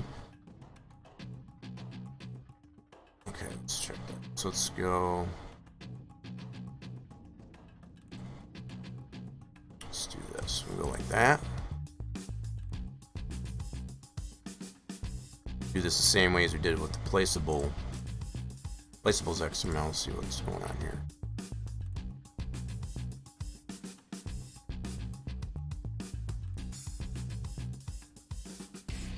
No, it doesn't call it anything. That's the problem. It doesn't load it at all in the map. That's what I'm trying to confuse.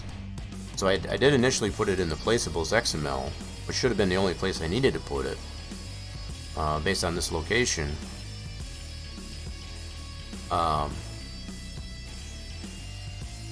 It does give me a warning, I guess, as far as for this XML, saying it can only load one at a time or something like that. I don't get what that means. I'm assuming it's referring to how I'm referencing it in the store items, I don't know.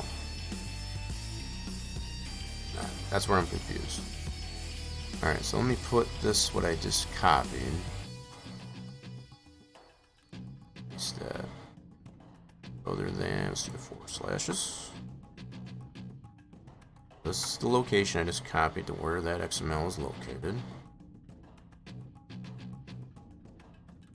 And just like I did with the placeables XML, we're going to confirm that this is correct. That is correct.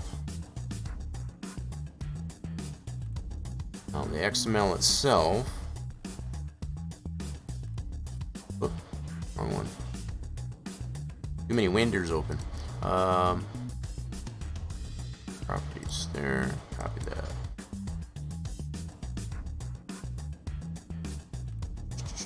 Alright, so forward slash paste.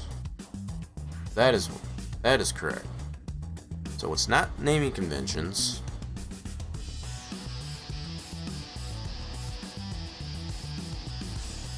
And we did the same thing over here with our store placeables XML. Yep, so we'll just do this again, just to confirm that it is not an improper. Oh, wait a minute. I think I see the problem already.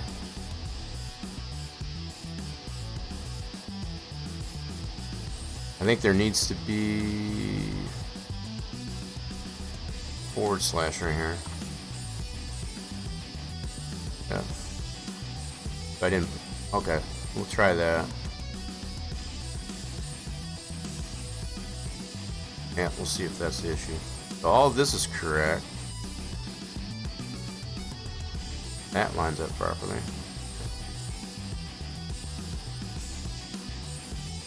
Nothing out of place there. Why do I get so much space in there? It's crazy. Alright, so we got that's fine. I think I just missed that forward slash. Alright, but here... that's good there too. Alright, cool. So I guess it's just the placeables XML. I don't think that's going to be all the issue though. I think it's... because it keeps referencing store items. So the fact that it's referencing store items, that would relate to this XML, not this one. That's what's kind of confusing me. Alright, so we're going to save this one for placeables XML, and we'll move that over.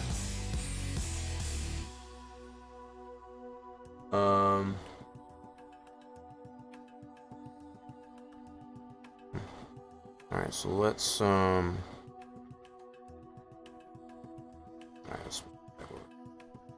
let's see what's going on. So we got, once again, we got to move our placeables XML that we just edited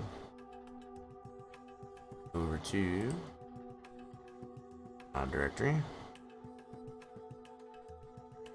Place that, yes please. Alright. But I don't know if it's going to have any... I really don't think that's going to be the problem, but let's see. I mean, it was a problem, the fact that I would have needed the forward slash in there, but I think it's still going to create an error for that store item. I know.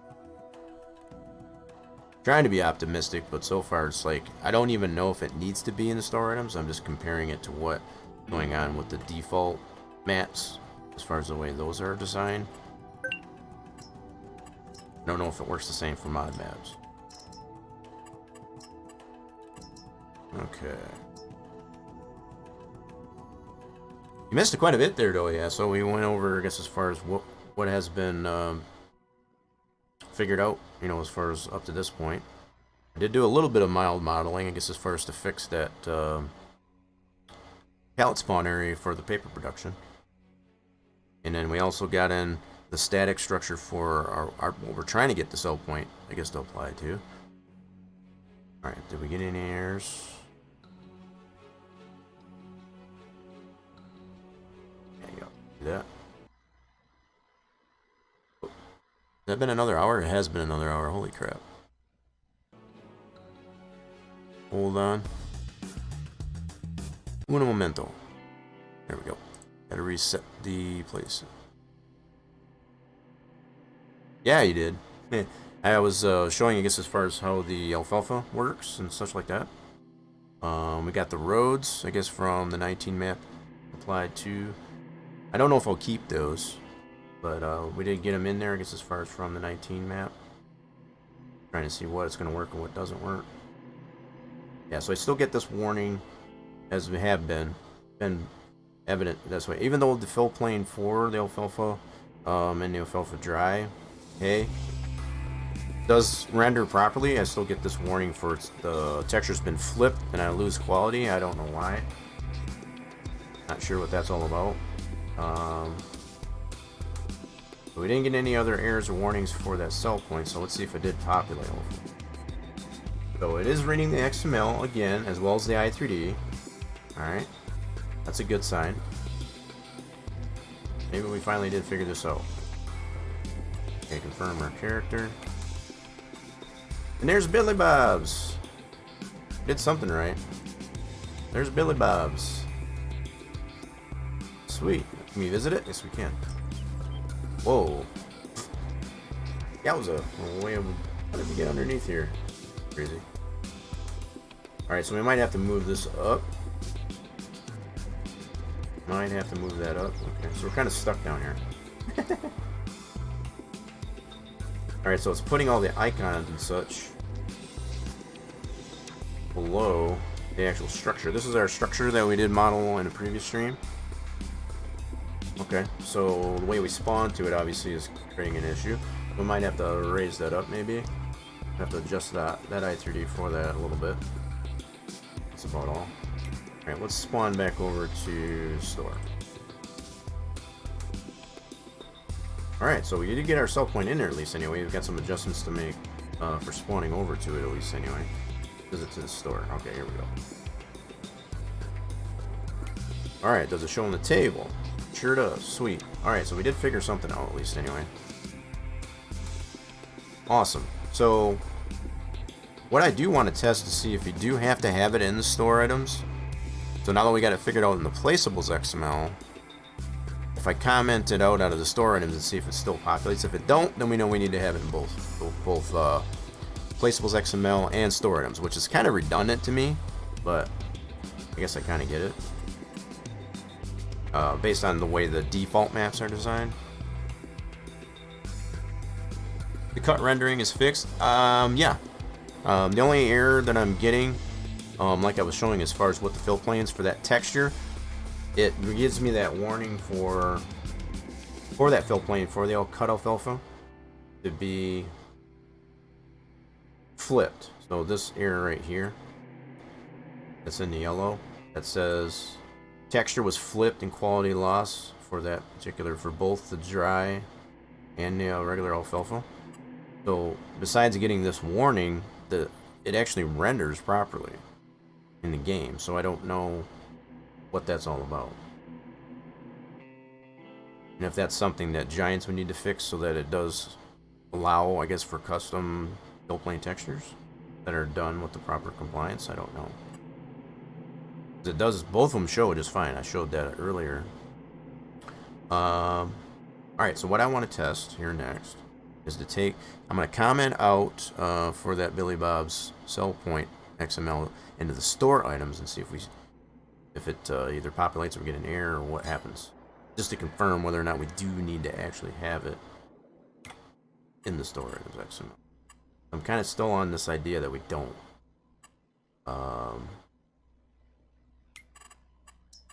I want to, before I do that,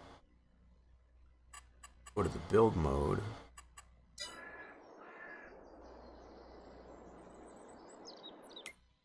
Okay, let's go to the build mode here real quick. Can we add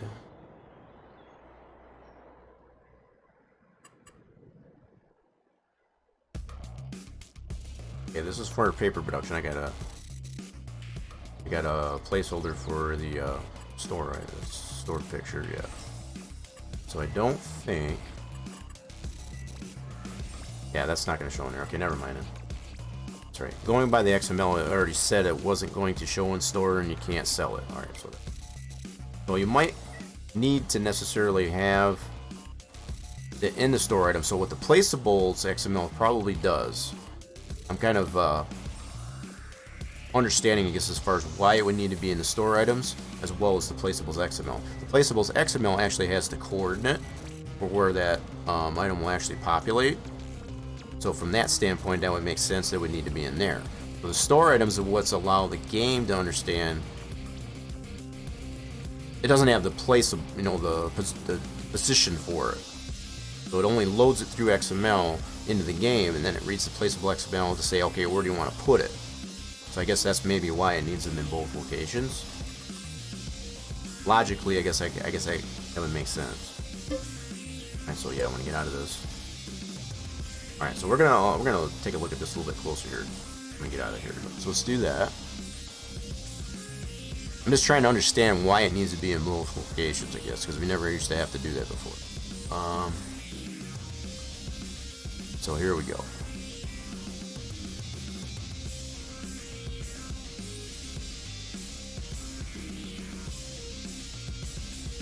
Hey, big, is that PP Smurf? How we doing there? Welcome on in. I noticed in 22, there's a lot of multiple locations that a function is called on. Well, yeah, absolutely. So that kind of falls true because that's what I was just talking about. So the placeables XML, even though we're basically pointing it to the same location of the XML, this has the position, and the rotation as far as where that XML that's related to an i3D within that XML is how it's positioned. Now in the store items, all it's calling for is just the XML itself. So this kind of eliminates. So we used to, and you still can do that from what I understand. You can still put the store item for these items in the map mod desk. You don't have to put it in the store items XML. So it does kind of hold true the way it used to be done in 19, that you do have to put these cell points and such in the store items section, either of the map mod desk or in the store items XML. So all this does is just call on the XML itself, as well as the i3D that's related to that XML. This one actually tells it where it needs to get put based on a certain name, selling station name to it. This has got a little bit more going about it. I guess as far as it's more information in the placeables XML as compared to the store items XML. So I guess from that standpoint, it makes sense. It's still somewhat the same, only a little bit different with the way it was done in 19. Now we need to figure out, let's go into our map. We do have it loaded up here. So we did get our new model, I guess it's for our Billy Bob's cell point placed in here. That's what we encountered in the game. What it's doing is putting that, the way that's loading in there is a little bit low, obviously. So I might need to build up this terrain, possibly. Don't know. We'll have to see. We'll have to make an adjustment to the location of how that spawns in for that loading station. Octane coming in with alert. Appreciate the alert. And I hope I didn't scare anybody off there. As I get really into, I guess, as far as explaining things, and I don't want to scare anybody off, but sometimes that happens. Well, something I did notice too when we went into the game, this is a emissive property, because as far as that glow, shouldn't have been doing that during the day. I need to figure out how to get that. But the fact that the structure actually does load in the game, that's the definite plus. Alright, let's go ahead and import this selling station and make some adjustments to how that loads in. So that'll be here, sell points, triggers. We need to load this in, and we're going to use our translates that we do have here. Copy these all over to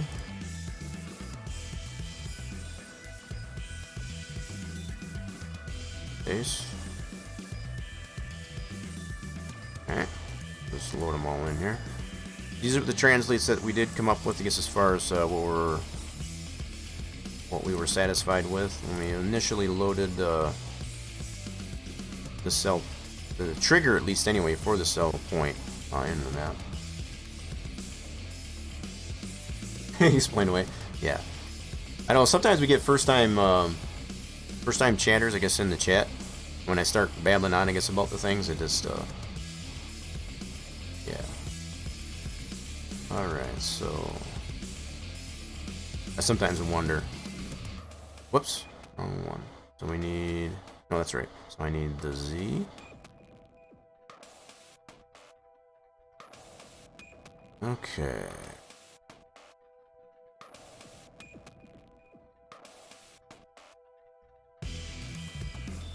Alright, so we did have some rotation in there too. So we had negative 180 on both of these.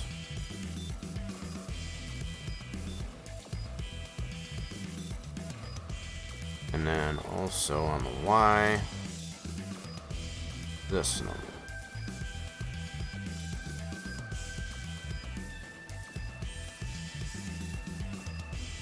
There. So this is what we came up with. The position of that trigger. What it seems to be doing, though,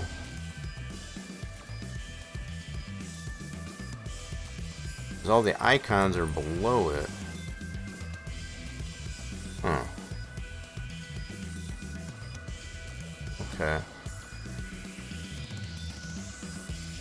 And as I was saying before, I probably won't necessarily use this. I'm just using something that's available in Giant by default. Something that I know should work. You know, so this comes out of one of the default maps, so whether or not I actually use it, it's still yet to be determined. Or if I come up with my own trigger for this salvation. Okay. So what I did notice is the spawn point there, when I visited there, it put us underneath the building. Problem is, it doesn't give me... Hold on a second. Teleport node.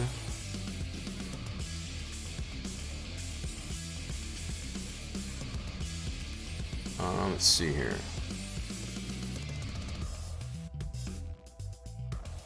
Mode trigger drain, that one. The teleport node should be, this is where it should have spawned us, I think, when we visited. Okay. That put us underneath the building. Okay. Interesting, okay.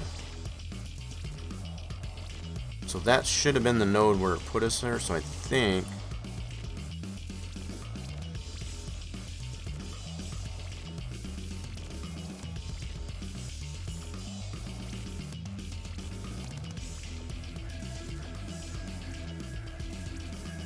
Okay, so what I want to do is put this whole thing...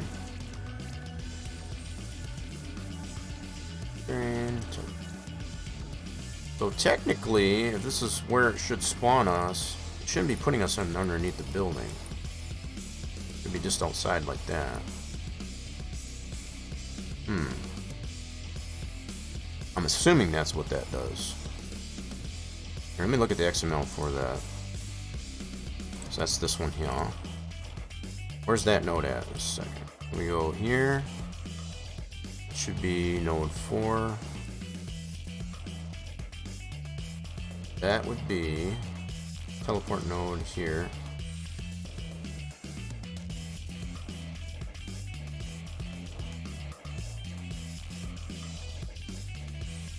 Okay. So that's the hotspot, yep. That's what I wanted to confirm. So that is where it should be spawning us when we visit it. The fact that it put us originally under the building looks kind of weird. But I did raise this up quite a bit there too. I think I might have had that. How low did I have that? Let me reload that in there. Hold on. Go back to here. So we originally had it at this level.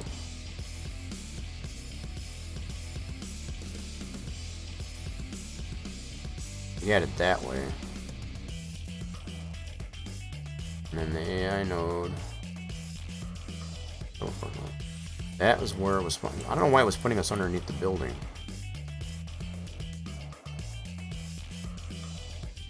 That's kind of weird.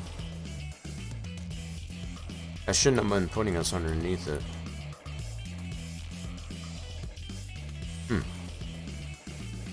trying to understand why I did that. Okay, this is at 0.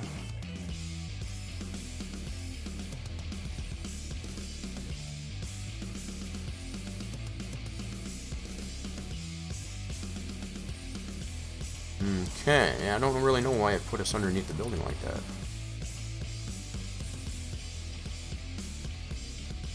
Alright, well, I think what I am going to do, just for the sake of it, take this whole transform, I'm going to load it this way.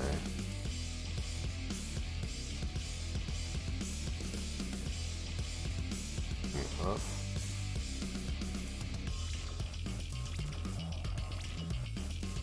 That way, this node here, enough out of that. Okay. Try it that way just for the heck of it. So let's get the translate for that. Copy this over to our Principles XML.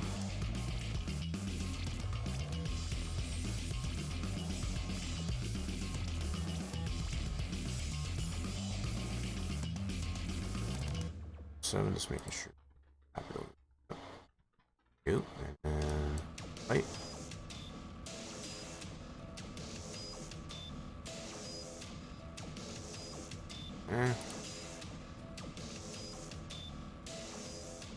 And the rotations did not change.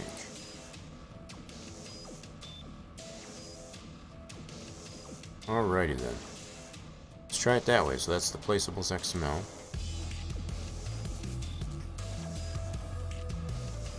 Alright, so we'll get that moved over to our test that out. See what's going on with that.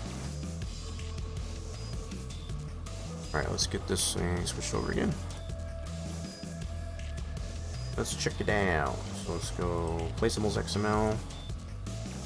Once again, I think this thing, it's got moved around quite a bit. So copy that.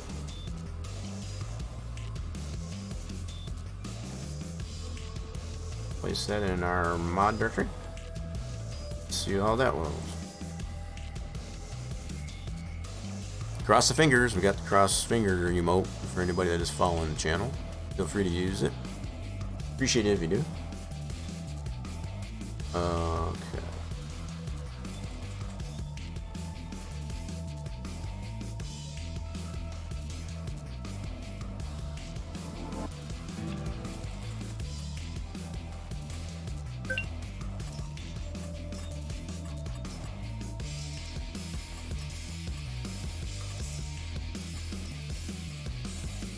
Alright, here goes nothing.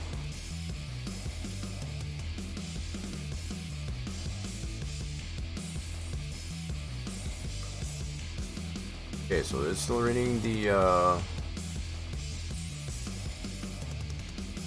so it is loading the i3D as well, so the only thing it should have done when we go to visit that, it shouldn't put us underneath the building. Alright, so let's see how we did here. Turn auto save off for a second. Oh.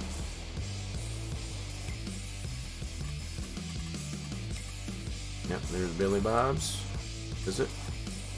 It's still putting us underneath the building. I don't understand that. That's almost putting us... That is not the node that it's using for some reason. That teleport node, it's not using that, that's for sure. I don't know why. That would be, if it was using the teleport node, to be over there. You're right in this location. So the fact that it's putting us way over here, I don't know. Yeah, it's like spawned us in right here. That's the opposite end of that. That's weird. Plus the fact that the icons are below the darn that's really weird. Okay. You might have to make some customization, I guess, to this trigger, I guess, to work specifically, I guess, with what we got here. That might all be it comes down to. Alright, let's get out of this. That didn't seem to work too well. Alrighty then, let's switch this back over again.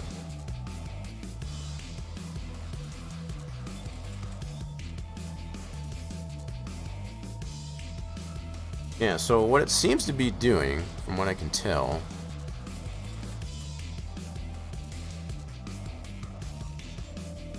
is it's putting us over here on this side, underneath the building. Question is, why is it doing that? Based on this translate that I got here, it's putting us over on this side, so it's not necessarily using this teleport node, which should be over here. This is where it should spawn us, in that spot. So the question is, why? Okay.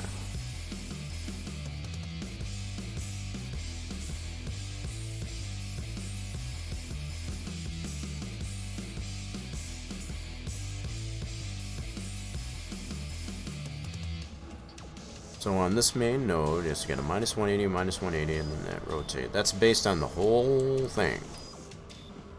The whole thing. Now these icons as well, they're well below here, so that's another thing.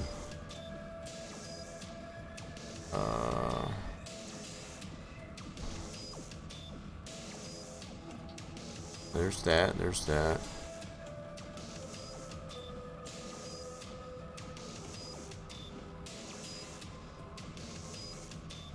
Alright, where are these nodes for the icons? That's the other thing here. Let's check that out. So these icons that load that are below the actual trigger, that's another issue.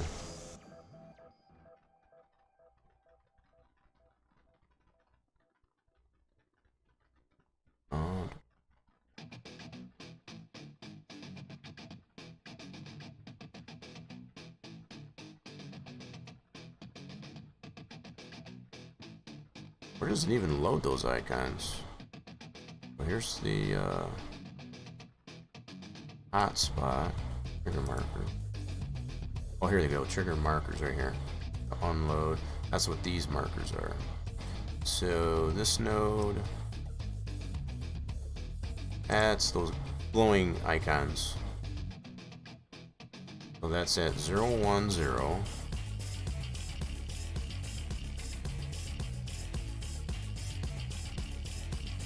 That would be right here. Why is that below? The heck?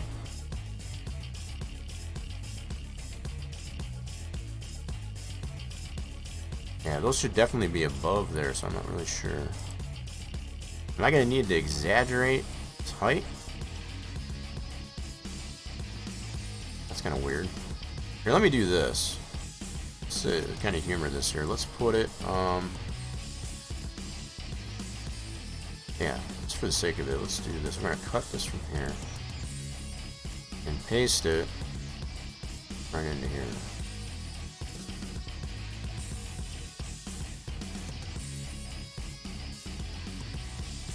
Oh, yikes. Okay, so that's already got, that's what I thought.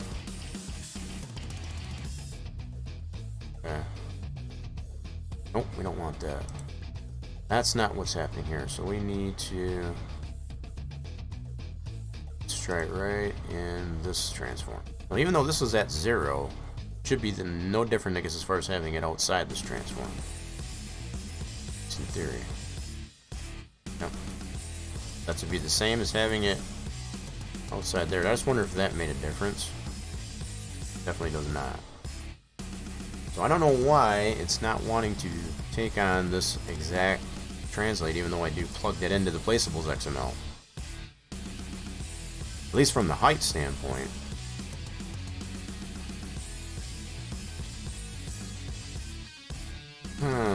Okay. So it should be loading exactly the way I've got it placed right here. That's what the deal is. But the fact that it seems to be loading more in this fashion, like this way and that way, I don't know. Trying to understand why it's not putting this in the proper position, I guess. Especially on the height. Because those glowing icons, they should be populated right where this little box that we can see here. So that should be right there. Not below the building. Like it seems to be doing.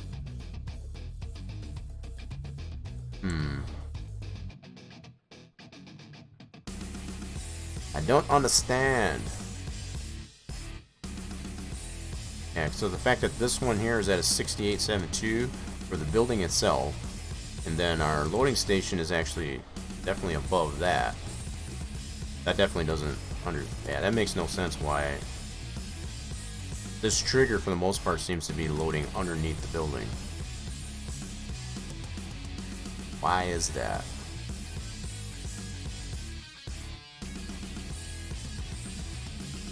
Why are you doing that?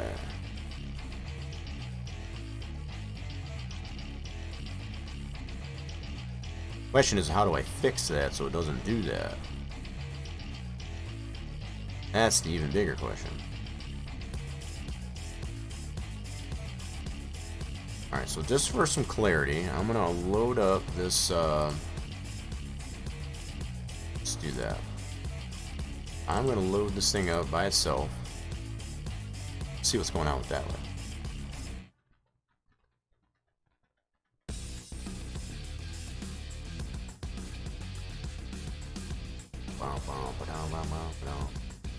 Did it load? Yeah, there it goes. Okay, I'm just gonna load this trigger up by itself. Now,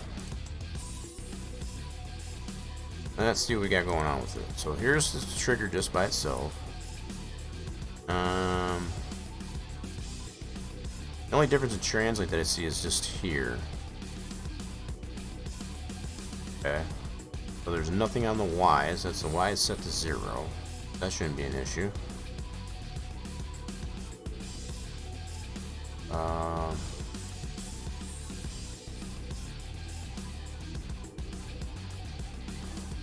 Teleport node doesn't have any Y translate. Okay. Huh.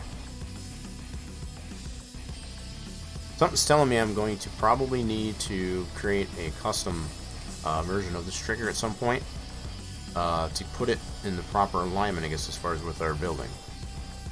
The static structure, I guess, as far as that is for our cell point. Yeah, so at some point I'm going to have to do that. I guess for the time being, I guess what I'll do is just exaggerate the height of this here so that it's not below the darn building.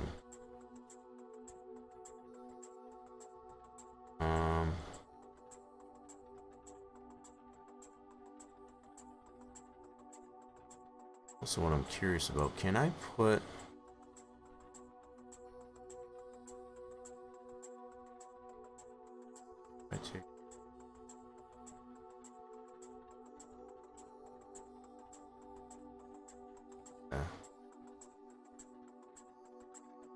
Nope, that's not putting it in the right order. Okay. That is not the orientation that I wanted, I don't think. Although, I could try that. So the grain one is the most critical. That's where we want to be able to sell grain in that spot. Alright. Oh shoot, that's not what I want.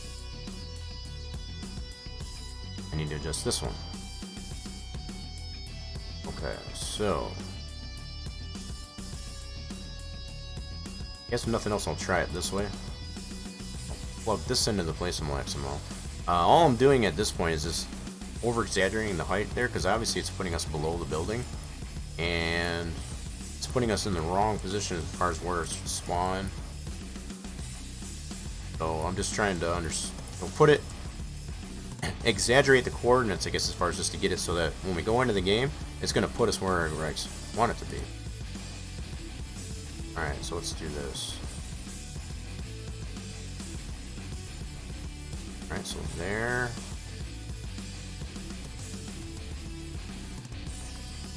Copy that.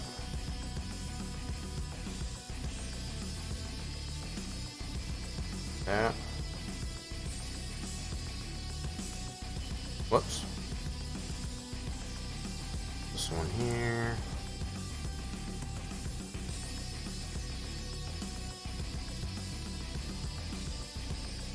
And we're going to take out just these minus 180, leave these at 0.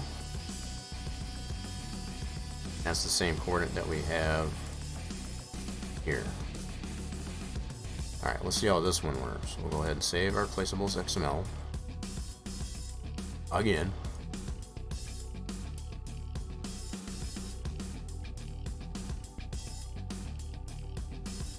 Okay. Oh, we got nothing on the shot. Oh, I guess the bot is out of being giving. He's being stingy again. He's being pretty generous, I guess, as far as prior to Christmas, so yeah. Cheers! Alright, so we need to move this placeables XML over our map edit directory to our mod folder.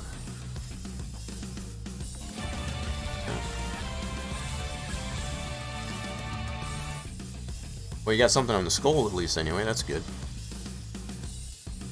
That's good. Oh, yes, let me switch this back over. Now let's see what I'm doing. All I did was just move those edited placeables XML back over. Bot just needed a drink, maybe. I think you're right. Alright, so we got that edited placeables XML back over. Let's see what happens.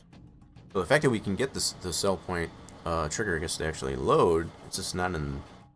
It's not following, I guess, as far as our translate that we're applying to the placeables XML for some reason.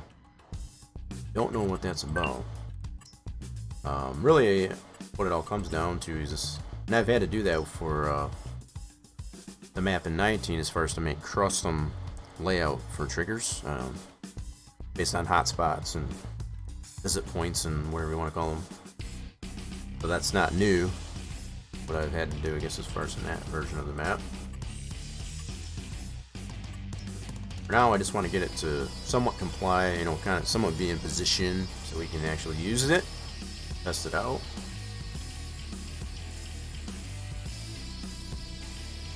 Alright, cool. It seems to be working. Technically, you lost 2. Yeah, if you want to, yeah, as far as what you netted. What did you get on the risk? Saw your risk. What did you risk? 92. Yep. That'd be about right. Yep.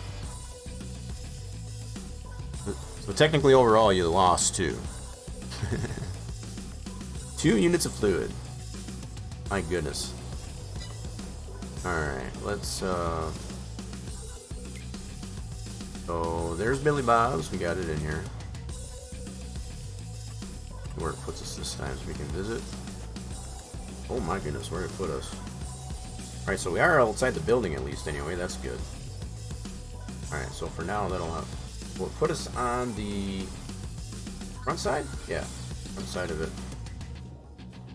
Instead of under the building burst. Okay, you can barely see the icons here, and this is already with exaggerating the up as high as I did. That's weird. Oh crap, I might have to do some more modeling here, either some terrain. Whoopsie. And a boo-booed on that part, so we might have to fix that. That shouldn't be too big of an issue though. We got a little bit of a hole on this side. Yeah, you can see the way the icons are still a little too low. Let me see if I can.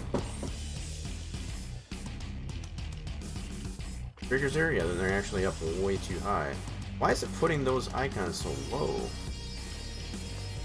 Here's the triggers, you can see those triggers. I don't understand why it's putting those glowing icons that get so low. That's weird. Why you do that?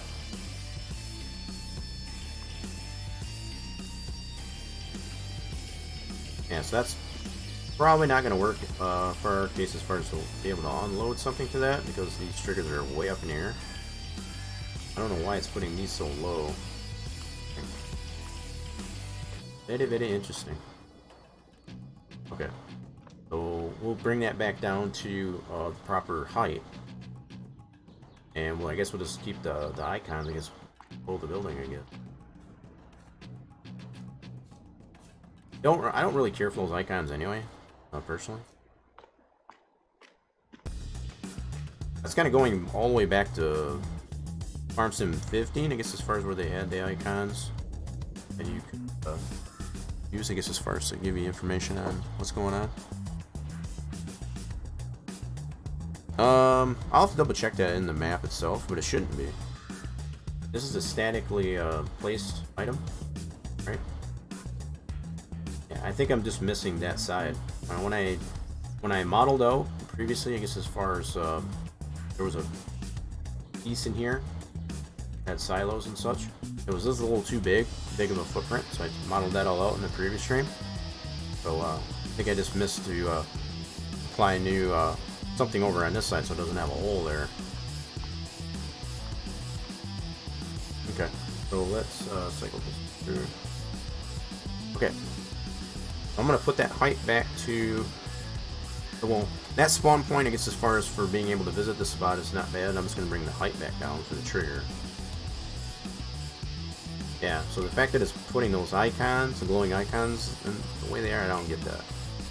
I don't know why it's doing that. I'm not gonna worry about that right now, though. I just want the trigger to work so we can actually something in there. So okay, let's switch this back again. Okay. Okay, so we got that much figured out. We just need to go back into this. So just to kind of give some clarity, I'm gonna close this out. No, at least for now, we don't need to do anything with that. All right, first thing I want to do. So let's see what we got here. We'll see how we got the hole in here. So this is the way we're seeing it in the game too. We got this big hole.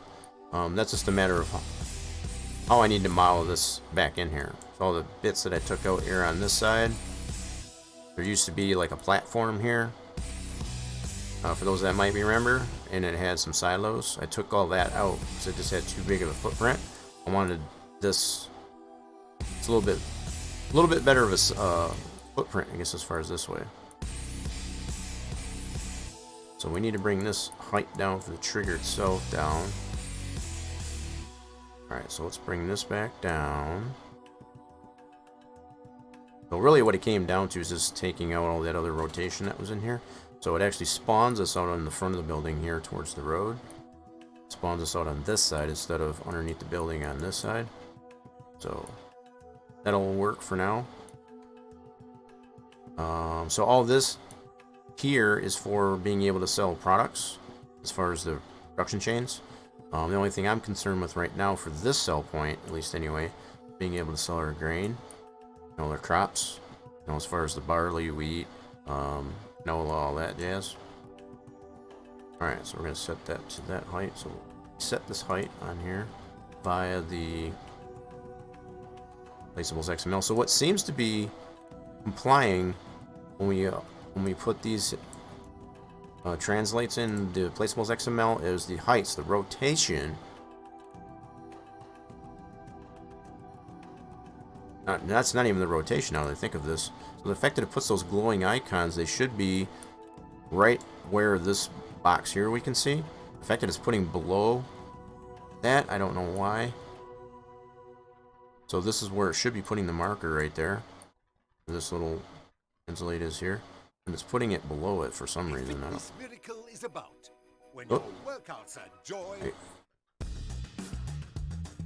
Hold on a second. Let me switch that. Playlist, hit an ad, no problem. Switch that. Okay then.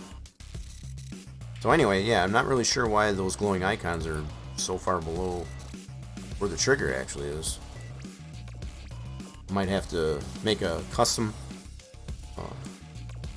custom layout, I guess, as far as for the sell point at some point. I won't do that right now. I just want to get it to at least work for the time being.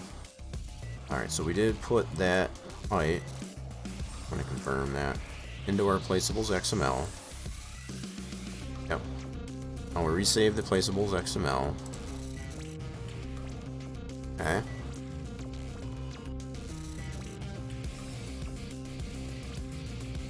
Alright, now we need to put that over to...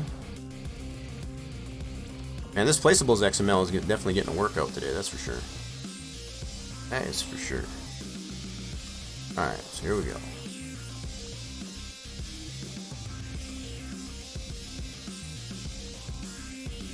Looks like we got to do a little bit more modeling, I guess, to our Billy Bobs to kind of fill in that hole.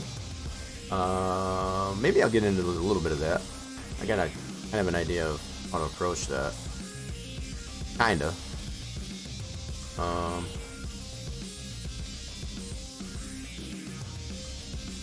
Yeah, we'll get to that maybe in a second. So let's move over this placeable XML.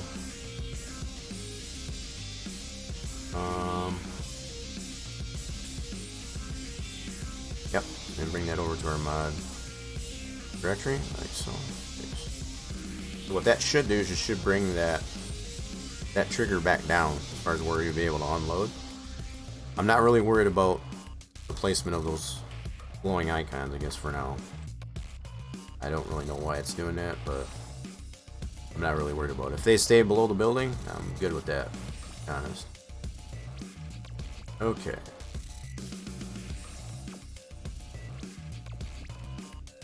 Load it up. Yeah, I would have to say though that this placeables XML is definitely getting a workout. I'm getting a run for the money. I'm sure I did save that.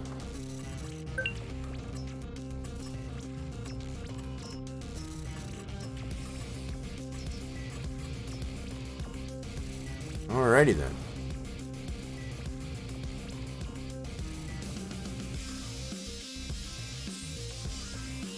Cool. No additional errors. It is loading that XML for their sell point. That's good. Very good. Very nice.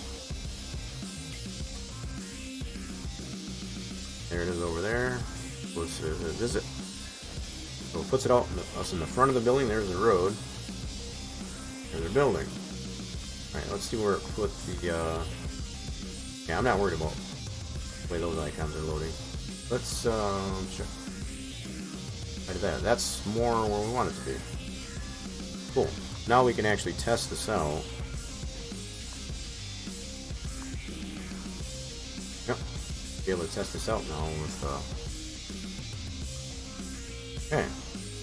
Let's go ahead and buy ourselves a tractor and a trailer. Might go with truck and a trailer. How about that? We haven't done that yet. Let's buy ourselves a truck. Where the truck's at? Trucks. What do we want to go with here? I might do this one. This one will load. The only thing is it's like it's been slicked up with baby oil. I haven't quite figured out how to get all the slickness off the tires and stuff like that, but it does still initially load. Yeah, we'll keep it that color. We'll go ahead and release that. And let's also get ourselves a trailer. I'm gonna use this bad boy. This looks pretty cool. Is that a belly dump? That's a side dump. Cool. We're gonna try this out. They got a lot of cool equipment like this in here. Piece that. Side dump. Alright, we're gonna test it out.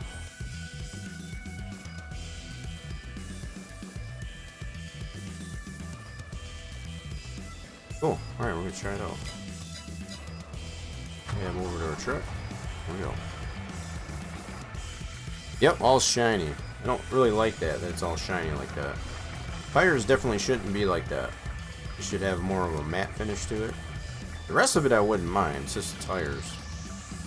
And these are custom tires. They're not using the giant stuff, so whoops. My bad. Wrong keyboard. Alright, let's move this over. My desk is such a mess right now, it's not even funny. Not even funny. Alright, here we go. Let's see what this trailer is all about.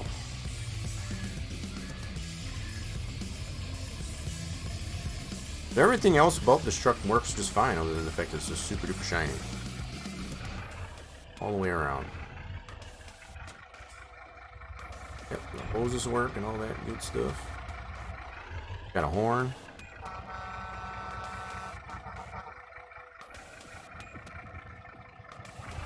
Clean it? What do you mean clean it? What's up? What's up there, Steelcrafter? Oh, come on in. Just showing off some of this progress of the Dairyland 4X map. Does this have a cover on it? It does. Cool. Alright, we need to fill this thing up with some grain. Something. Oh, we can tip to the left, or let's see how we can do this. Left, right. Just to the left or right. Okay, cool. Let's use our power tools. Fill this up with some wheat. Just so we can test that sell point. There we go. Oh, clean. Oh, my desk? Yeah. Yep. It's a disaster right now, yeah. You know, you know, Santa came and, you know, it's just stuff everywhere. Yep, so I did get the roads, as I mentioned, it gets as far as from the 19 map in here. I don't know if I'll keep them or not. I haven't 100% decided. I did get them in here though, so at least we have some roads to go with the terrain that we did bring over from the original 19 map as well, so turn that on first time, dude. We're gonna make our way over to Billy Bob's. Let's see if this trigger works. Oh crap! Took that a little too fast. It's probably those slippery tires. Those tires got so much armor all on them, they just made me slide all over the place. Yeah, so I still got a lot of work to do on this truck to get the shininess less evident like on the tires and such, but for the most part it works pretty nicely, other than that. Horn works. Lights work.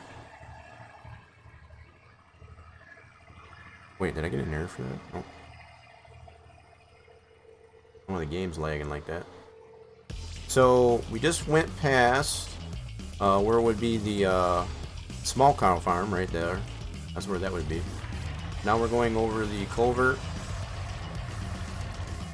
over this main creek here. Don't have the culvert in there just yet. That's still yet to be done. Got my mud lines in here, just kind of served a purpose in Giant's Head, or at least anyway. Speed kills, it definitely does. It's all Santa's fault, I'm telling you.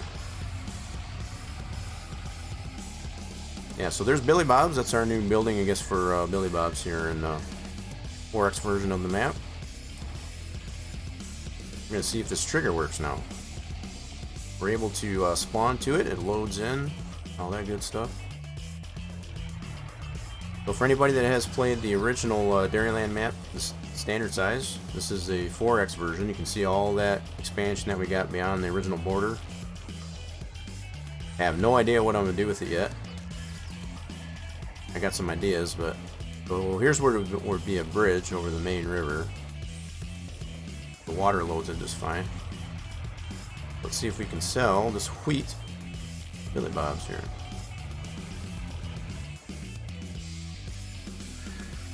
I do still got some modeling work to do on the side here.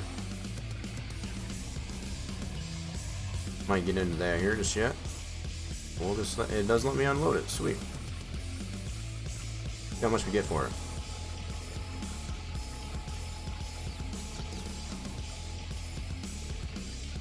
Oh, we getting some monies. Cool, so it is working. Awesome. Just under 14 grand for that little bit of load there. Sweet. And just to confirm too, it does load in the table. Let's see here. Where's our table at?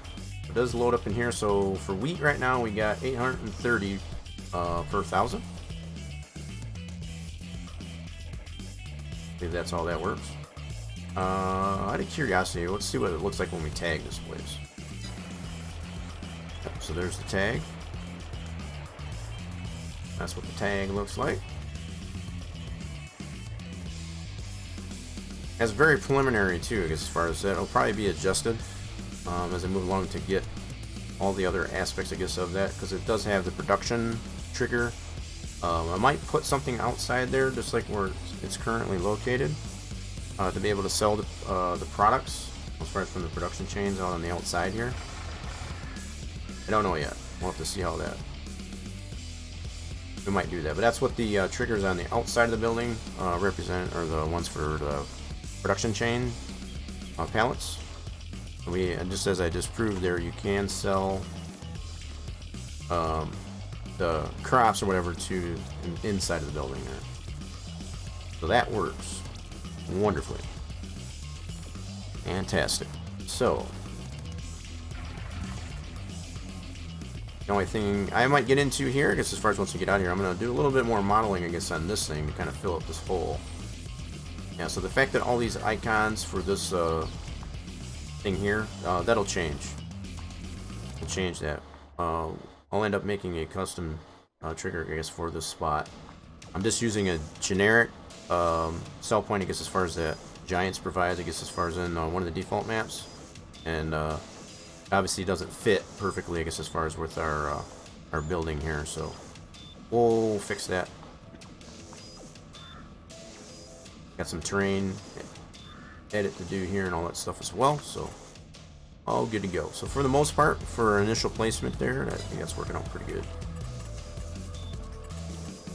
Alright, let's get out of this, and we'll do a little bit of modeling on that Billy Bob's. Now that we've been able to confirm it ourselves, cell point works, at least initially here.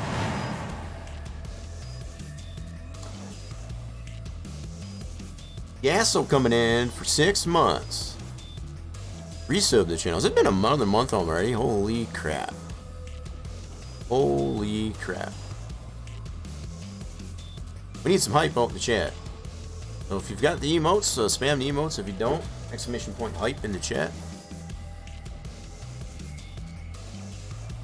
Appreciate that, Yasso. 6 months. Holy crap. Has it been that? It's already been another month. That's insane. It's amazing how the time flies. Seems like it was just not too long ago, I guess, as far as anywho. Wow. Appreciate it, Yasso. Alright, we're gonna switch this back over. And we're gonna do a little bit of modeling, I guess, as far as on our cell point. That is Billy Bob's, our new Billy Bob cell point. It is based on something that comes from one of the default maps in Farm Sim 22. So I don't take any credit, I guess, for the initial creation for it, but I gotta make sure. Let me switch this back over so you all see what the heck I'm doing. There we go. But we're all good to go on these here. We did some comparisons the way the default placeables and store items are done, as well as our cell point. This is our custom cell point XML, Billy Bob's. We can add or subtract as we please, I guess, as far as to add, say, if we wanted alfalfa to go in here. I don't know what I'm going to do with it yet. With the production stuff, with that trigger, I guess, for that, I would like to maybe make that a possibility that you can sell those products to that sell point. That'll be something new than what we had for the 19 version of the map. So all this is working just fabulous. Oh wait, what did I do to this one? Oh, I know. So all I did was just for those that were or here, I guess, as far as when I did that. The reason it's asking me if I want to save it, I did apply that directory. I pasted it in here just to confirm that it was, you know, no typos or anything. And that's the only reason why it's asking me to save it. So we didn't really make any changes to it. So we're going to go ahead and close it. No. So this one's good. And that one's definitely good. Wait a minute, did I not save this? Oh, you know what? So I know what I did here. I was still on the wrong deal there, so I typed in some characters in here. So when I spanked those out there, now it's asking me to save it again. We've already confirmed that this is the proper... Yeah, so that's still good. So I don't need to save that either. I don't know if anybody saw that or not, but that's what happened. Okay. Where are we at now? We want to be able to do a little bit more editing. I need to make sure that I have the OBJ or the max scene for that. Let's see here. Let's just see here. So that's for the roads.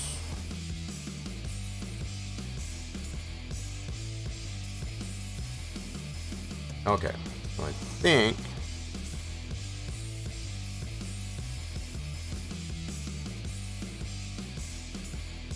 I don't know if I saved that or not. Did I save that Maxine? I don't know if I did or not. I might not have, so I might have to save it as another OBJ. Second here. I might have oofed it. Let's see here.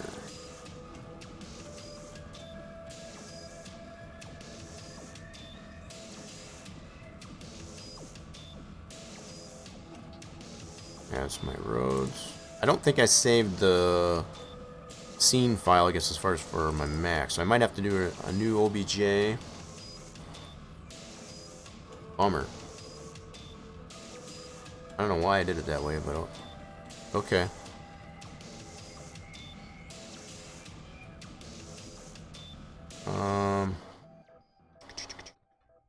So what I need to do, reestablish an OBJ, and I think, if I remember right, I used this one here.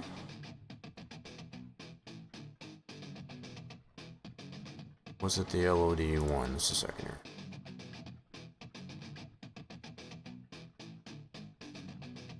I don't know why I didn't save a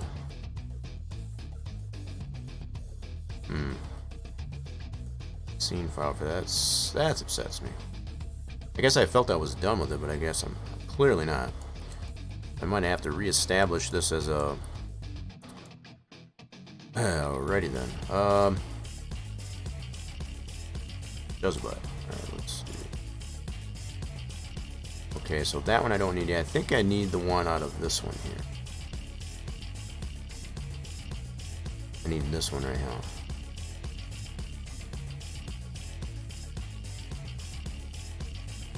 Yep. I need that one right there, I believe. Okay, is that all of it though? Okay, that's not turning off. What's this one here?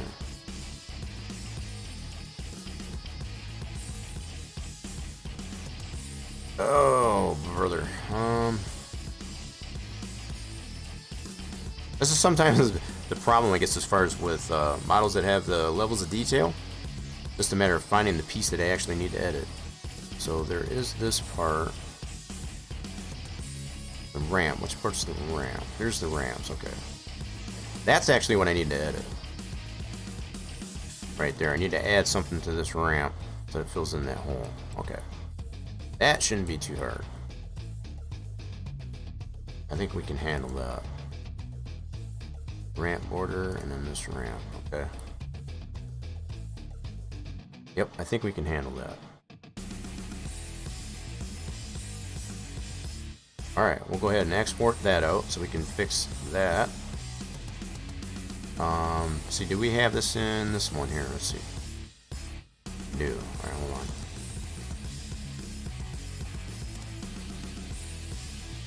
border, and then that. So it's in here as well.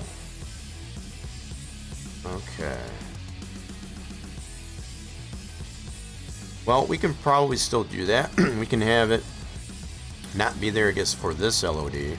That should be fine. But we will make sure that it's evident in this LOD. I think that should work alright. So let's go ahead and file, export selection as an OBJ. We'll just put that to the desktop. Make sure we select OBJ. And we're just going to call this ramp. Okay. Now we'll be able to go to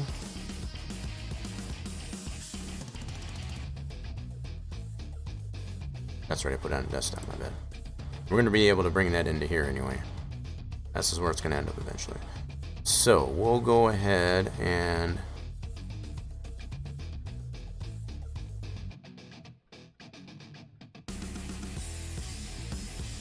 once we edit this ramp, we'll just export that as an i3D, and we'll be able to put that right into this position here under LOD0, right in this spot.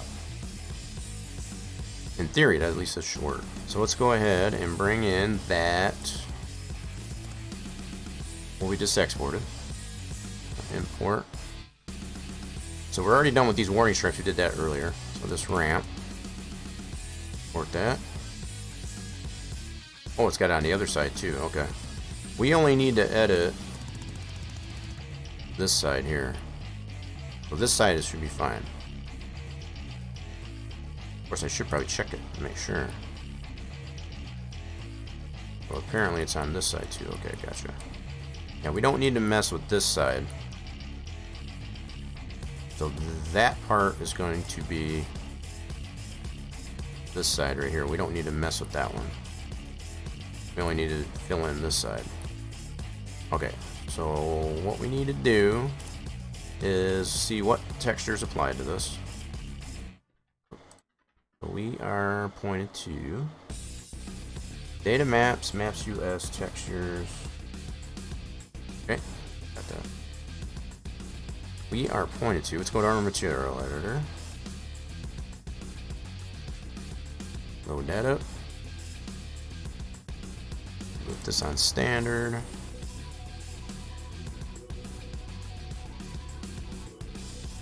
Okay, and then we need to point to, let me double check that again. Maps, maps US, textures, array roll storage. 0101, okay, got it. I think I got it. Hitman. Let's see, where are we at here? So we are in maps. Maps US, textures. It should be in here. So we're reading all these textures, as I mentioned earlier. We're reading it right from the game files. So there's no textures and stuff that we need to bring right into our mod map. It's going to, eliminate that texture weight, I guess, to our map. It's going to keep it optimized in that fashion. Since we got some, things in the game already available that are pretty reasonable to use, we're just going to keep them in that location. So it should be this one right here we're using. Yep, that should be it right there. We're going to load that in and then apply it to our selection. Okay, so our UV mapping is still there. You can kind of see the texture mapping is already still applied to that. We just need to fill this in over on this side. So the other thing I need to do before I do anything else is I need to scale this thing. This thing is too big. Let's do that first. We need to put this to a scale of 1. That's evident no matter if you do this type of work in either Blender or Max. Maya's even the same way. So that OBJ format's automatically going to oversize it or overscale it. So you got to make sure to scale it properly so that it's conform to the scaling that it was here in Giants Editor. Okay, that is definitely a prerequisite. So we need to zero this out. Okay, so there's our ramps. Now we're on ground zero here. our texture is applied. What I also want to make sure I do is I want to name this texture material the same as it is for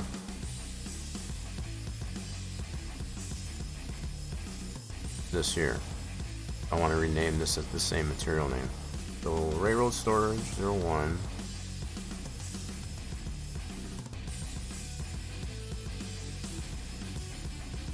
It's not gonna let me copy this. Alright. Okay, I think I can get that. I want to make that the same material name anyway. So railroad. I'll see if it's type it right. Camel lettering.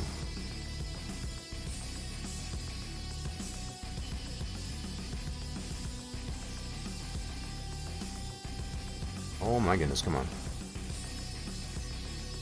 01 underscore 01. And then underscore math. And just to confirm.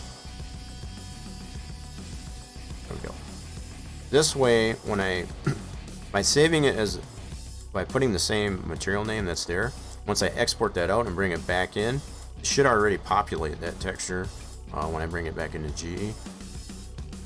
Using the same name as the original piece that I'm editing. It's not always a foolproof deal there, but for the most part it does usually work that once you do import it in there, it'll automatically populate all the properties that are with that material for any other thing that's using that same material. Okay. Now we can do some editing. Let's do a vert editable poly. Okay, we're going to leave that translate right where it's at. Okay, let's do editing. So my initial thought here, I might create a plane down below this here just to kind of give me some more clarity. I do have the grid that's in here, but I think what I will do, let's do it this way. So we'll go plane, so like so.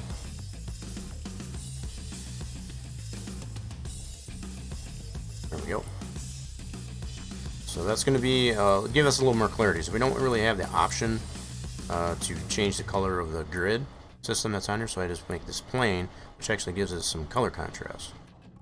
And now I got a better idea of where I can, even if I wanted to snap the edge that I create for this on this side here for the ramp, I have something to snap it to. So it serves more than one purpose, I guess, anyway. Alright, so now what I want to do, go back into here, let's go to edges, and what I want to do, let's see here, grab that edge, this edge, all these edges here, I want to grab these and I can pull these down.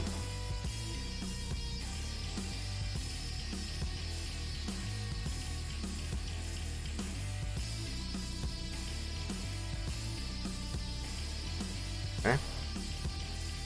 Now with all those edges selected, I should be able to shift drag these down like so. See, now I got some reference, I guess, as far as having that plane there, as far as how far I'm taking it into the ground. Now, because of the way I selected those edges, the UV mapping for that's going to be a little funky because of the way I stretched that texture across that edge. That's why it looks smeared like that. I can fix that. I'll do that here shortly by adjusting the UV unwrap. But what I want to do for now is adjust, say, this edge, because I don't need it to be that low below the ground. Okay. The rest of it looks pretty decent though. Oh, actually it's not that far here, okay. I might have to do these edges independently, now that I think of it, instead of doing it all in one fall swoop like that. And okay, so we'll go ahead and back that up. I'm gonna do these one at a time. I'm gonna do all these edges one at a time instead of go like this. Clip it into the plane like so. Yeah. And then we can always snap the bottom edges, I guess, as far as once we do these all independently.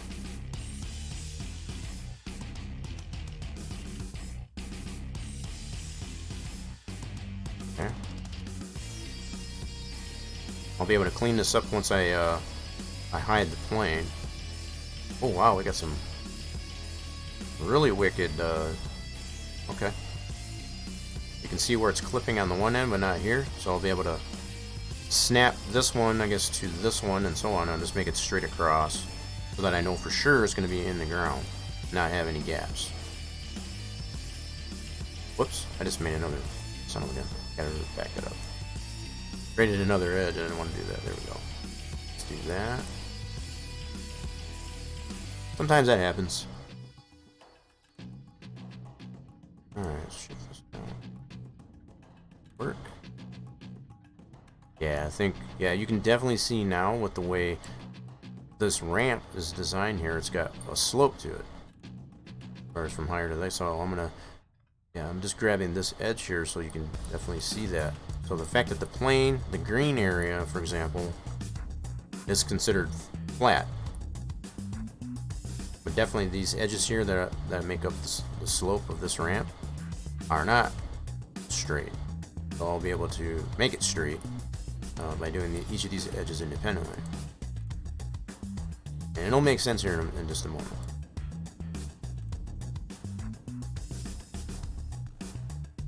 Right now, I'm probably all thinking, what the heck is he talking about? Well, it'll make sense here in just a second. Alright, now what I'll do, hide this. And then basically what I'm going to do is this one here is going to be my, whoop, this poly here is going to be my parent, and how far I want all of these all the way coming down to this end to be. This is going to be where I'm going to set it all to. Okay.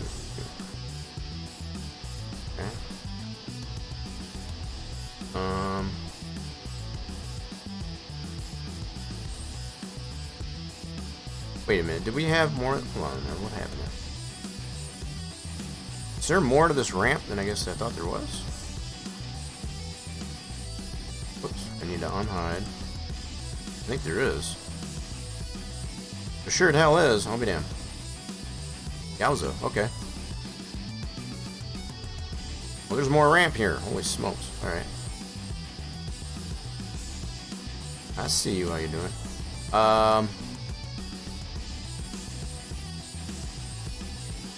Okay. Well, that kind of changes things a little bit. So what I need to do is move this up like so. Get it to that point. There we go. So we're going to adjust these edges here, I guess, to be compliant with the zero plane. In this fashion. Not going to do anything to that side. Just this one here. Okay. Alrighty then. Are we learning anything? 'Cause I know I just did.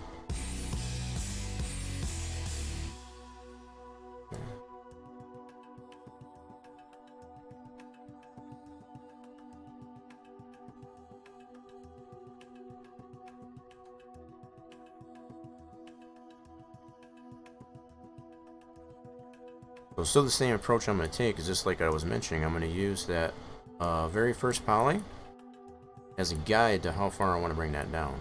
The whole thing, the whole side. That way I know there won't be any gaps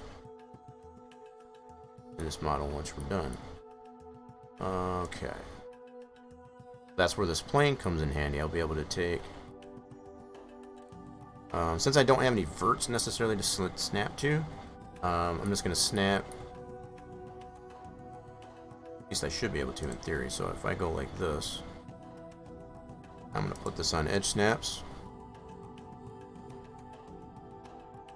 Should be able to snap that. I guess it won't do that. Okay. Fine, be that way. So all I can do Another thing I can do is just go ahead and zero out this vertex. That should take it all the way down to 0. Not quite down to 0. Okay. Let's bring this down to what the Inspired by State Farm's surprisingly great oh. ads. It's so cheap. Yeah. Darn ads.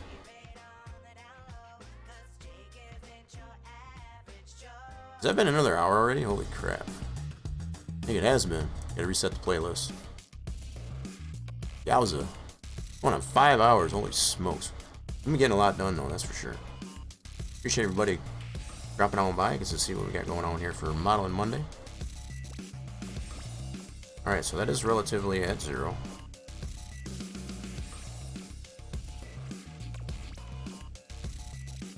Okay. Doesn't look like it, but it is definitely at 0, especially based on the Z translate there. Alright, so that's going to be my basis for where I want to put the rest of these at. So we'll just take all these verts here and just set it to 0. Like so.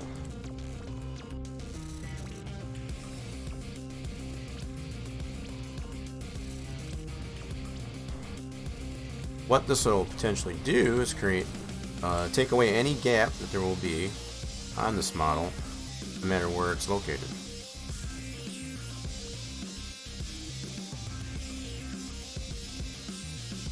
So regardless of how I adjust, say, the terrain in the map, I shouldn't have to worry about there being a gap on this side of the ramp. Now I'm going to redo this texture mapping, I guess, as far in here before I'm all said and done here, so it doesn't have that stretch appearance to it. That looks like doo-doo, to say the least.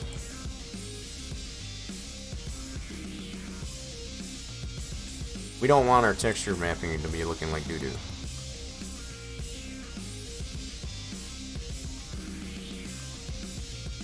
Alright, this is already below.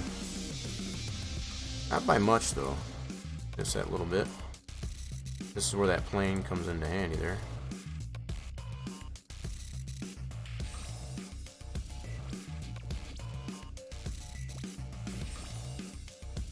Alrighty then. There is our new side. Now what I'll do, just to make sure, because I did all those vertices that I just moved down as I did, they're not welded. So I want to weld these together. This is what Edible Poly will allow us to do. As far as be able to select all these verts here.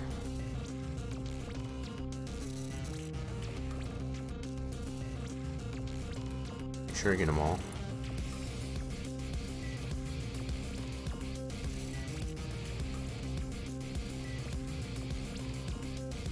Oh, what's going on here? Hold on. What is this doing? Missed one there.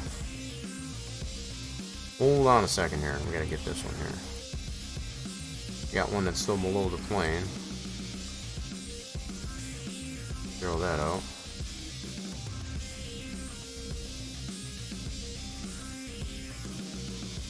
I think I'm gonna leave that one like that, yeah. That'll be fine. Okay, let's try that again. We had one, just that one set there, it was still below the plane. Fixed it. Once again, we'll go ahead and select all these verts here because they're not welded currently. They're all independent verts. I want to select all these. And it's telling me I got 25 vertices there selected, so now I want to weld those together.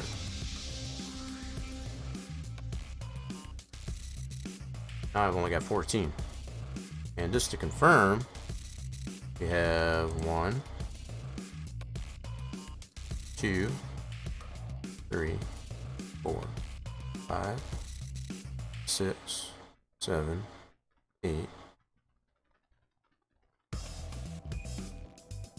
9, 10, 11, 12, 13. Somehow we missed, and we had 14 there after we welded them together, but they should all be welded together now. So in a way, one way we can confirm this, see here. Let's take away the plane here for a second. Hide that. Back into the model. You know, it's all one piece. That's what I wanted to confirm. They're not individual verts anymore, so you can move that down all in one unit. Now they all welded together. Checking on this end. Yep, that's still good.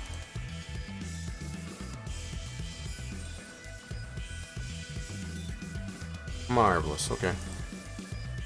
Firm. Now we want to change. We want to fix this UV mapping.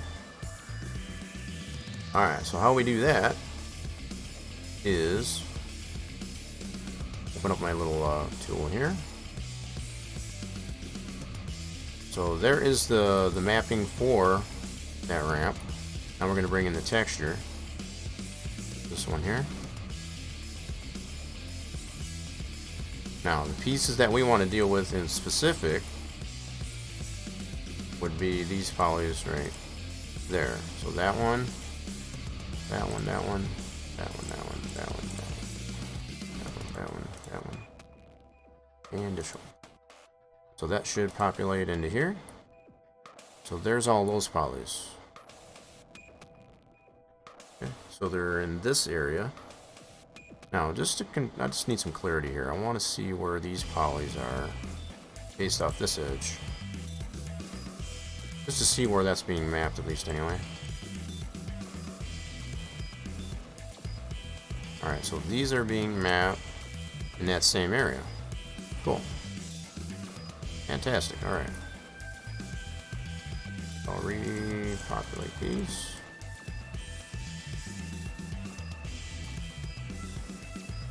Like so. Now what I'm going to do is I'm going to do a quick planer.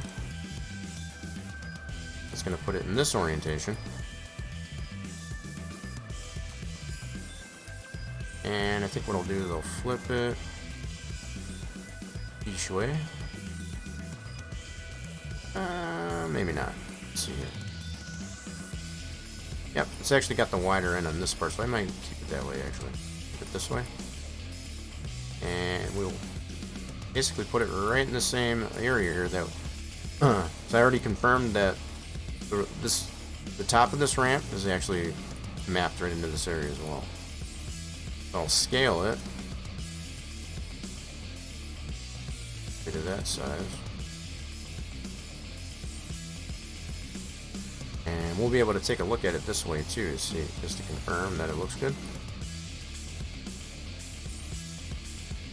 Alright, let's do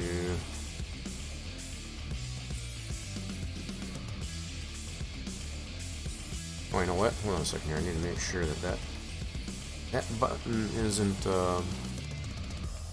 excuse me. 1 second. Wow. That come from? I don't think it is. I just want to make sure. Nope. I think we should be good. Okay. Just wanted to make sure. So what we should be able to do is do an F2. There. So now those polys are still selected. I just toggled off the highlight for it. Now we can see how the texture is actually being applied based on the scale of that piece that I have selected. Let's see how we look here. Actually not too bad. Not the bad.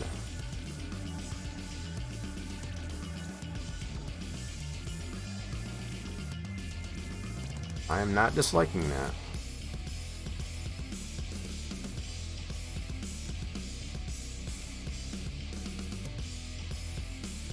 I think we'll go with that. I like that very much. Okay. Make a fine tweak it.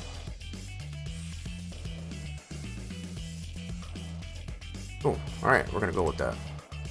But now we don't have all that stretching of the texture. Looks nice and crisp now. It's like the side you drive on. Cool. Now we'll go ahead and collapse that unwrapping. Yes, we want to hold that. Dual lanes now. Wow. I gave myself a drink. Oh shoot, what did I do with my drink? Yep. Ah, nuts, I'm all out of, guess I'm gonna have to do some shopping after stream. Alright, let's,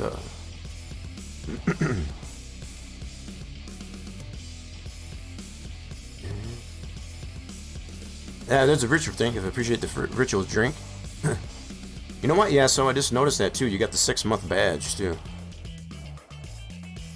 You got the 6-month sub badge too. That's pretty cool. Alright. Pardon me, folks. So what I need to do is reset the X form. That's what I need to do. This is the step that I was talking about earlier. As far as when you edit the model, you can do one of two ways. You can reset the X form within Max here or Blender, or actually adjust it in G itself as far as through that through this option with the freeze transformations on the scale. I like to do it from the modeling program itself. A little bit more effective that way. Plus, then you don't have to worry about forgetting to do it in GE.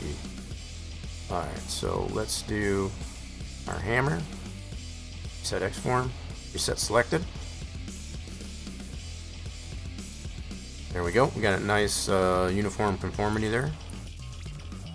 Don't have this orange box is not out of shape or out of wonk. It's nice and square box. That's cool. We'll go ahead and collapse that down. Now that's all that takes. Now from here, we can export this out as an i3D. We'll do export, and we're going to put this, I think right in our map directory. We're going to say this is ramp. And the name of it doesn't really matter because all we need to know is, as far as what it is named and how we can, when we import it in there, we know where it's at and what it's named. It's not going to matter as far as once we bring it into our map. Okay. Yep, so that'll work. Do that. Now, I don't remember, did this have rigid body to it? I don't think it did. It does not. So what has rigid body is this main transform right here.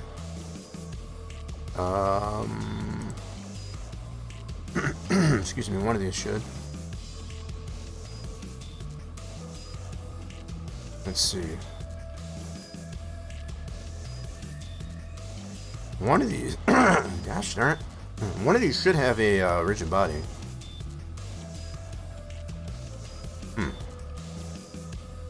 Interesting. Well, I guess we'll find out if it does have rigid body. It should have rigid body on it. But anyway, we're going to bring this into the LOD0. And what we should get is this side here will be filled in now.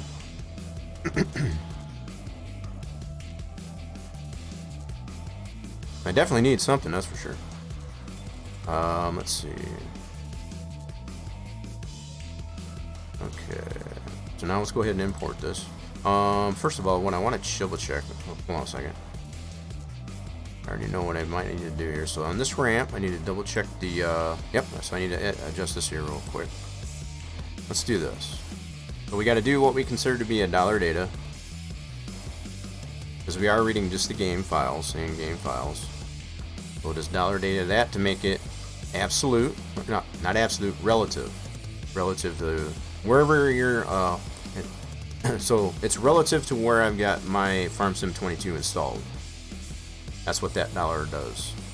So you don't need to have that long dissertation, I guess, of directory location like I just spanked out. That dollar sign takes care of all that. So it's going to be relative. So once you save, bring this into the map, wherever somebody else might have installed it to a different location, as opposed to where I've installed it. So that dollar data is what makes it relative to whatever machine it gets placed onto. So something I already noticed I did a boo-boo on. I forgot to take that plane out of there. I'm gonna do that. So I need to redo this again. Not a big deal. So I had that hidden, and that's obviously showing right here, and I don't want that in there. Alright, so let's go ahead and close that. I'm just gonna go ahead and delete this one actually. And we'll re-export it out. I need to get a drink. Just give me a second, folks. Be right back.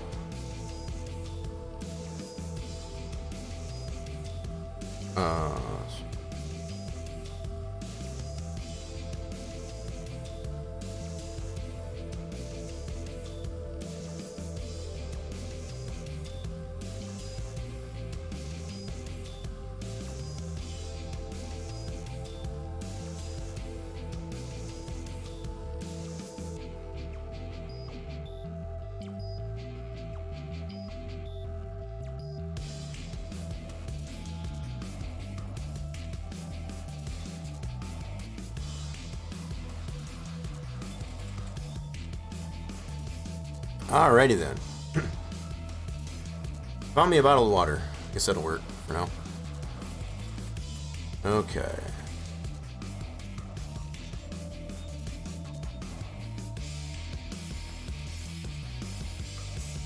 And where was we? Okay, we need to re-export this. But I need to unhide this plane. Don't need this in there. So it exported that out there. Even though it was hidden, it still includes that with the model. We don't want that. Alright, so let's go ahead and re-export this as an i3D. And again, we'll just name it as ramp. Just like we did. And I am, like I said, I am using an older i3D exporter because there hasn't been one for FS22 put out on the Giants Developer Network. I'm hoping they will, but still seems to work pretty well. The only thing it will tell me when I try to load this in there is that it's an old shapes file, and that's about it. So we need to edit this texture directory. So we need to spank all this out and just $data it like so. Nope, that's the ampersand. $data. There we go. I'll save that. Close that out. Okay, now we can import this into our map, into this LOD0, right into the location of this. So we'll do import.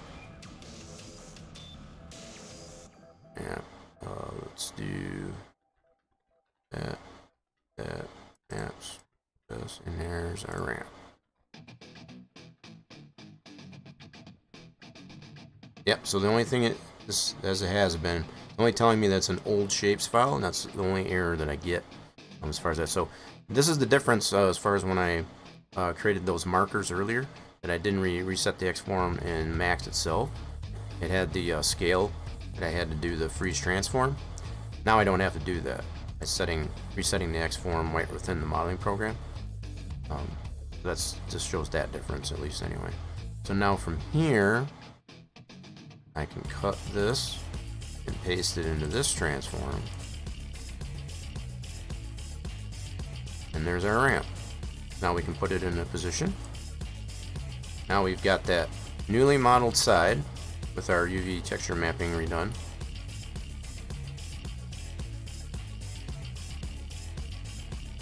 And we'll just put that in a position. Now I don't think we can use the same nope, this one was set to 0. This will be a different translate, but that's perfectly fine. I like having it this way anyway, as compared to like this. Personal preference, I suppose.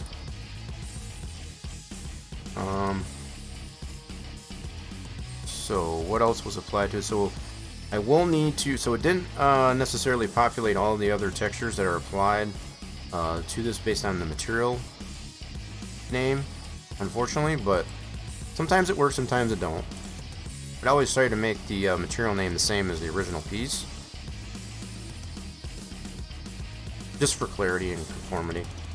I will need to apply the gloss in the normal map. It looks like this, so that's about the only thing. So you got to take the rigid body out of this. Don't want the rigid body. Okay. The clip distance was 700. That. Set these all the same. Okay, so the actual shape.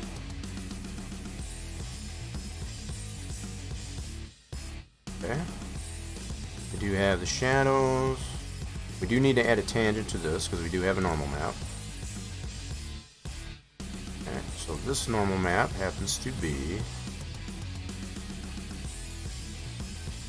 Alright, we got to point to that on this one. So gloss map is going to be... Stop, we got to go to the game files. 22. Data. Maps. Oh, wait a minute. That was... Dang it, now I forgot the location of it again. Hate when that happens.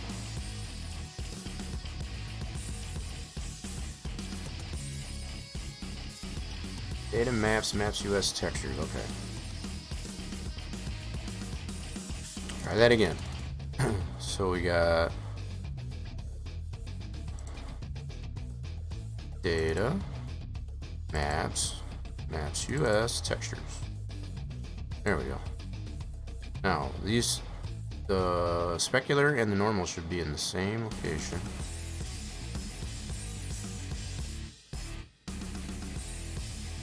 Well, that was the diffuse. Here's the specular. Okay, and then also the normal. Did I put tangent on this yet? I did not.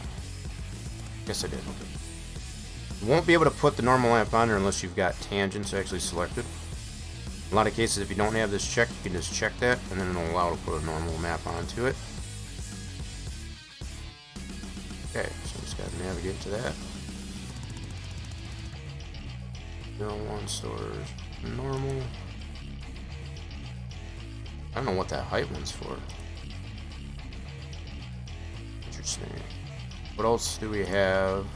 We got a shader or anything on this one?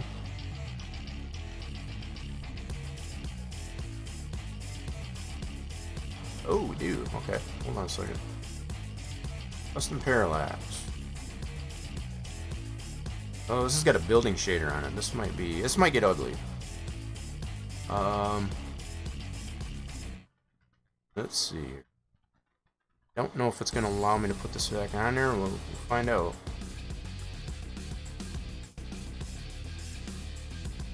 That one, did it have? Oh goodness, this might be. This could get interesting. Hold on a second. So we got.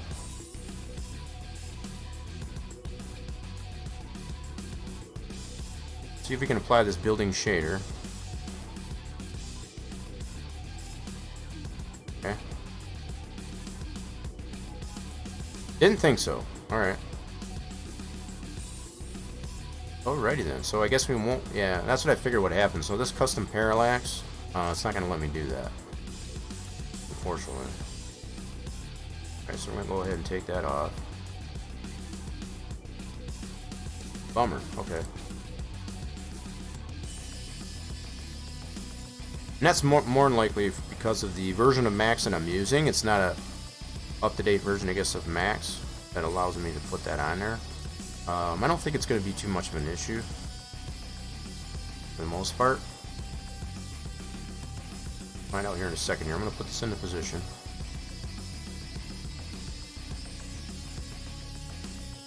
I think it'll probably be just fine.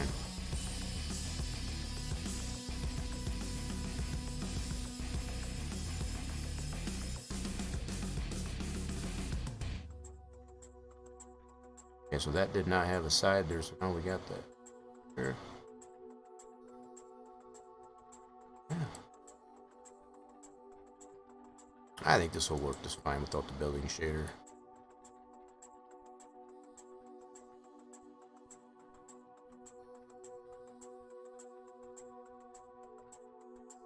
Find out here in a second.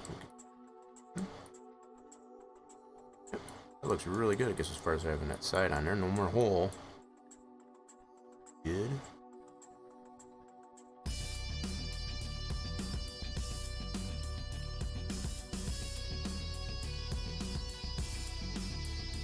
Alright, so now I'm gonna go ahead and make this invisible. This is our new ramp. I don't feel that it looks too terrible at all.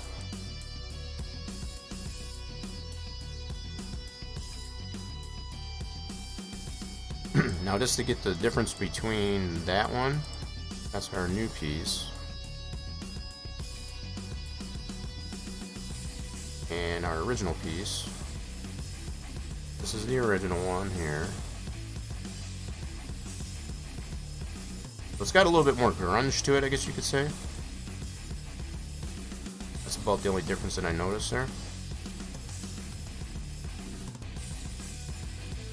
I guess that's pretty fair, but I don't think it looks all that terrible. Go ahead and do that. That's part of what that parallax occlusion will allow there. So this one's just a little bit cleaner look to the texture. A little bit of mapping issue here, see what I'm noticing. Some of these seams don't line up. Interesting. But yep, there's our side. So this is the side that we added to our new ramp. So now we don't have any more hole there. That's part of the whole reason of doing that in the first place. I don't think it looks too terrible, I'll be perfectly honest. It looks mighty fine. Yeah, so I'll have to do some terrain editing, I guess, as far as to fill out some of these holes here, but that's not a problem. In fact, on this end, for sure, I do need to do that. I could probably do a little bit of that. Okay. I'm going to take this out before I forget. We've already got that loading properly and dynamically through our placeables and our store items XMLs, so not anymore. Marvelous, okay. Let's edit some terrain on this side. Alright, so we're going to sculpting. Oh, we don't want it this big. Turn this out.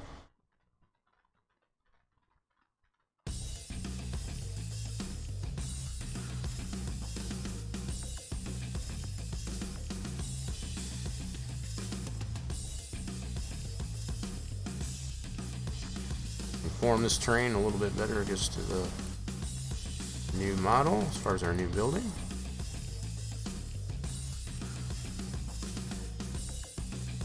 Not too shabby.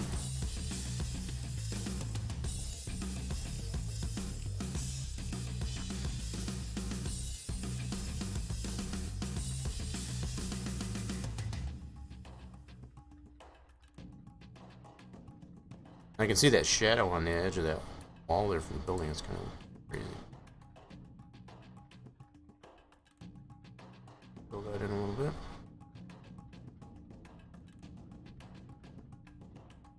Not bad. So a little bit. Not too shabby. A little bit under the stairs here.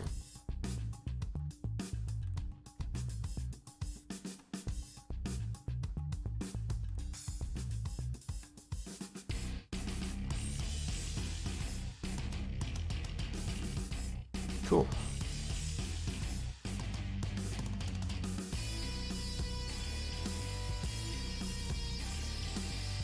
Very cool, very nice. Okay, what about the backside here?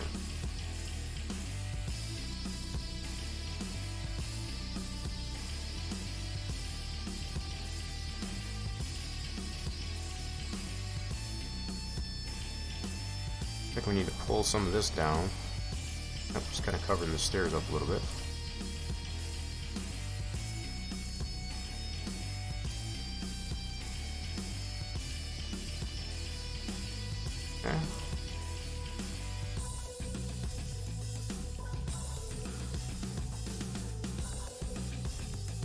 Nice. Okay. Some doesn't look too bad there. Very cool, very nice. Yeah, so our new model side there, it looks pretty great. I like it.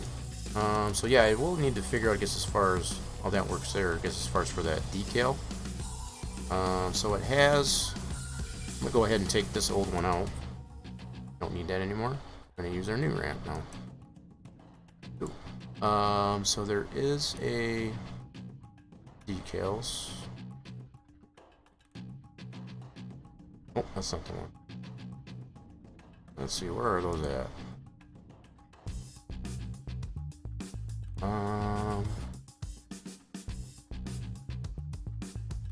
They're in here somewhere. Firebat coming on, what are we doing? What in the fook is going on here? We're doing some map editing. Trying to get some things done with the Dairyland map for X. We're doing well there, Firebat. Oh, so it's in this one here, okay. Branding, here's branding, there we go. So this has a glow and a decal. Interesting. This has an emissive to it.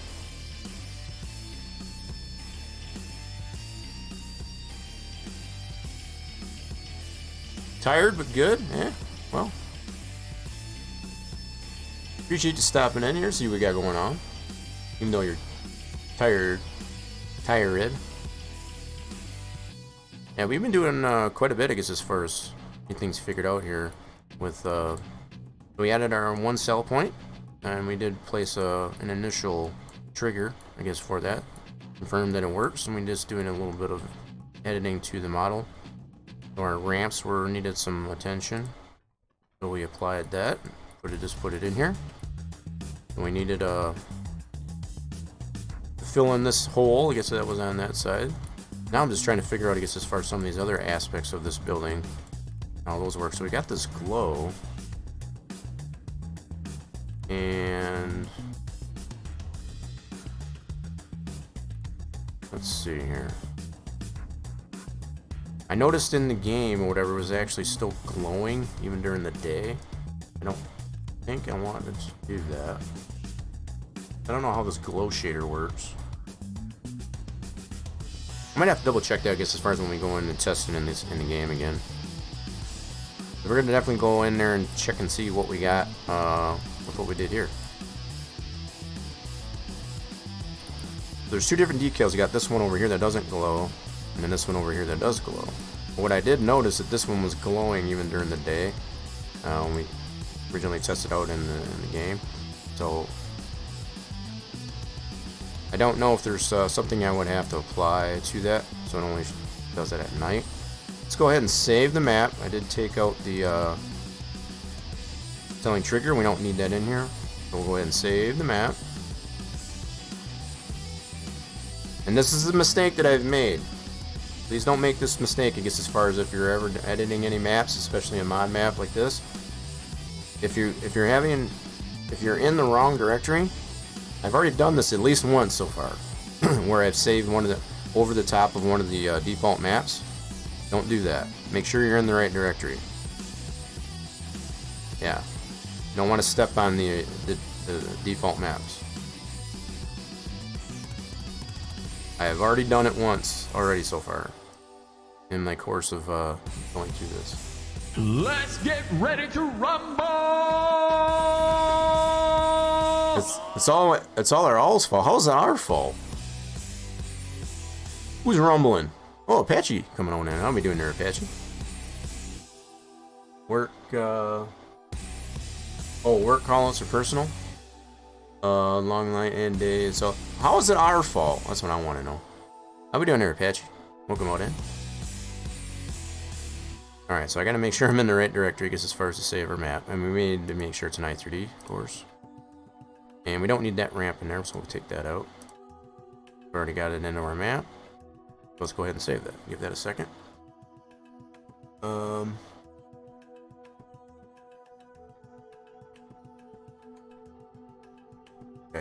When I initially tried to apply that building shader, I guess, to our newly modified ramp, obviously there's certain parameters that you have to have to the model to be able to apply the parallax occlusion, and this version of Max that I've been working with doesn't have it, but you saw the difference between the two.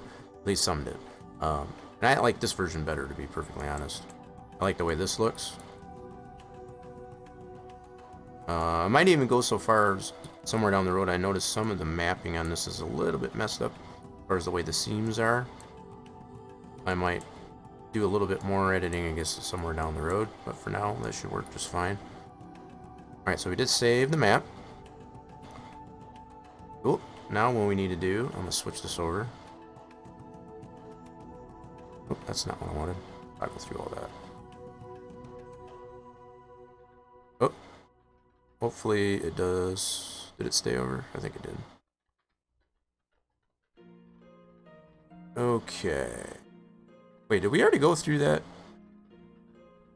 Nope, still on Technoax. Cool. Sweet. Technoax. Royalty-free background musics. That's good to hear, Apache. Firebed has been assimilated to the dark side. Y'all sucked me into Satisfactory dark hole. That's not my fault. That ain't my fault. But I did chime in, I guess, as far as to you're doing some play with Farming Guy. Saw you were in there, so that's pretty cool. Saw your build yesterday, Farming Guy stream, right? I think yeah, so I was lurking in there too. You're having a good time in there. That ain't my fault though. Satisfactory, I can see how that would be. I don't know if I like this song. Hold on a second. Let me switch back to the other playlist. Yeah, I'm gonna go back to this one. Yeah, let's do this. There we go. That's better. That one there was starting to put me to sleep. I don't need to do that just yet.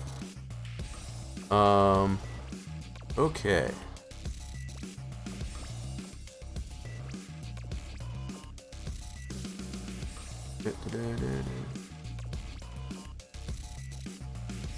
Yeah, there you go. Yeah. That's understandable. Alright, so I need to make a copy of this map. So we've already confirmed all this is working beautifully in our mod folder. But what I'm going to do is make a copy of this. Put that to the desktop. I can now remove this one here. We don't need this anymore. We're good to go on that. That in the recycle bin. I do want to make a copy of this one here though. Put that to the desktop now.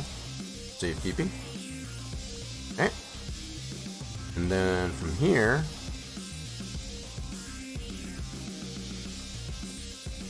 I meant to cut that out. Alright, guess I can just delete this one. I already copied that to the desktop.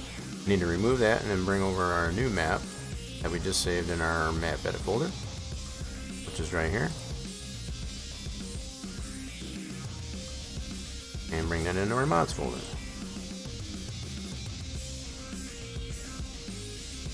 Cool. Now we got our newly saved map.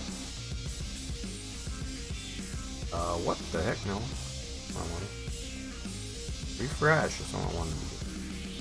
Thank you. Cool beans. Alright, so now we got it in our mods folder. So now we'll go ahead and load the game. Check out our work.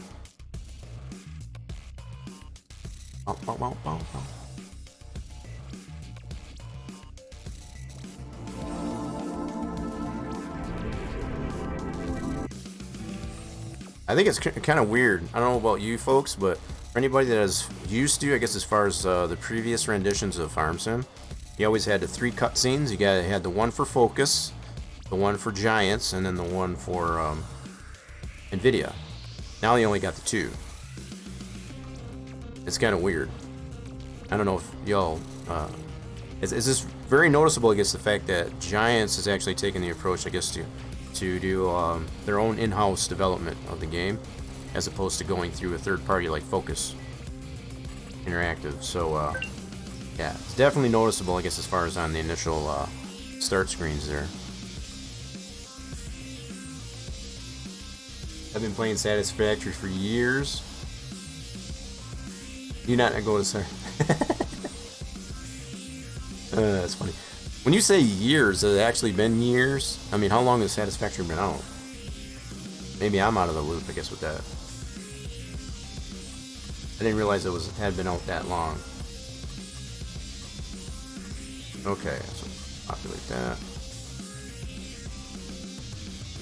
Okay, we shouldn't get any additional errors. And we should be able to go visit that, oh, it's been out a few years? Holy crap. I did not know that. I was thinking it's only been maybe 2 at the most. Okay. I know it's gone through, what are they on, update 5? Is that what is currently available, is update 5? Okay. Go ahead and start it. Confirm our character. Now, we're going to turn off save, and then we can look at here. So there's our Billy Bob's. I don't know if there's any way to change that icon. I'm sure I can probably change that image. Yeah. That should be in the XML. I'll have to look into that as far as being able to put a custom store image, I guess, for that. Even though you can't really buy these, you know, it is still considered a store item. You know, based on the XML, it does have that store picture, right? So I'm thinking that's what that's related to. So I'll have to look and see if we can change it. Let's go ahead and visit here. It does put us out to the front of the building. There's the road. Cool. Desk is messy. Alright, so there's our building. Now, what I want to confirm here, maybe that isn't glowing. I think maybe it was just me. I'm gonna try and put this. I'm gonna cycle this through the night and see if that does actually glow as far as that decal on there. I'll end up changing it, that's for sure. Let's see. Here's our new newly textured side, I guess, to our ramp. Looking pretty good. And it does have collision to it, so that's good. Very good, very nice. Alright, let me cycle this through the night so I can see if that sign up there glows. Let's see what happens. And it says whether we released on Steam. It's available on Epic's March 2019. Steam June 2019. 19. That sounds about right. So I spent about at least 3 years, I guess. Oops. Speed it up a little bit. Go faster. There we go. See, it does glow at night. Sweet. So it is working like it's supposed to. With that glow shader on it. No other errors. Beautiful. Cool beans. So yeah, it does actually glow. I'll end up changing that, the look of that decal, I guess, as far as at some point. But for now, that'll work. So these icons, yeah, the fact that they're well below where they should be, I'll probably be making some fine-tune adjustments, I guess, to this trigger. But just so you can see, there's the trigger. So this one here deals with the grain, crops, basically. And this one over here is for the products, the production chains. So I'll probably be doing some more editing to this, this trigger to be more conformity, have more conformity, I guess, with this cell point. That is the static structure of this building. So, but at least we got an initial set here, and it does show in the table Billy Bob's for all the different crops. So the only ones that probably won't have is paper. Yep. I don't have a sell point for paper or the custom crop. That is alfalfa. So it should have. What all does it have in here? So whatever the XML did have in there, it should show up in here for Billy Bob's. So strawberries you can sell there, tomatoes, lettuce, grape juice, raisins. So all this can obviously be adjusted in the XML as far as what we want to have sellers. Can't sell cereal. Sell honey, no sugar, no clothes, no fabric, cheese. Cool. So it kind of gives you somewhat of an idea of what you're able to sell here and what you can't, at least for now. Alright, let's cycle this back towards the day. See that sign turn off. I am using that better time scale just much faster, especially for testing purposes. We got just like that. We were able to get right to 9 o'clock in the morning. Pretty cool. All right, let's get ourselves a truck and trailer again. We got to test this thing out. You know, so it's like, let's get this thing. I kind of like this trailer. It's kind of a cool trailer. Piece that up. That's gonna put that to the store. I am gonna be looking post stream, I guess, as far as the fact that there is that store deliveries mod available. It looks good there. Yeah, I think it turned out pretty good. Appreciate it. You've had it since the release on Steam. Okay. Yeah, that's at least 3 years or so. Need to get a truck. I think it turned out pretty good too. So, yep, we got my nice and slicked up International. It's super slicked up, like someone's poured baby oil on it. Whoops. That. We're gonna take another ride. Yeah, that's another thing I need to figure out. As I was mentioning earlier, I need to figure out how to get the store loading points to point this way instead of the way they are. I've done everything I know what to do, I guess, as far as to get that to load in properly the way I want them, which is towards the road and not the way they are currently. Okay, did it hook up? No, it didn't. There we go. Alright, let's just take the cover off and we'll fill this up with, I will wait till we get over to the sell point. Wait till we get over there. So everything is definitely a placeholder for now. Everything you see in here is not where it's going to be where that's not its final resting spot. So the fire department will probably go somewhere in the outreaches of the 4X expansion area. I'm going to be bringing a majority of what was available in the original 19 map into that area, and having new items, I guess, as far as in the what is now the 4X area, or the expanded area.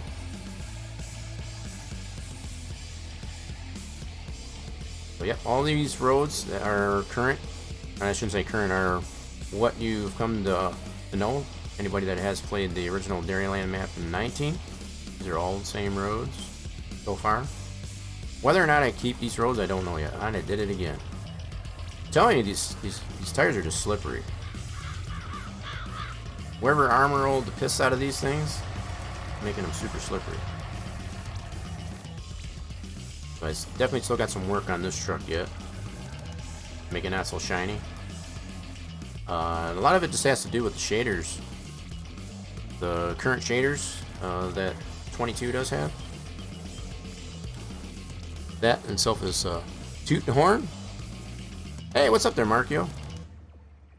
Toot the horn? Horn does work. I don't know if y'all can hear that. Here, let me see here. Watch the road.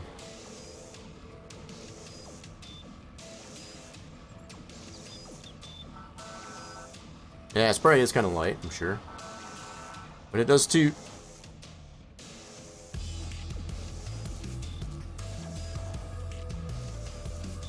Yep, stop here to read the chat. You know, I'm telling you what, man. It's tough.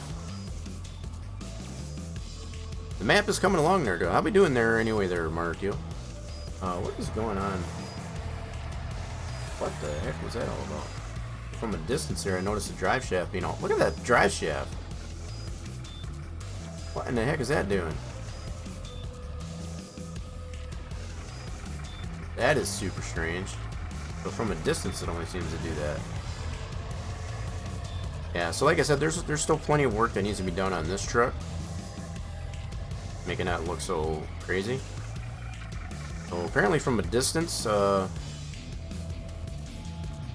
makes it look like the drivetrain is flopping around. Look at that. That's crazy. That's something new that they've applied to 22 apparently. I missed my turn. I gotta back it up here. So the map is definitely still in development. That's why you see it the way you do. Stuff is falling off the desk.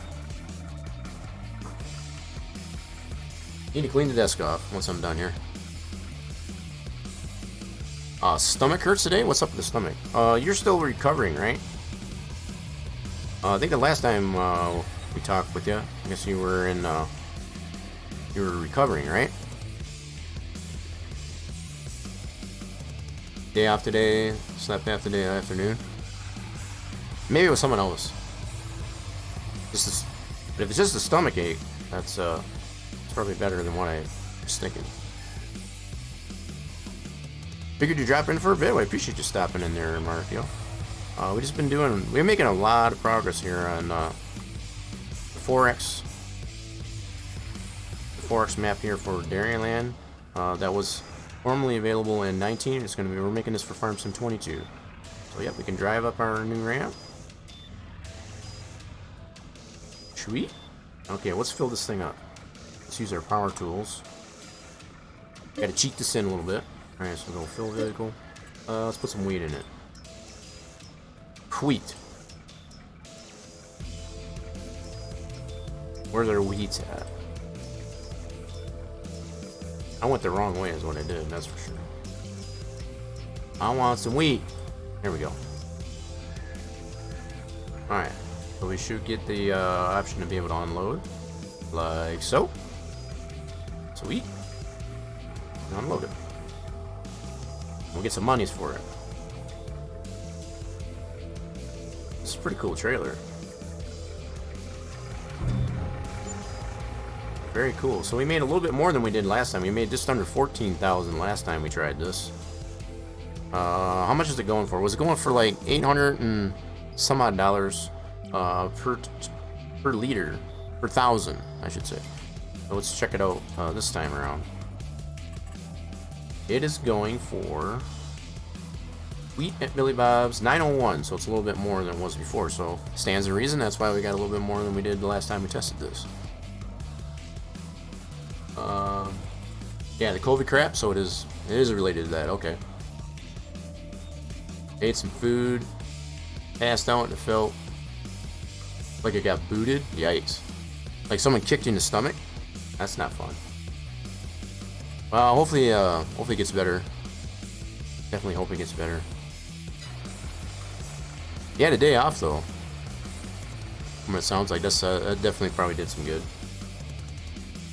All right, so this is working just fabulous. Okay, what I want to do is check out how we did our terrain terraforming, I guess, as far as see if we filled in all the holes. Let's see how we did here in the game. Oh, we got a little bit here on the edge. A little bit more editing, I guess, there. You can see how the tires are clipping through that a little bit. About to fix that. Wait a minute, why is this not... interesting. Almost seems like it didn't. Just a little bit more terraforming I need to do in the map. Not a problem. I got rid of a little bit of the gap there, but got a little bit more editing to do. Not a huge peak. Now, is it clipping through this on both sides? Let me check it on the other side. Let's see what we got here. Might check this on the other side. That is weird how that thing keeps flopping around like that from a distance there. Oh, it's fine when it's up close. That is crazy. There is a line that was brand new. I actually got an error for it, I guess, as far as for not having it applied to, and it's something about max distance. I'm sure that has something to do with that. I don't remember exactly what it said, but it's something in the XML that you can adjust, I think. Alright, let me check it on this end. The wheels clip through this ramp, so it doesn't on this side. Interesting. Very interesting. So let's go. Does it clip through? Oh, it doesn't there. Okay. This seemed to be on this very end here.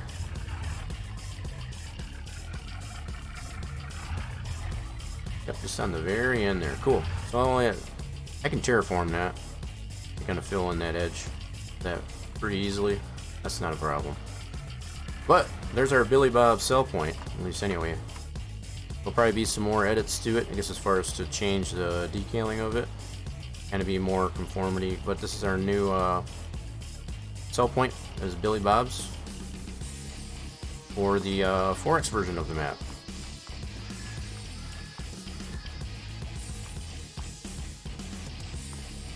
Pretty cool. Alright.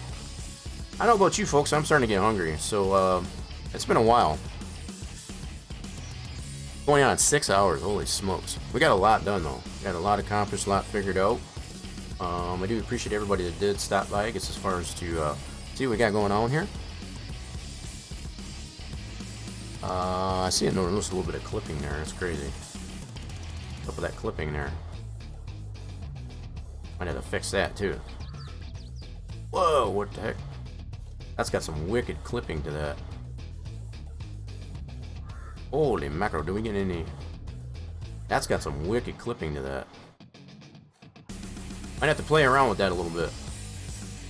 Definitely don't like that. That is some wicked clipping. At least from that angle. That is very interesting. So I think... Hold on a second here. Let me try something. Oh, there's nothing there. That's wicked. I wonder why it's doing that. It only seems to do it from this side.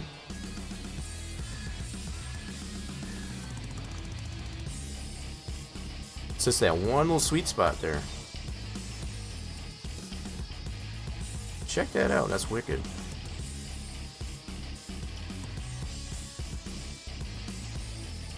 Very interesting.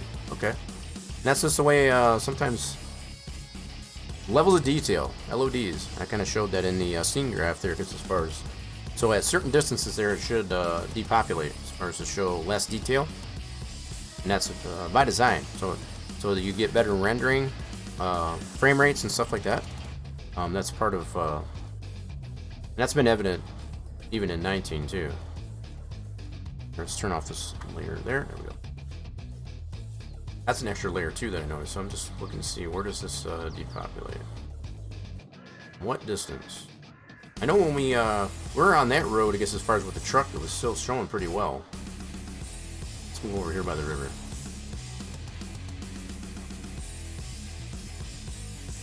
Go for a swim, maybe? You can't get you can't drown in this water, so it's not a big deal. Yep, that's definitely not an issue. Yeah, so even going as far as that road that we turned on, and it still shows, yeah, pretty cool. Yeah, but well, more than likely from the way on the other side of the map. In fact, let's do this real quick. Test the stereo out. Let's go. Let's get a car. I don't even need to do that. Hold on. Let's do this. Hold up. Oh, let's go this way. We're gonna go spawn over to the store. So right here, we're currently right now. We're gonna go right over here. Now, we should not be able to see Billy Bob's at all. Even though we know what's over there, it's right about that direction. Right now, we're at the store. We're looking right in that direction. Billy Bob's is right over yonder. We're looking right at it. In fact, so from this side of the map, we won't be able to see it. That's levels of detail that are taken into account there. Cool. Yep, so we got a custom texture here for our city asphalt.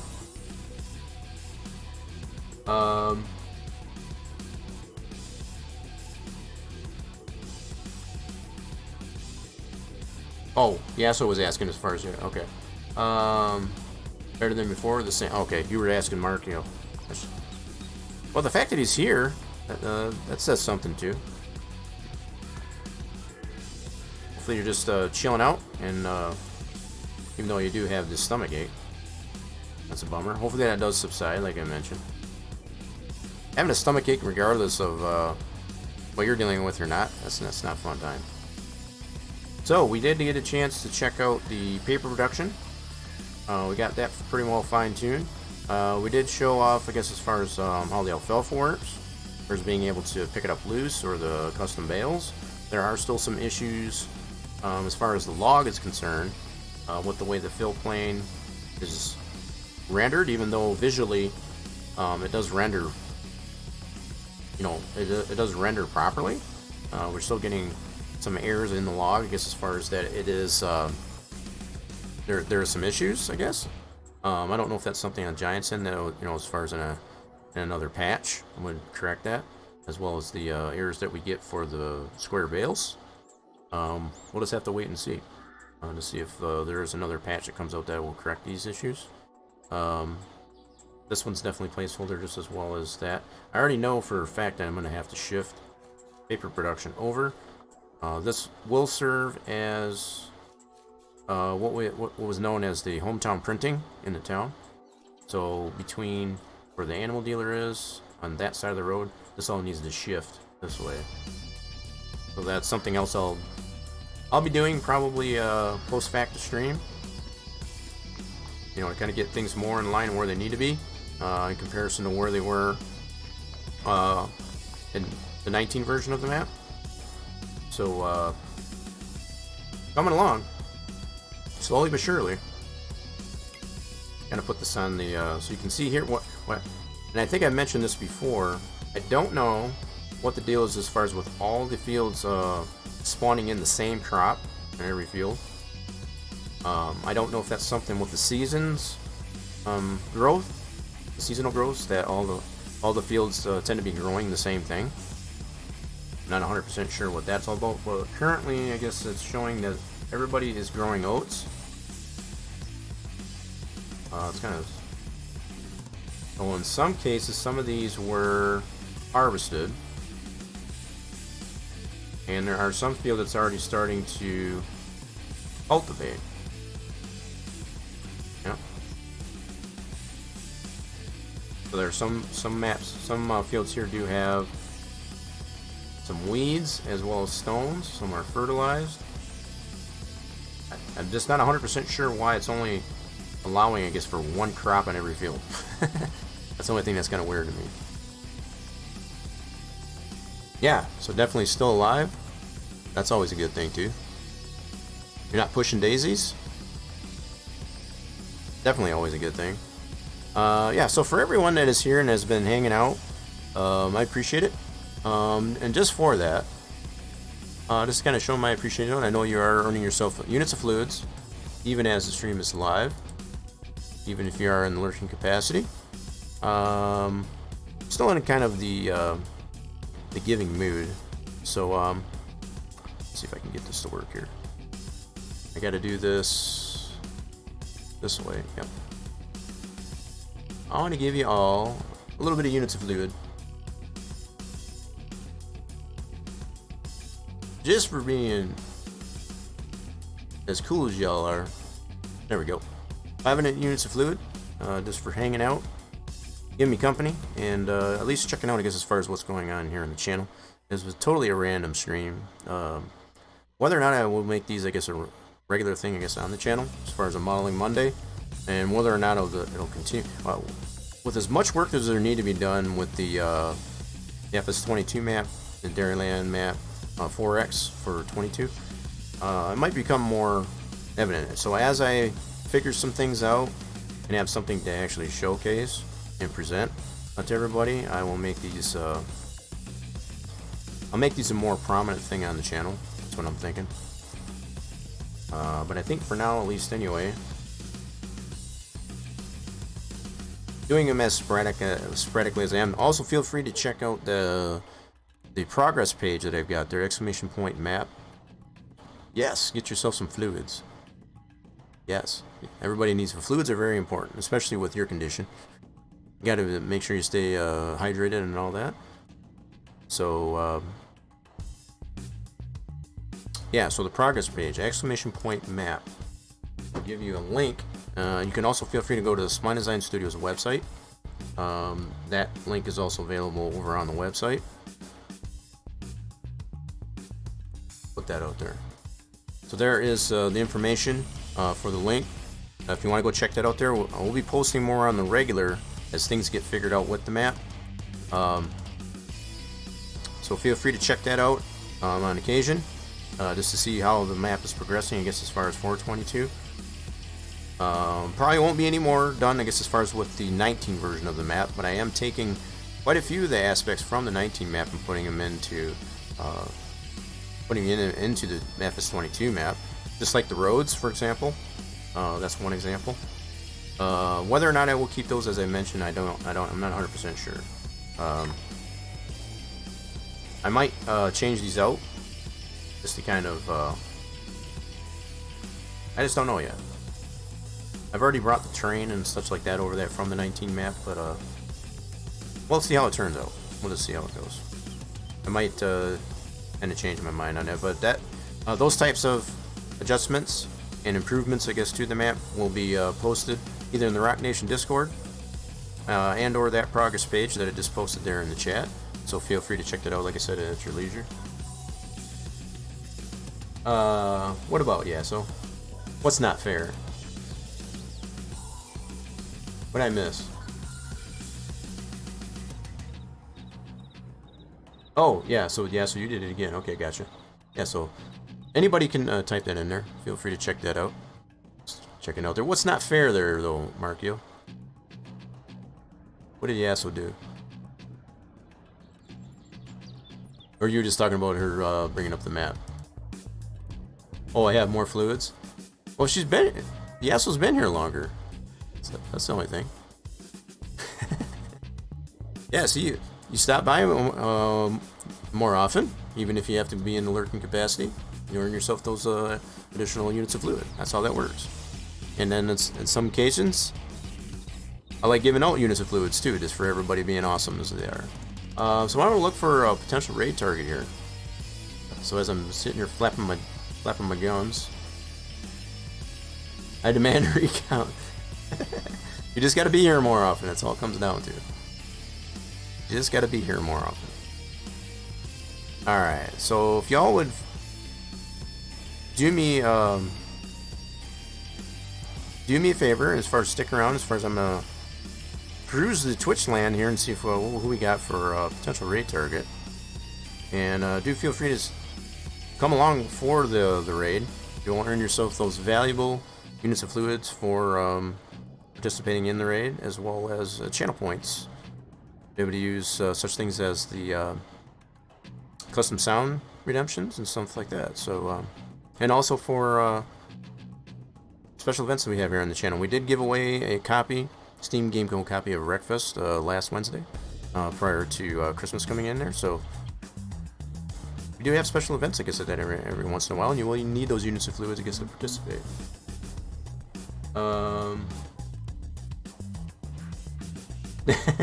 You and Yasso are fighting. You all take that amongst yourself.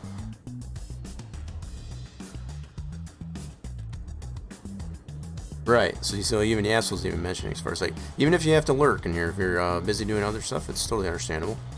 But it helps to be able to even just lurk in the channel. Alright, let me see here. Once I do find a potential raid target, I will switch it over to the raid scene. Let's see here.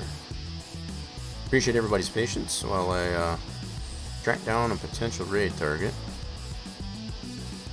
A lot of really fantastic streamers on. Hi, suspiciously. Y'all are crazy. Let's see here.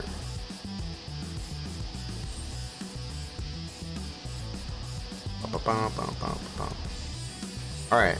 I think I gotta... He's playing this new game. Been a huge supporter of the stream. He came in here and lurked, I guess, earlier as well.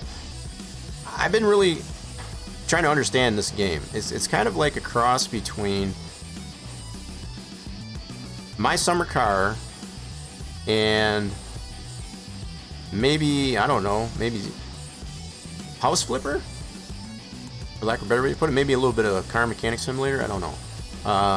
Hopefully you will enjoy, I guess, as far as this guy I'm gonna be sending it to is very, very comical guy.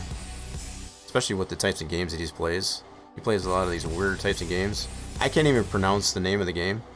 Hopefully you will appreciate it. So let me switch this on over to the raid scene. And hope you will join me in on the raid. So let's go ahead and do this. Alright. Is this gonna cooperate for me? It's been a pretty chill-ass stream. We did have a resub by Yasso for 6 months. Got that 6-month sub badge. Appreciate that, Yasso. Very much appreciated. For the most part, it's been pretty chillax stream. Had a lot of people chime in and say hello and move on their way. I guess as far as to get all busy, as far as the post fact, I guess as far as the holiday that was Christmas. I got a lot of mess to clean up here. Like I said, Santa made a mess of my place, that's for sure. So I got some cleanup to do. Alright, let's see if we can get this raid to work. They don't always work for me, so... I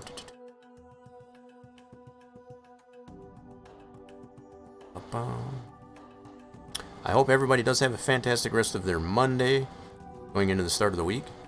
For some of us, some of the work week. Those like Markio, hopefully get better. Feel better.